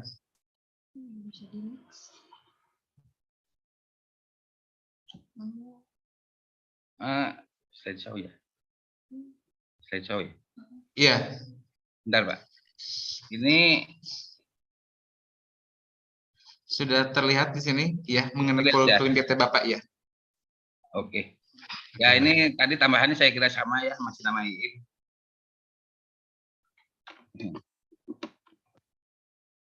Ini nggak jauh beda dengan tadi yang Pak Nuril bacain ya. Cuma memang saya sekarang ada di rumah sakit jantung, lagi off, lagi di rumah nih ya. Baik, saya ditugaskan untuk menyampaikan tentang post cardiac arrest care. Jadi pokok bahasan tadi dari kemarin itu kalau saya perhatikan udah lengkap saya kira ya. Dari mulai EWS, BLS, ALS, dan akhirnya apa yang mau dikerjakan setelah ada nadinya ya, pasien itu mau diapain. Nah ini saya kira ini suatu seminar yang kontinu ya, mulai dari ditemukannya pasien sebelum tidak ada nadi yang dalam hal ini tindakannya EWS itu, kemudian sampai nanti saya sampaikan di sini adalah perawatan post cardiac arrest care setelah adanya nadi ya. Ini sebagai pendahuluan tadi sudah disampaikan oleh Mas Irfan bahwa kejadian kardiak arrest itu ada dua ya, OSCA maupun ISCA ya. OSCA itu hospital, kalau ISCA ya di dalam rumah sakit. Ini RJP ini serangkaian tindakan yang dimulai dari BHD sampai BHL sampai adanya sirkulasi. Nah, tapi teman-teman jangan terjebak, bukan sampai adanya irama jantung ya. Jadi sini sampai adanya sirkulasi. Sirkulasi itu apa? Ditandai oleh apa? Adanya denyut nadi ya, serta terukurnya tekanan darah. Karena ada beberapa ada irama, kalau di gambaran ini kayak gitu ada irama, tapi sirkulasinya belum terjadi ya. Ada itu yang namanya PEA itu, pulseless electrical activity. Jadi tindakan resusitasi ini harus dari kemarin-kemarin udah sampaikan harus cepat, tepat, dan terkoordinir ya. Jadi ini walaupun kita udah lakukan dengan cepat, tepat maupun terkoordinasi dan udah dilakukan oleh berbagai tenaga terlatih, tapi memang angka morbiditas dan mortalitasnya pasca henti jantung itu masih cukup signifikan ya, terutama dalam 24 jam. Nah, ini yang saya tadi sampaikan, inilah irama-irama yang terjadinya cardiac arrest. Ya. Memang irama-irama di sini seperti ventricular fibrillasi, ventricular tachycardia, asystole, itu adalah gambaran EKG yang tidak ada nadinya. Kecuali kalau ventricular tachycardia bisa aja ada nadinya. Tetapi teman-teman jangan terjebak, kalau nanti pada saat CPR ternyata ada irama nadi, ada irama EKG ya, tetapi tidak ada pulse, itu belum selesai RJP-nya. Itulah yang dinamakan iramanya PEA, pulseless electrical activity ya. Jadi ada aktivitas listrik jantung tapi tidak ada pulse-nya. Itulah yang dibilang PEA. Ini pasien OHCA itu keberhasilannya memang masih belum banyak ya, hanya 8-10% dari angka kejadian cardiac arrest. Sedangkan di intrahospital ya cukup tinggi ya, 20% dari angka kejadian cardiac arrest. Nah, ini tata laksana pasca henti jantung ini memerlukan suatu pendekatan multidisiplin ya, di dalam rangka untuk menstabilisasi status kardiopulmoner, kemudian menangani kemungkinan penyebabnya, kemudian strategi neuroprotektif, dan pencegahan atau recurrent daripada henti jantung itu sendiri. Jadi keberhasilan daripada resusitasi ini harus ditunjang selain dari tim, itu adalah tersedianya peralatan, obat-obatan maupun tenaga yang terlatih.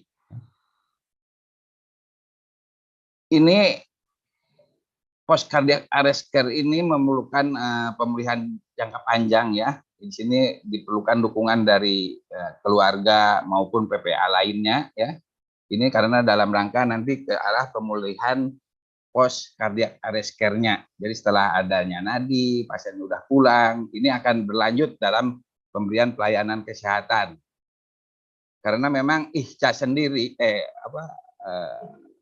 AHA sendiri yang tadi disampaikan oleh pembicara sebelumnya, itu yang kejadiannya ada di IHCA maupun OHCA itu ya, ini akan berkurang kejadian ini kalau memang tindakan daripada teman-teman di ruang perawatan misalkan melakukan EWS-nya dengan baik, ya, dengan cepat, ini angka kejadian cardiac arrest ini bisa ditekan cukup banyak ya.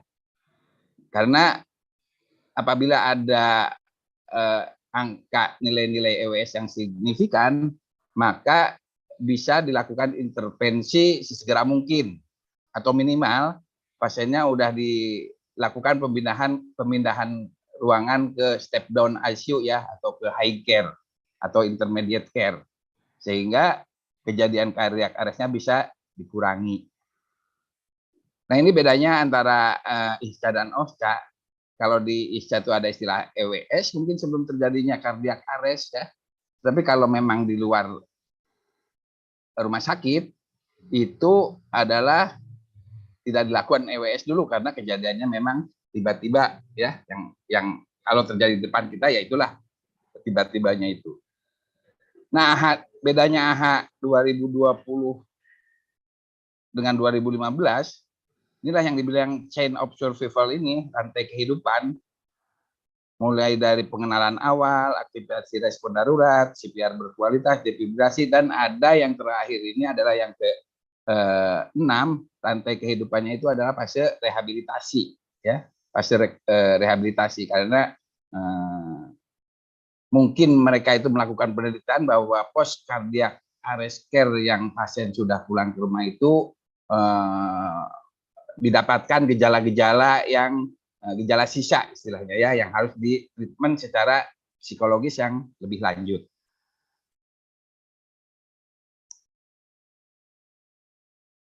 Nah, tadi udah disampaikan juga kira-kira apa saja sih keberhasilan daripada tim kode biru melakukan CPR itu ya. Ini saya membagi kotak kuning ini ada 3 ya. Itu sebelum dilakukan CPR itu kalau bahasa saya itu ada dalam EWS itu masuk ke pre-arrest time ya. Waktu kejadian sebelum arrest time itu berapa lama? Berapa lama melakukan early warning sistemnya itu? Berapa lama EWS nilainya tinggi dibiarkan saja ya. Kemudian mulai CPR sampai terjadinya ROSC itu tindakannya berapa lama ya.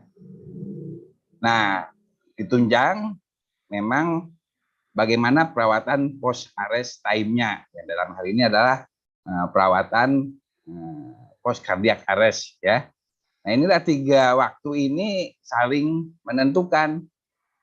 Jadi bukan pada saat melakukan pre-arrest time-nya itu EWS-nya bagus.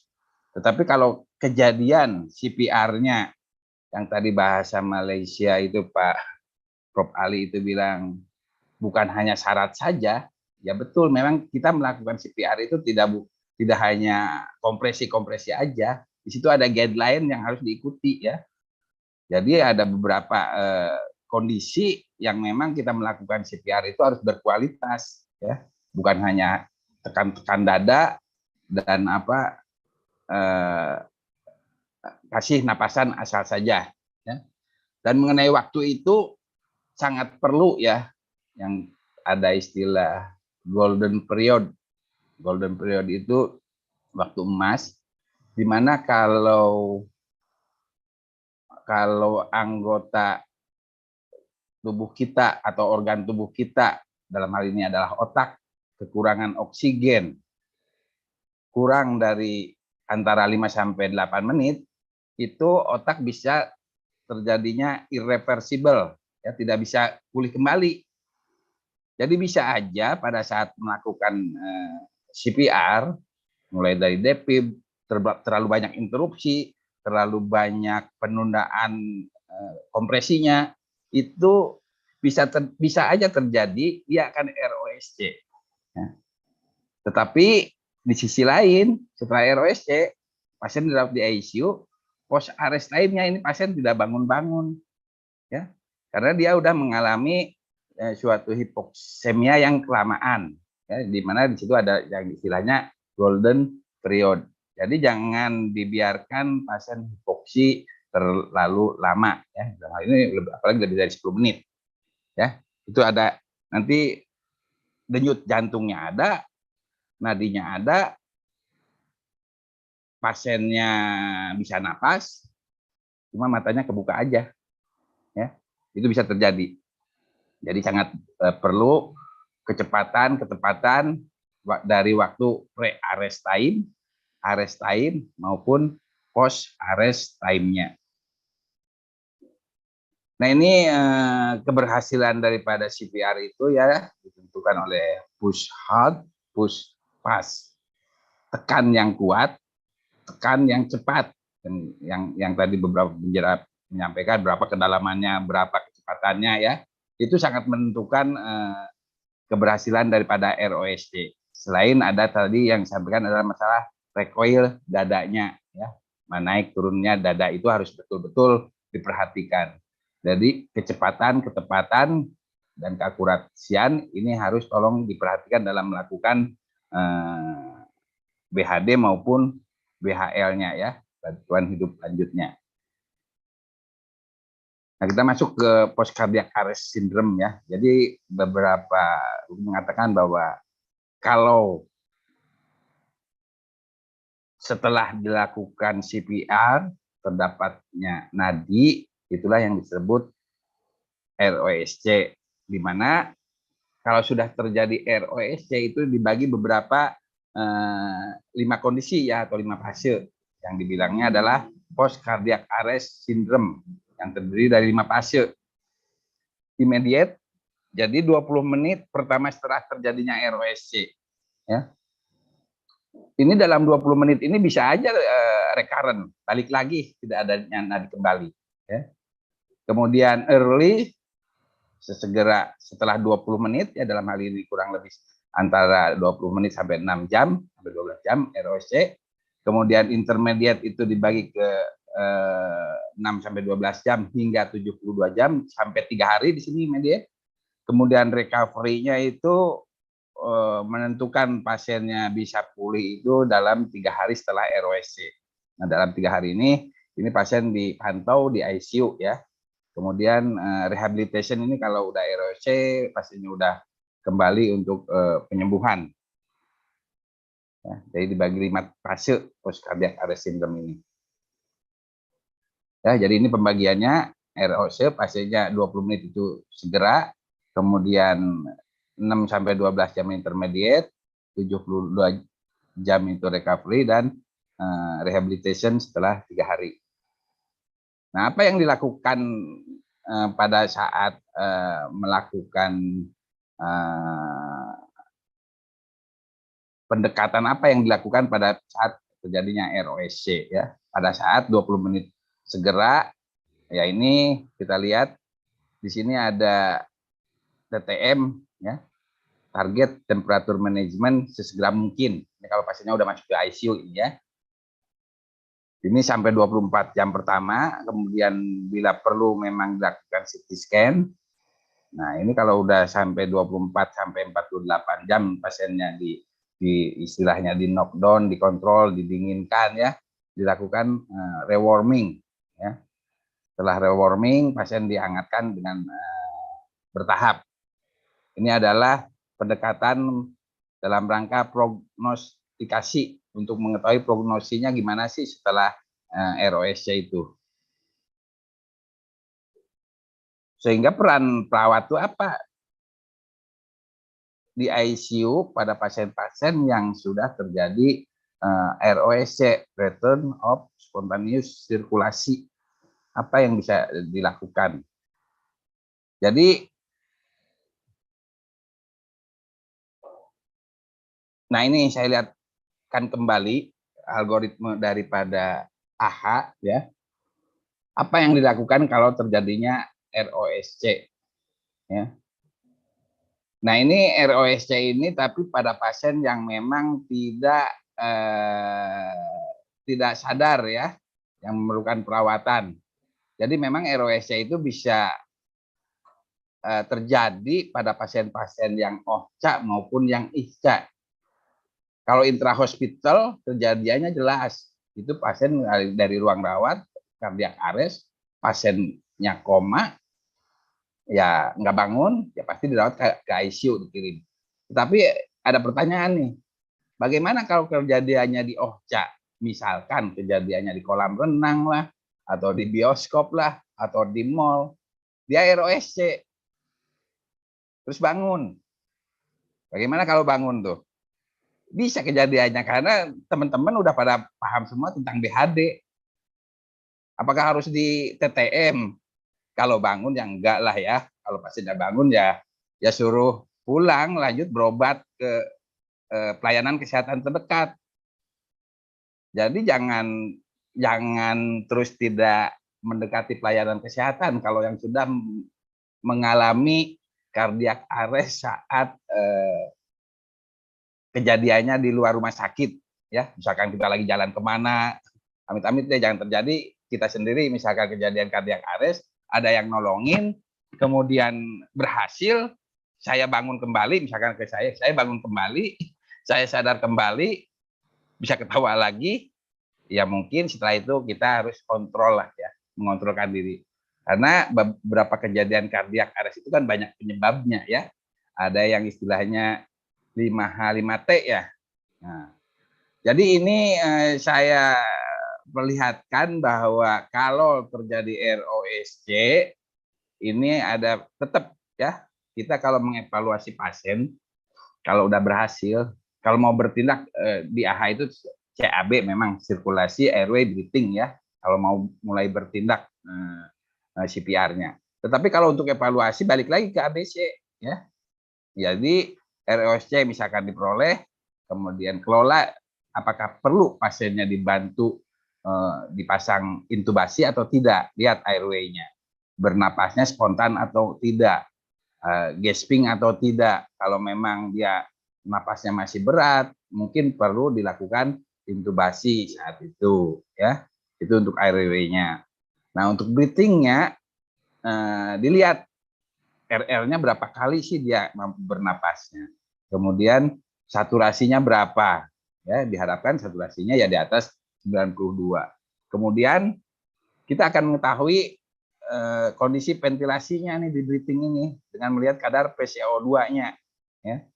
Jadi kita harapkan PCO2 itu 35 sampai 45. Kemudian untuk C-nya ini tolong dilihat daripada hemodinamik. Ya, hemodinamik gampangnya ngelihatnya tekanan darah. Ya. Tekanan darah lihat mean arterial pressure, karena mean arterial pressure diharapkan adalah lebih dari 65, di mana 65 itu bisa sirkulasi sampai ke otak, ke ginjal, ya, bisa ke bagian semuanya. Kemudian untuk sirkulasi juga periksa kondisi EKG 12 lead ini kalau di ruang ICU, ya, karena ini semuanya juga sekalian untuk mengetahui ada kemungkinan penyebab kardiak arestnya apa, ya. Yang tadi disampaikan itu ada 5, ada karena hipovolemik, hipoksia, ya, atau asidosis, kemudian karena imbalan elektrolit, hipotermi, kemudian terjadinya tamponade atau tension pneumotorak, terus toksin, trombosis maupun trombosis koroner. Nah, itulah kemungkinan penyebab daripada terjadinya cardiac arrest. Ingat ya, 5H, 5T. Yang tadi beberapa narasumber sudah menyampaikan. Kemudian untuk disability-nya sendiri, ini pertimbangan untuk intervensi jantung, ya. Ini memang karena angka kejadian daripada henti jantung itu signifikannya adalah karena serangan jantung, sehingga diperlukan tindakan revaskularisasi, ya. Ini biasanya pada pasien-pasien yang memang dia mengalami diagnosa, kalau didiagnosa itu STEMI, ya, ischemic koroner, ST elevasi miokardial infarct, ya. Dan apakah perlu bantuan sirkulasi mekanis? Mungkin di sini perlu yang namanya ada alat untuk membantu pompa jantung, ya, namanya intra-aortic balloon pump. Nah, setelah melakukan pengkajian ini, kemudian kita cek kalau pasiennya memang sadar, ya. Nah, ini mungkin perlu pengkajian lebih lanjut. Pengkajian lebih lanjutnya itu mungkin pengkajian hemodinamik segala macam, tapi tidak melakukan target temperatur manajemen kalau dia pasiennya sadar dan kebetulan melakukan CPR-nya dengan baik. Tetapi kalau pasiennya tidak bangun setelah terjadinya ROSC, ini masuk ke kategori pasien mengalami komatus, ya. Sehingga di sini harus dilakukan tindakan, ada beberapa tindakan, yaitu TTM, target temperatur management, ya. Kemudian melakukan CT scan, ya, EEG mungkin, dan manajemen perawatan kritis lainnya. Dalam hal ini mungkin pemberian daripada pasien mesti di sedasi dan relaksan, pasien diistirahatkan, ya. Nah, ini kemudian dievaluasi dan dicari kemungkinan faktor penyebabnya yang tadi 5H atau 5T itu, ya. Nah, tata laksana pasien yang kejadian isca dan mengalami komatus, memang ini pasien dirawat di ruang ICU, ya. Saya kira ini hanya tata laksana sindroma dari pasca ROSC, ya. Jadi bisa aja cedera otak pasca henti jantung, maksud cedera otak di sini karena mengalami hipoksia yang lama, ya. Ini pasien patofisnya mengalami neurodegenerasi pasca iskemik. Ini kliniknya biasanya pasiennya kejang, ya. Kemudian tidak bangun, bisa jadi stroke atau kematian batang otak yang irreversibel. Kemudian dia disfungsi miokardial pasca henti jantung, ya. Ini kontraktilitas jantungnya jadi menurun. Kemudian iskemik sistemik ini bisa aja terjadi karena terjadinya SIRS, ya, infeksi, ya. Kemudian gangguan oksigenisasi dan ini gangguan keadaan patologis lainnya. Tetap tata laksana daripada pos ROST itu adalah Lalu airway, breathing, sirkulasi, dan disability. Untuk airway breathing ini saya kira tidak lepas dari masalah oksigenisasi dan ventilasi. Untuk sirkulasinya adalah stabilisasi hemodinamik dan melakukan kemungkinan tata laksana penyebab. Kenapa pasien terjadinya cardiac arrest itu. Kemudian disability-nya dalam rangka untuk kesadaran, ini kita harus melakukan kontrol suhu, kontrol kejang, kontrol kadar gula darah, pemberian sedasi, dan terapi lainnya. Ini nanti saya lihat dari buku Siki ya. Siki itu standar intervensi keperawatan Indonesia ya. Jadi teman-teman bisa memanfaatkan buku yang diproduksi oleh PPNI ya, mulai dari nursing diagnosis sampai intervensi. Nah, saya di sini coba mengambil referensinya dari Siki ya. Jadi kalau masalah airway breathing untuk tata laksana post cardiac arrest ini ya memang diperhatikan oksigenisasi dan ventilasi. Jadi beda antara oksigenisasi dan ventilasi ya. Untuk airway-nya ini pemasangan endotracheal tube jika diperlukan dan pemakaian ventilasi mekanik.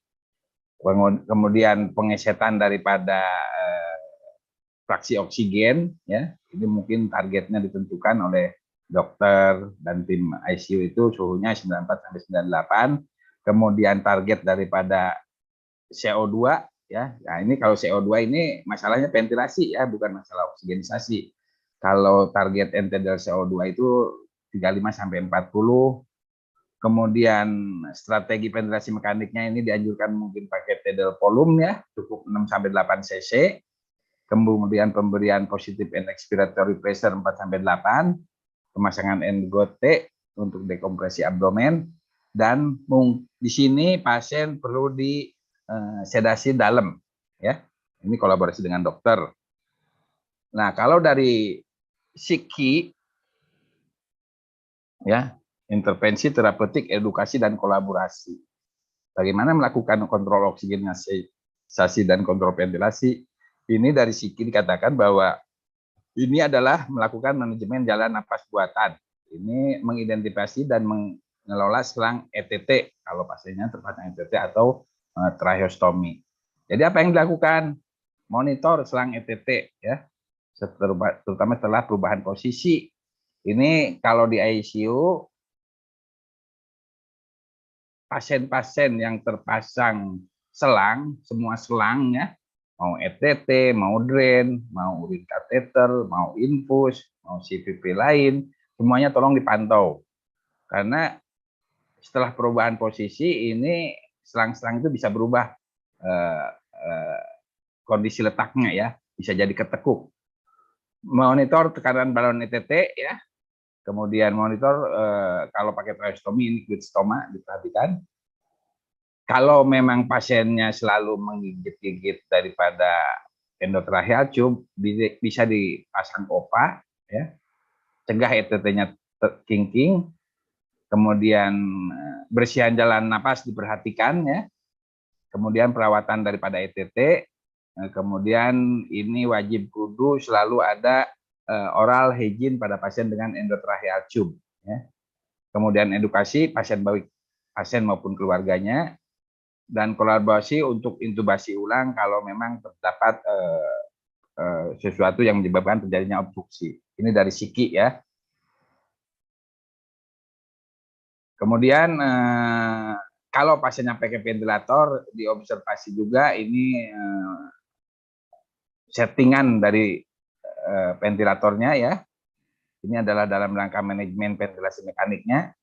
Kemudian jika perlu dilakukan X-ray dan pemeriksaan analisa gas darah. Kemudian monitor hemodinamik. Kemudian monitor tanda-tanda adanya kejang atau tidak. Nah, ini untuk airway dan breathing. Selanjutnya ini terapeutiknya. Ini tindakan yang harus wajib oleh keperawatan ya. Dalam rangka mencegah terjadinya PAP, ventilator associated pneumonia. Jadi posisi pasien Posisikan kepala 45 sampai 60 derajat, kemudian oral hygiene. Fisioterapi, sirkuit ventilator diganti, siapkan bag pulp mask atau ambu bag. Ini tolong di setiap ventilator atau di setiap satu pasien ada ambu bag. Jika bermasalah dengan ventilator jangan panik, ambil alih pakai ambu bag. Ya, dokumentasikan setiap kegiatan, kemudian kolaborasi untuk mode maupun setting ventilator. Ya, ini tata laksana dari Siki mengenai airway breathing. Sirkulasinya ini pasca henti jantung, pasien biasanya mengalami ketidakstabilan hemodinamik. Ya. Kemudian target hemodinamik ini rekomendasi dari AHA untuk blood pressure itu di atas 65 mm/Hg. Mungkin pasien juga memerlukan cairan ya atau vasoaktif lainnya. Kemudian bila volume cairan sudah terpenuhi, mungkin ini kolaborasi untuk pemberian obat-obat inotropik ya. Nah, disinilah tugas kita perawat ICU itu harus pandai melakukan pemantauan hemodinamik yang kontinu dan invasif. Nah, ini dari Siki ya, standar intervensi keperawatan. Bagaimana sih kita berperan dalam stabilisasi hemodinamik? Semuanya kita di ICU adalah memonitor. Ya. Monitor, mulai dari hemodinamik, mulai dari irama jantung, mulai daripada intake output, semuanya monitor.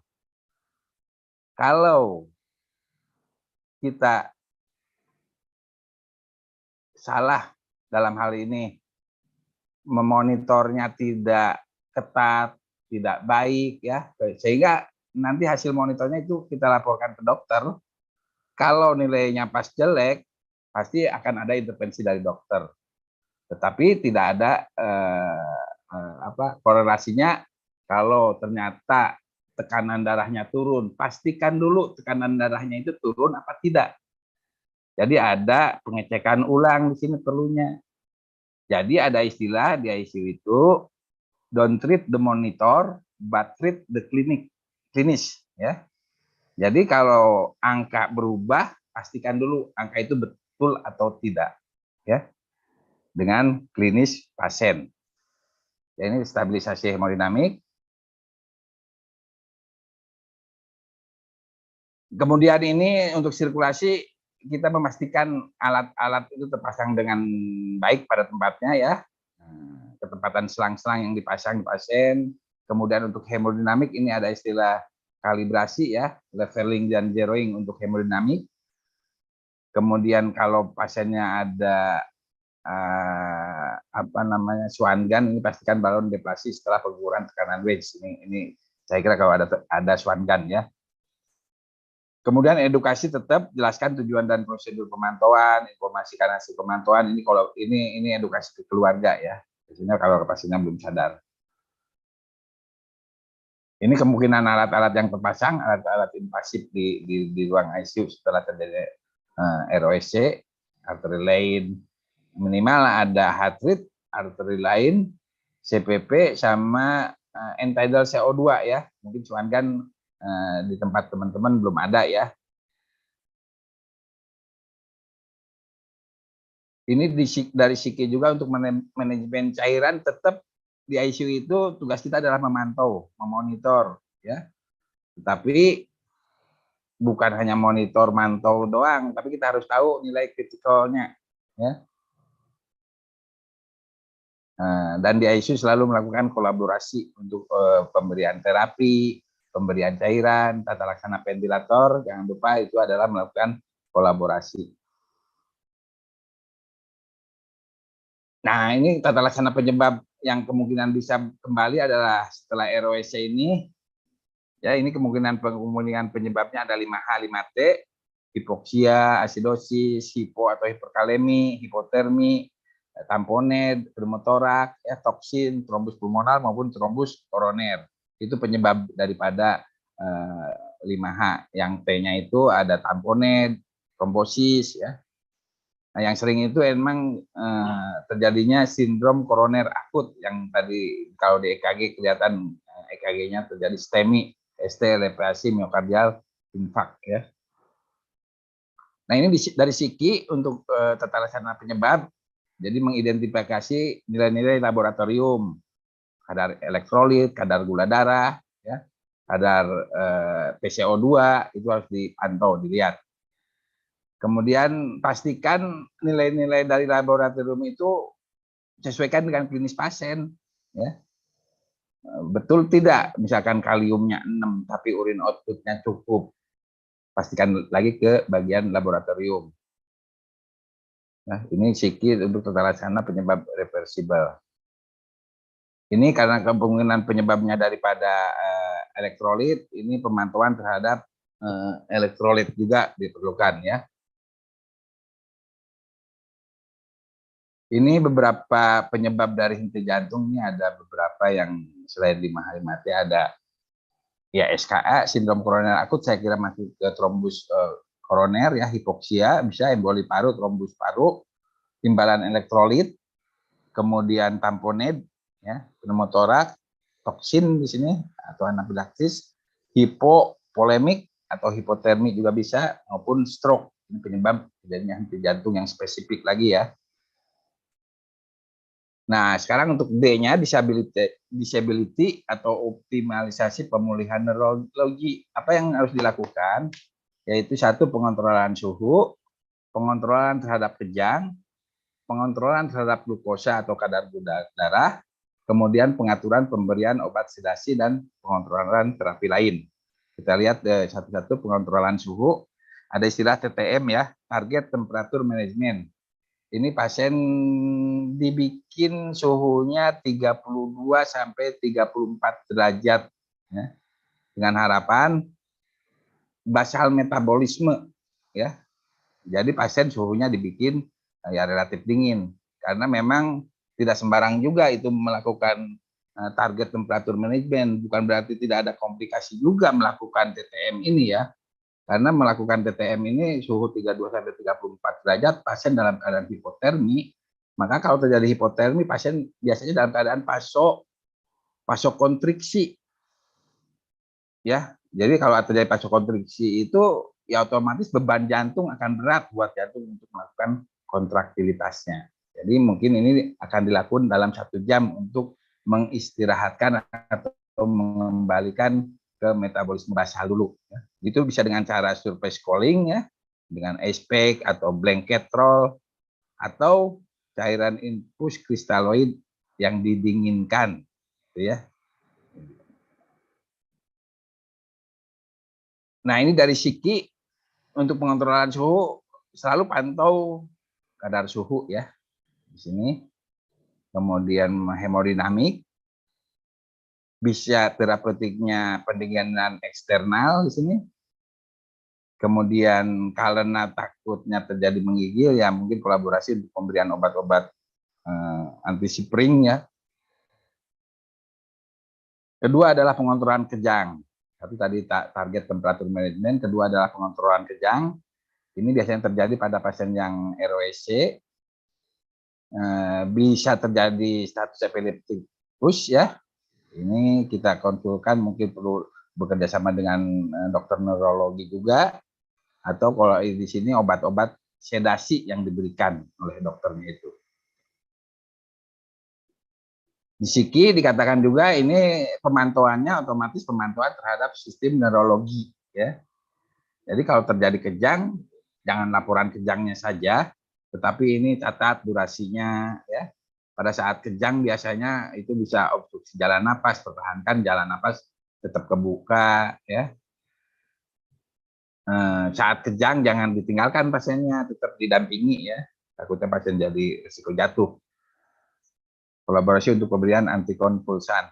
Ini dalam rangka pengontrolan kejang. Ketiga adalah pengontrolan kadar gula. Ini hipo maupun hiper juga sering terjadinya henti jantung, ya. Ini kadar gula dipertahankan kurang dari 180 untuk mencegah hipoglikemi juga. Di psiki, standar intervensi keperawatan, manajemen kadar kontrol gula darah itu identifikasi kemungkinan penyebab hiperglikemi. Ada nggak cairan-cairan lewat infus itu yang mengandung gula yang tinggi, ya jangan sampai pasiennya ternyata dapat dekrose 10%. Kemudian lihat identifikasi situasi penyebabnya, apakah insulin perlu dinaikkan atau tidak dosisnya, monitor kadar gula darah, ya. Kemudian mungkin pasiennya kalau bisa intake oral, berikan cairan via oral atau pemberian cairan IV. Kolaborasi pemberian insulin maupun cairan ini untuk kontrol glukosa. Nah, pengaturan sedasi karena dilakukan TTM, karena untuk pemantauan kejang, jadi kita di ICU itu akan ada pemberian obat-obat sedasi, ya, obat-obat yang membuat pasien tenang atau diberikan juga analgetik. Nah, di SIKI, di standar intervensi untuk pengontrolan sedasi ini identifikasi riwayat, ya, apakah pasien pernah mengalami kejang atau tidak sebelum-sebelumnya, kemudian ada alergi terhadap sedasi atau tidak, monitor tingkat kesadaran pasien, ya, di samping hemodinamik, oksigenisasi, ya, kemudian inform consent pemberian sedasi. Ini masuk di STARCASE, ya, pemantauan pemberian sedasi juga udah masuk di STARCASE. Kemudian terapeutiknya persiapkan alat-alat bantuan resusitasi karena bisa aja pemberian sedasinya terlalu berlebihan, itu akan mengalami suatu kejadian yang kolaps, ya. Kolaborasi penentuan jenis maupun obat-obat sedasinya. Terapi lainnya saya kira banyak yang harus diberikan, ya, itu dalam rangka neuroprotektif, ya, coenzim, glukokortikoid, kemudian biasanya vitamin untuk perbaikan otak, gitu. Ada juga seperti itu. Nah, inilah yang diberikan pada saat pasien ROSC. Jadi ada beberapa tindakan yang di dalamnya kita berperan untuk mengurangi terjadinya atau meningkatkan terjadinya ROSC yang lebih baik lagi, dan pasien bisa keluar dari ICU dan bisa pulang ke rumah, dan nanti akan berlanjut kepada terapi post resusitasinya, ya.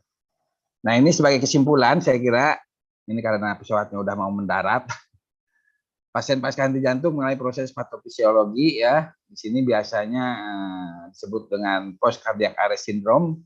Biasanya pasiennya mengalami cedera otak, disfungsi miokardium, ya, respon atau respirasi sistemik, kemudian dicari faktor penyebabnya.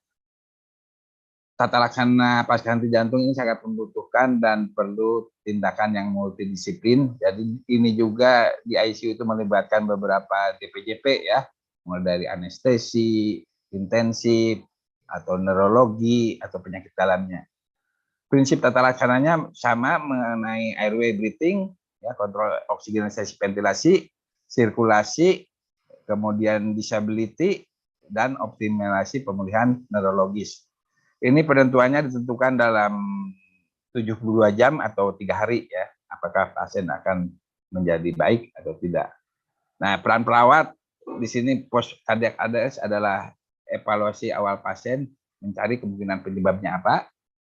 Yang tadi 5H, 5T jangan lupakan itu. Banyak kalau di ICU itu pemantauan elektrolit yang terlambat. Pasien biasanya terjadi hipokalemi maupun hiperkalemi. Itu yang agak suka kecolongan kita, ya. Kemudian parameter ventilasi dan hemodinamik. Jadi kalau pasien ventilator jangan ngelihatnya saturasi saja. Kalau saturasi saja itu dilihat oksigenisasi. Kalau untuk ventilasi dilihat kadar PCO2. Mungkin perlu pemasangan end-tidal CO2. Kemudian evaluasi pemeriksaan penunjang, ya, dalam hal ini pemeriksaan laboratorium, pemakaian sedasi dipantau, kemudian mencegah infeksi, kemudian perhatian dan dukungan kepada keluarga pasien juga, ya. Nah, ini diperlukan memang perawat yang berkualitas yang ada di ICU untuk tata laksana daripada ROSC. Saya kira itu, Mas Nuril. Oke, baik. Terima kasih, Pak Im. Thank you for your presentation. Alright. Now we'll move to question and answer session. To audiences can write the question in chat room and I will read the answer for you all.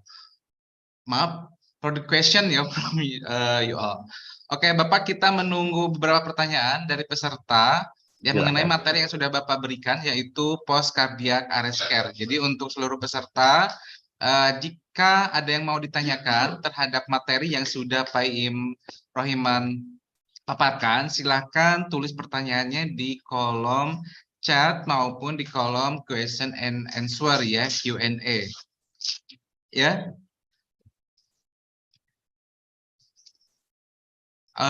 Jika memang tidak ada pertanyaan, mungkin sudah clear ya mengenai materi yang sudah Pak Im berikan.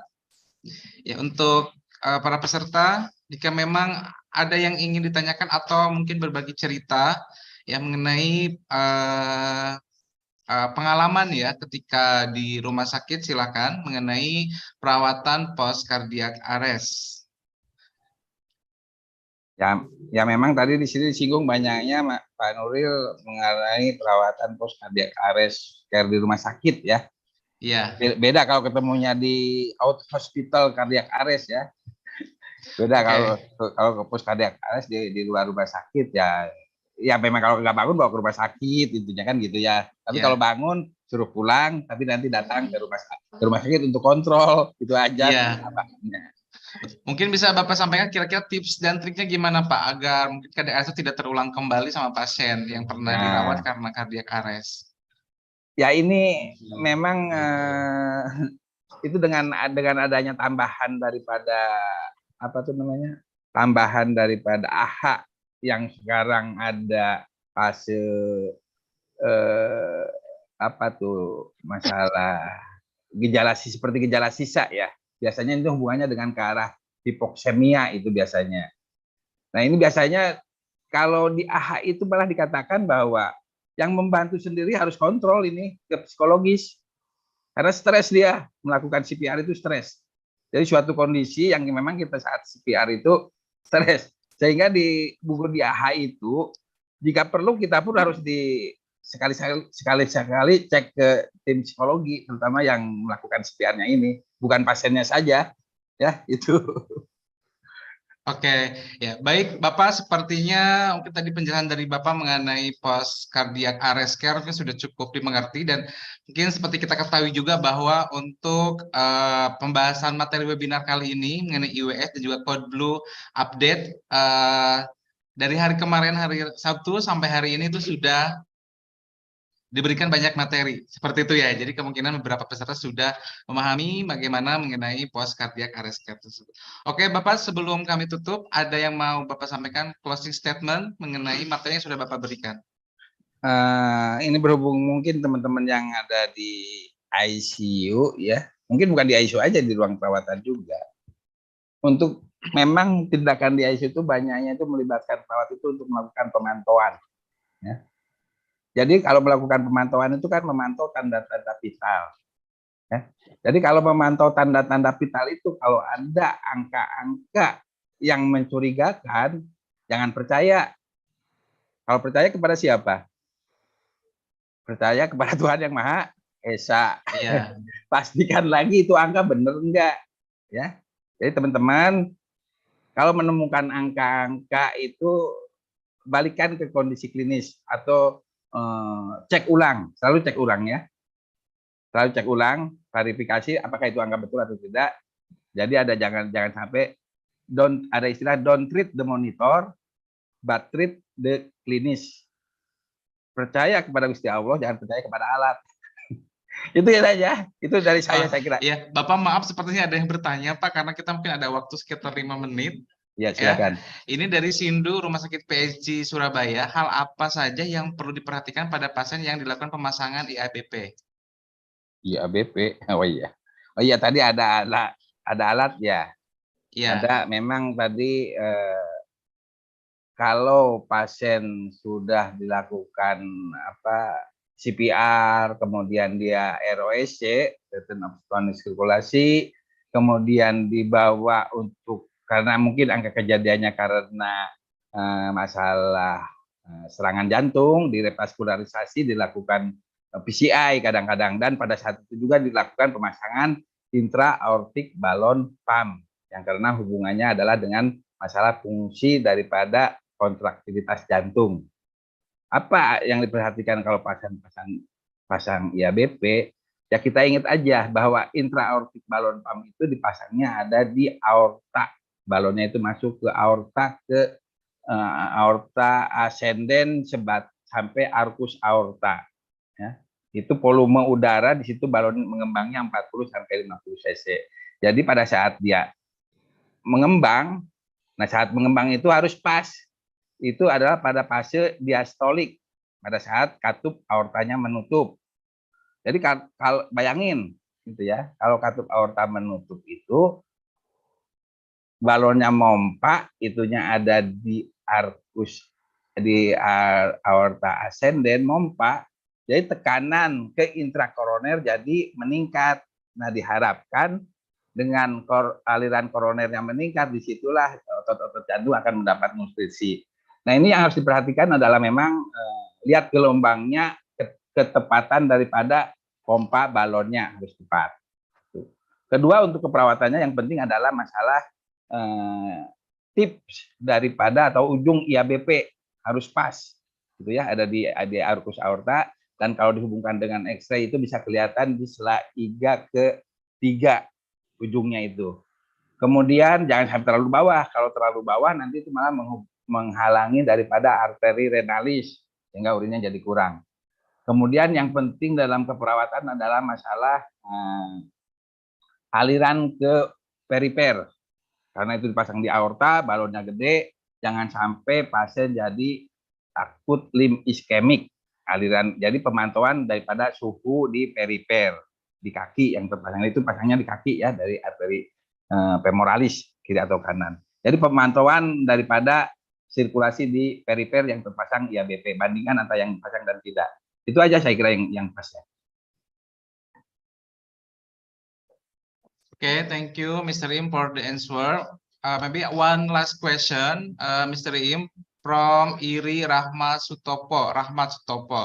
Beliau bertanya, Assalamualaikum, bagaimana Pak jika ICU penuh? Apakah perawat pasien dengan ROSC bisa dilakukan di bangsal? Iya, bagaimana menurut pendapat Bapak? Oh, jadi memang kejadian kardiak arrest itu bisa di mana saja. Dan memang ventilator itu biasanya yang ROSC itu pakai ventilator ya pada umumnya. Ventilator itu sekarang bukan milik orang ICU saja. Ventilator itu bisa dibawa ke rumah. Oke, jadi bisa ya Pak? Jadi bisa di UGD, biasanya UGD ya, atau di high care. Kalau perlu mau dipasang di mana lagi, yang penting ada alat ventilatornya. Kalau nggak ada ventilator pakai apa? Iya betul. Jangan panik, pakai ABUBEK aja gantian. Kalau apno ya. Nunggu giliran masuk ICU-nya. Oke, baik. Terima kasih Pak Im for the presentation, explanation, and answer from the question from all the audiences. Terima kasih Pak Im. Terima kasih. Thank you very much. God bless you and stay healthy. Terima kasih, Bang Nuril. Ya, sama-sama. Assalamualaikum warahmatullahi wabarakatuh. Waalaikumsalam warahmatullahi wabarakatuh. Okay, ladies and gentlemen, all the audience from International Nursing Webinar, EWS and Code Blue update. Finally, now we have reached the end of presentation. We will say thank you to all the presentation from the Malaysia, Philippines, and Indonesia for the great presentation. And thank you to all audiences for the active and participation for this International Nursing Webinar. Terima kasih, saya tutup. Wassalamualaikum warahmatullahi wabarakatuh. Dan baik, saya kembalikan kepada Ibu Inggit.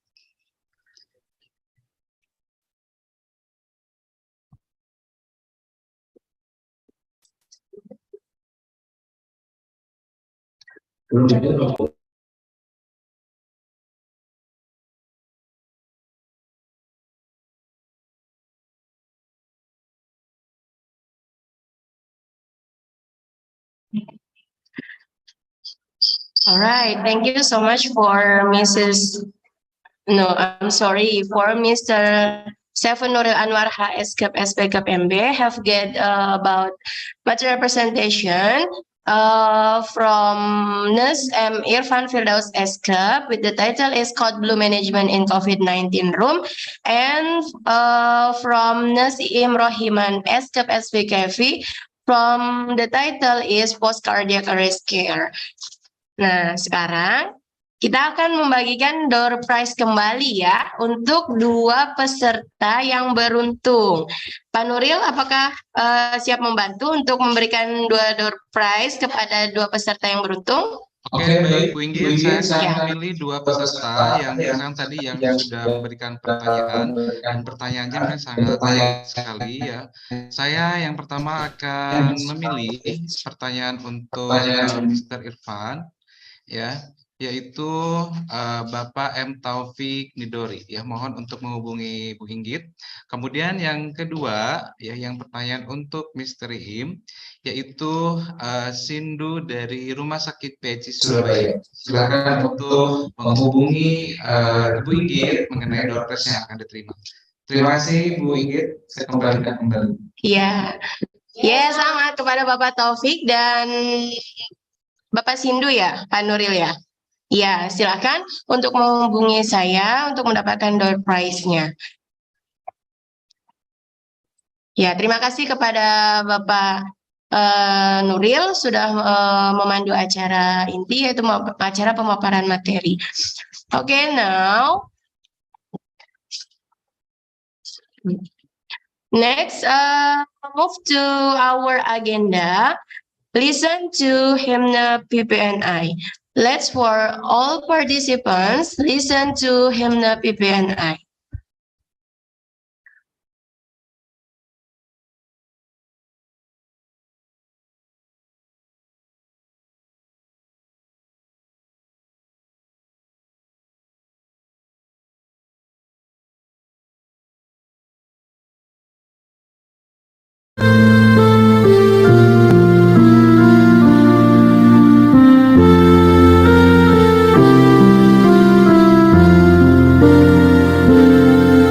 Merawat Indonesia,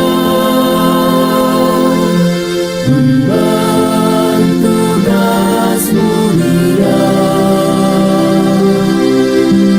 mendampingi segenap insan untuk meningkatkan kesehatan, kembangkan terus profesi, tingkatkan terus potensi,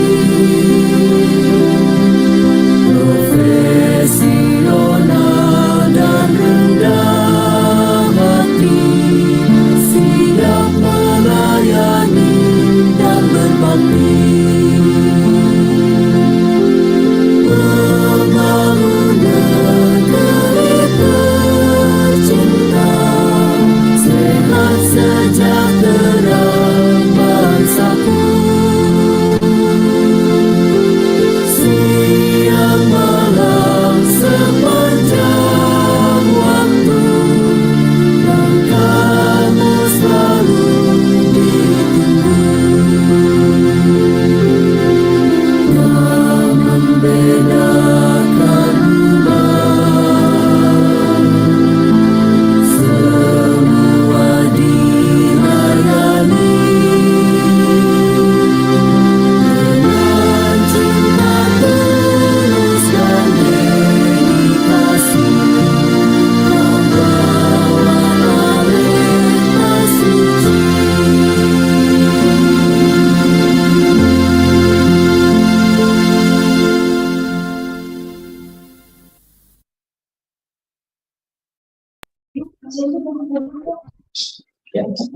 Thank you so much for all participants. Have listened to hymn PPNI. Yes, all right. So, for the last, our agenda is closing. Alhamdulillahirrabbilalamin, we've completed one by one activities since yesterday until now in International Nursing Webinar. We hope this International Nursing Webinar can give you more knowledge about EWS and Code Blue. Thank you so much for all your attention. Thank you for all speakers. I'm Inggit as a committee of this event as apology if there is mistake along this event held. Perfection is belongs to God, mistake is belong to me. Finally, wassalamualaikum warahmatullahi wabarakatuh. Keep healthy and take care. See you in next event. Wassalamualaikum warahmatullahi wabarakatuh. Salam sehat, salam sejahtera untuk kita semua.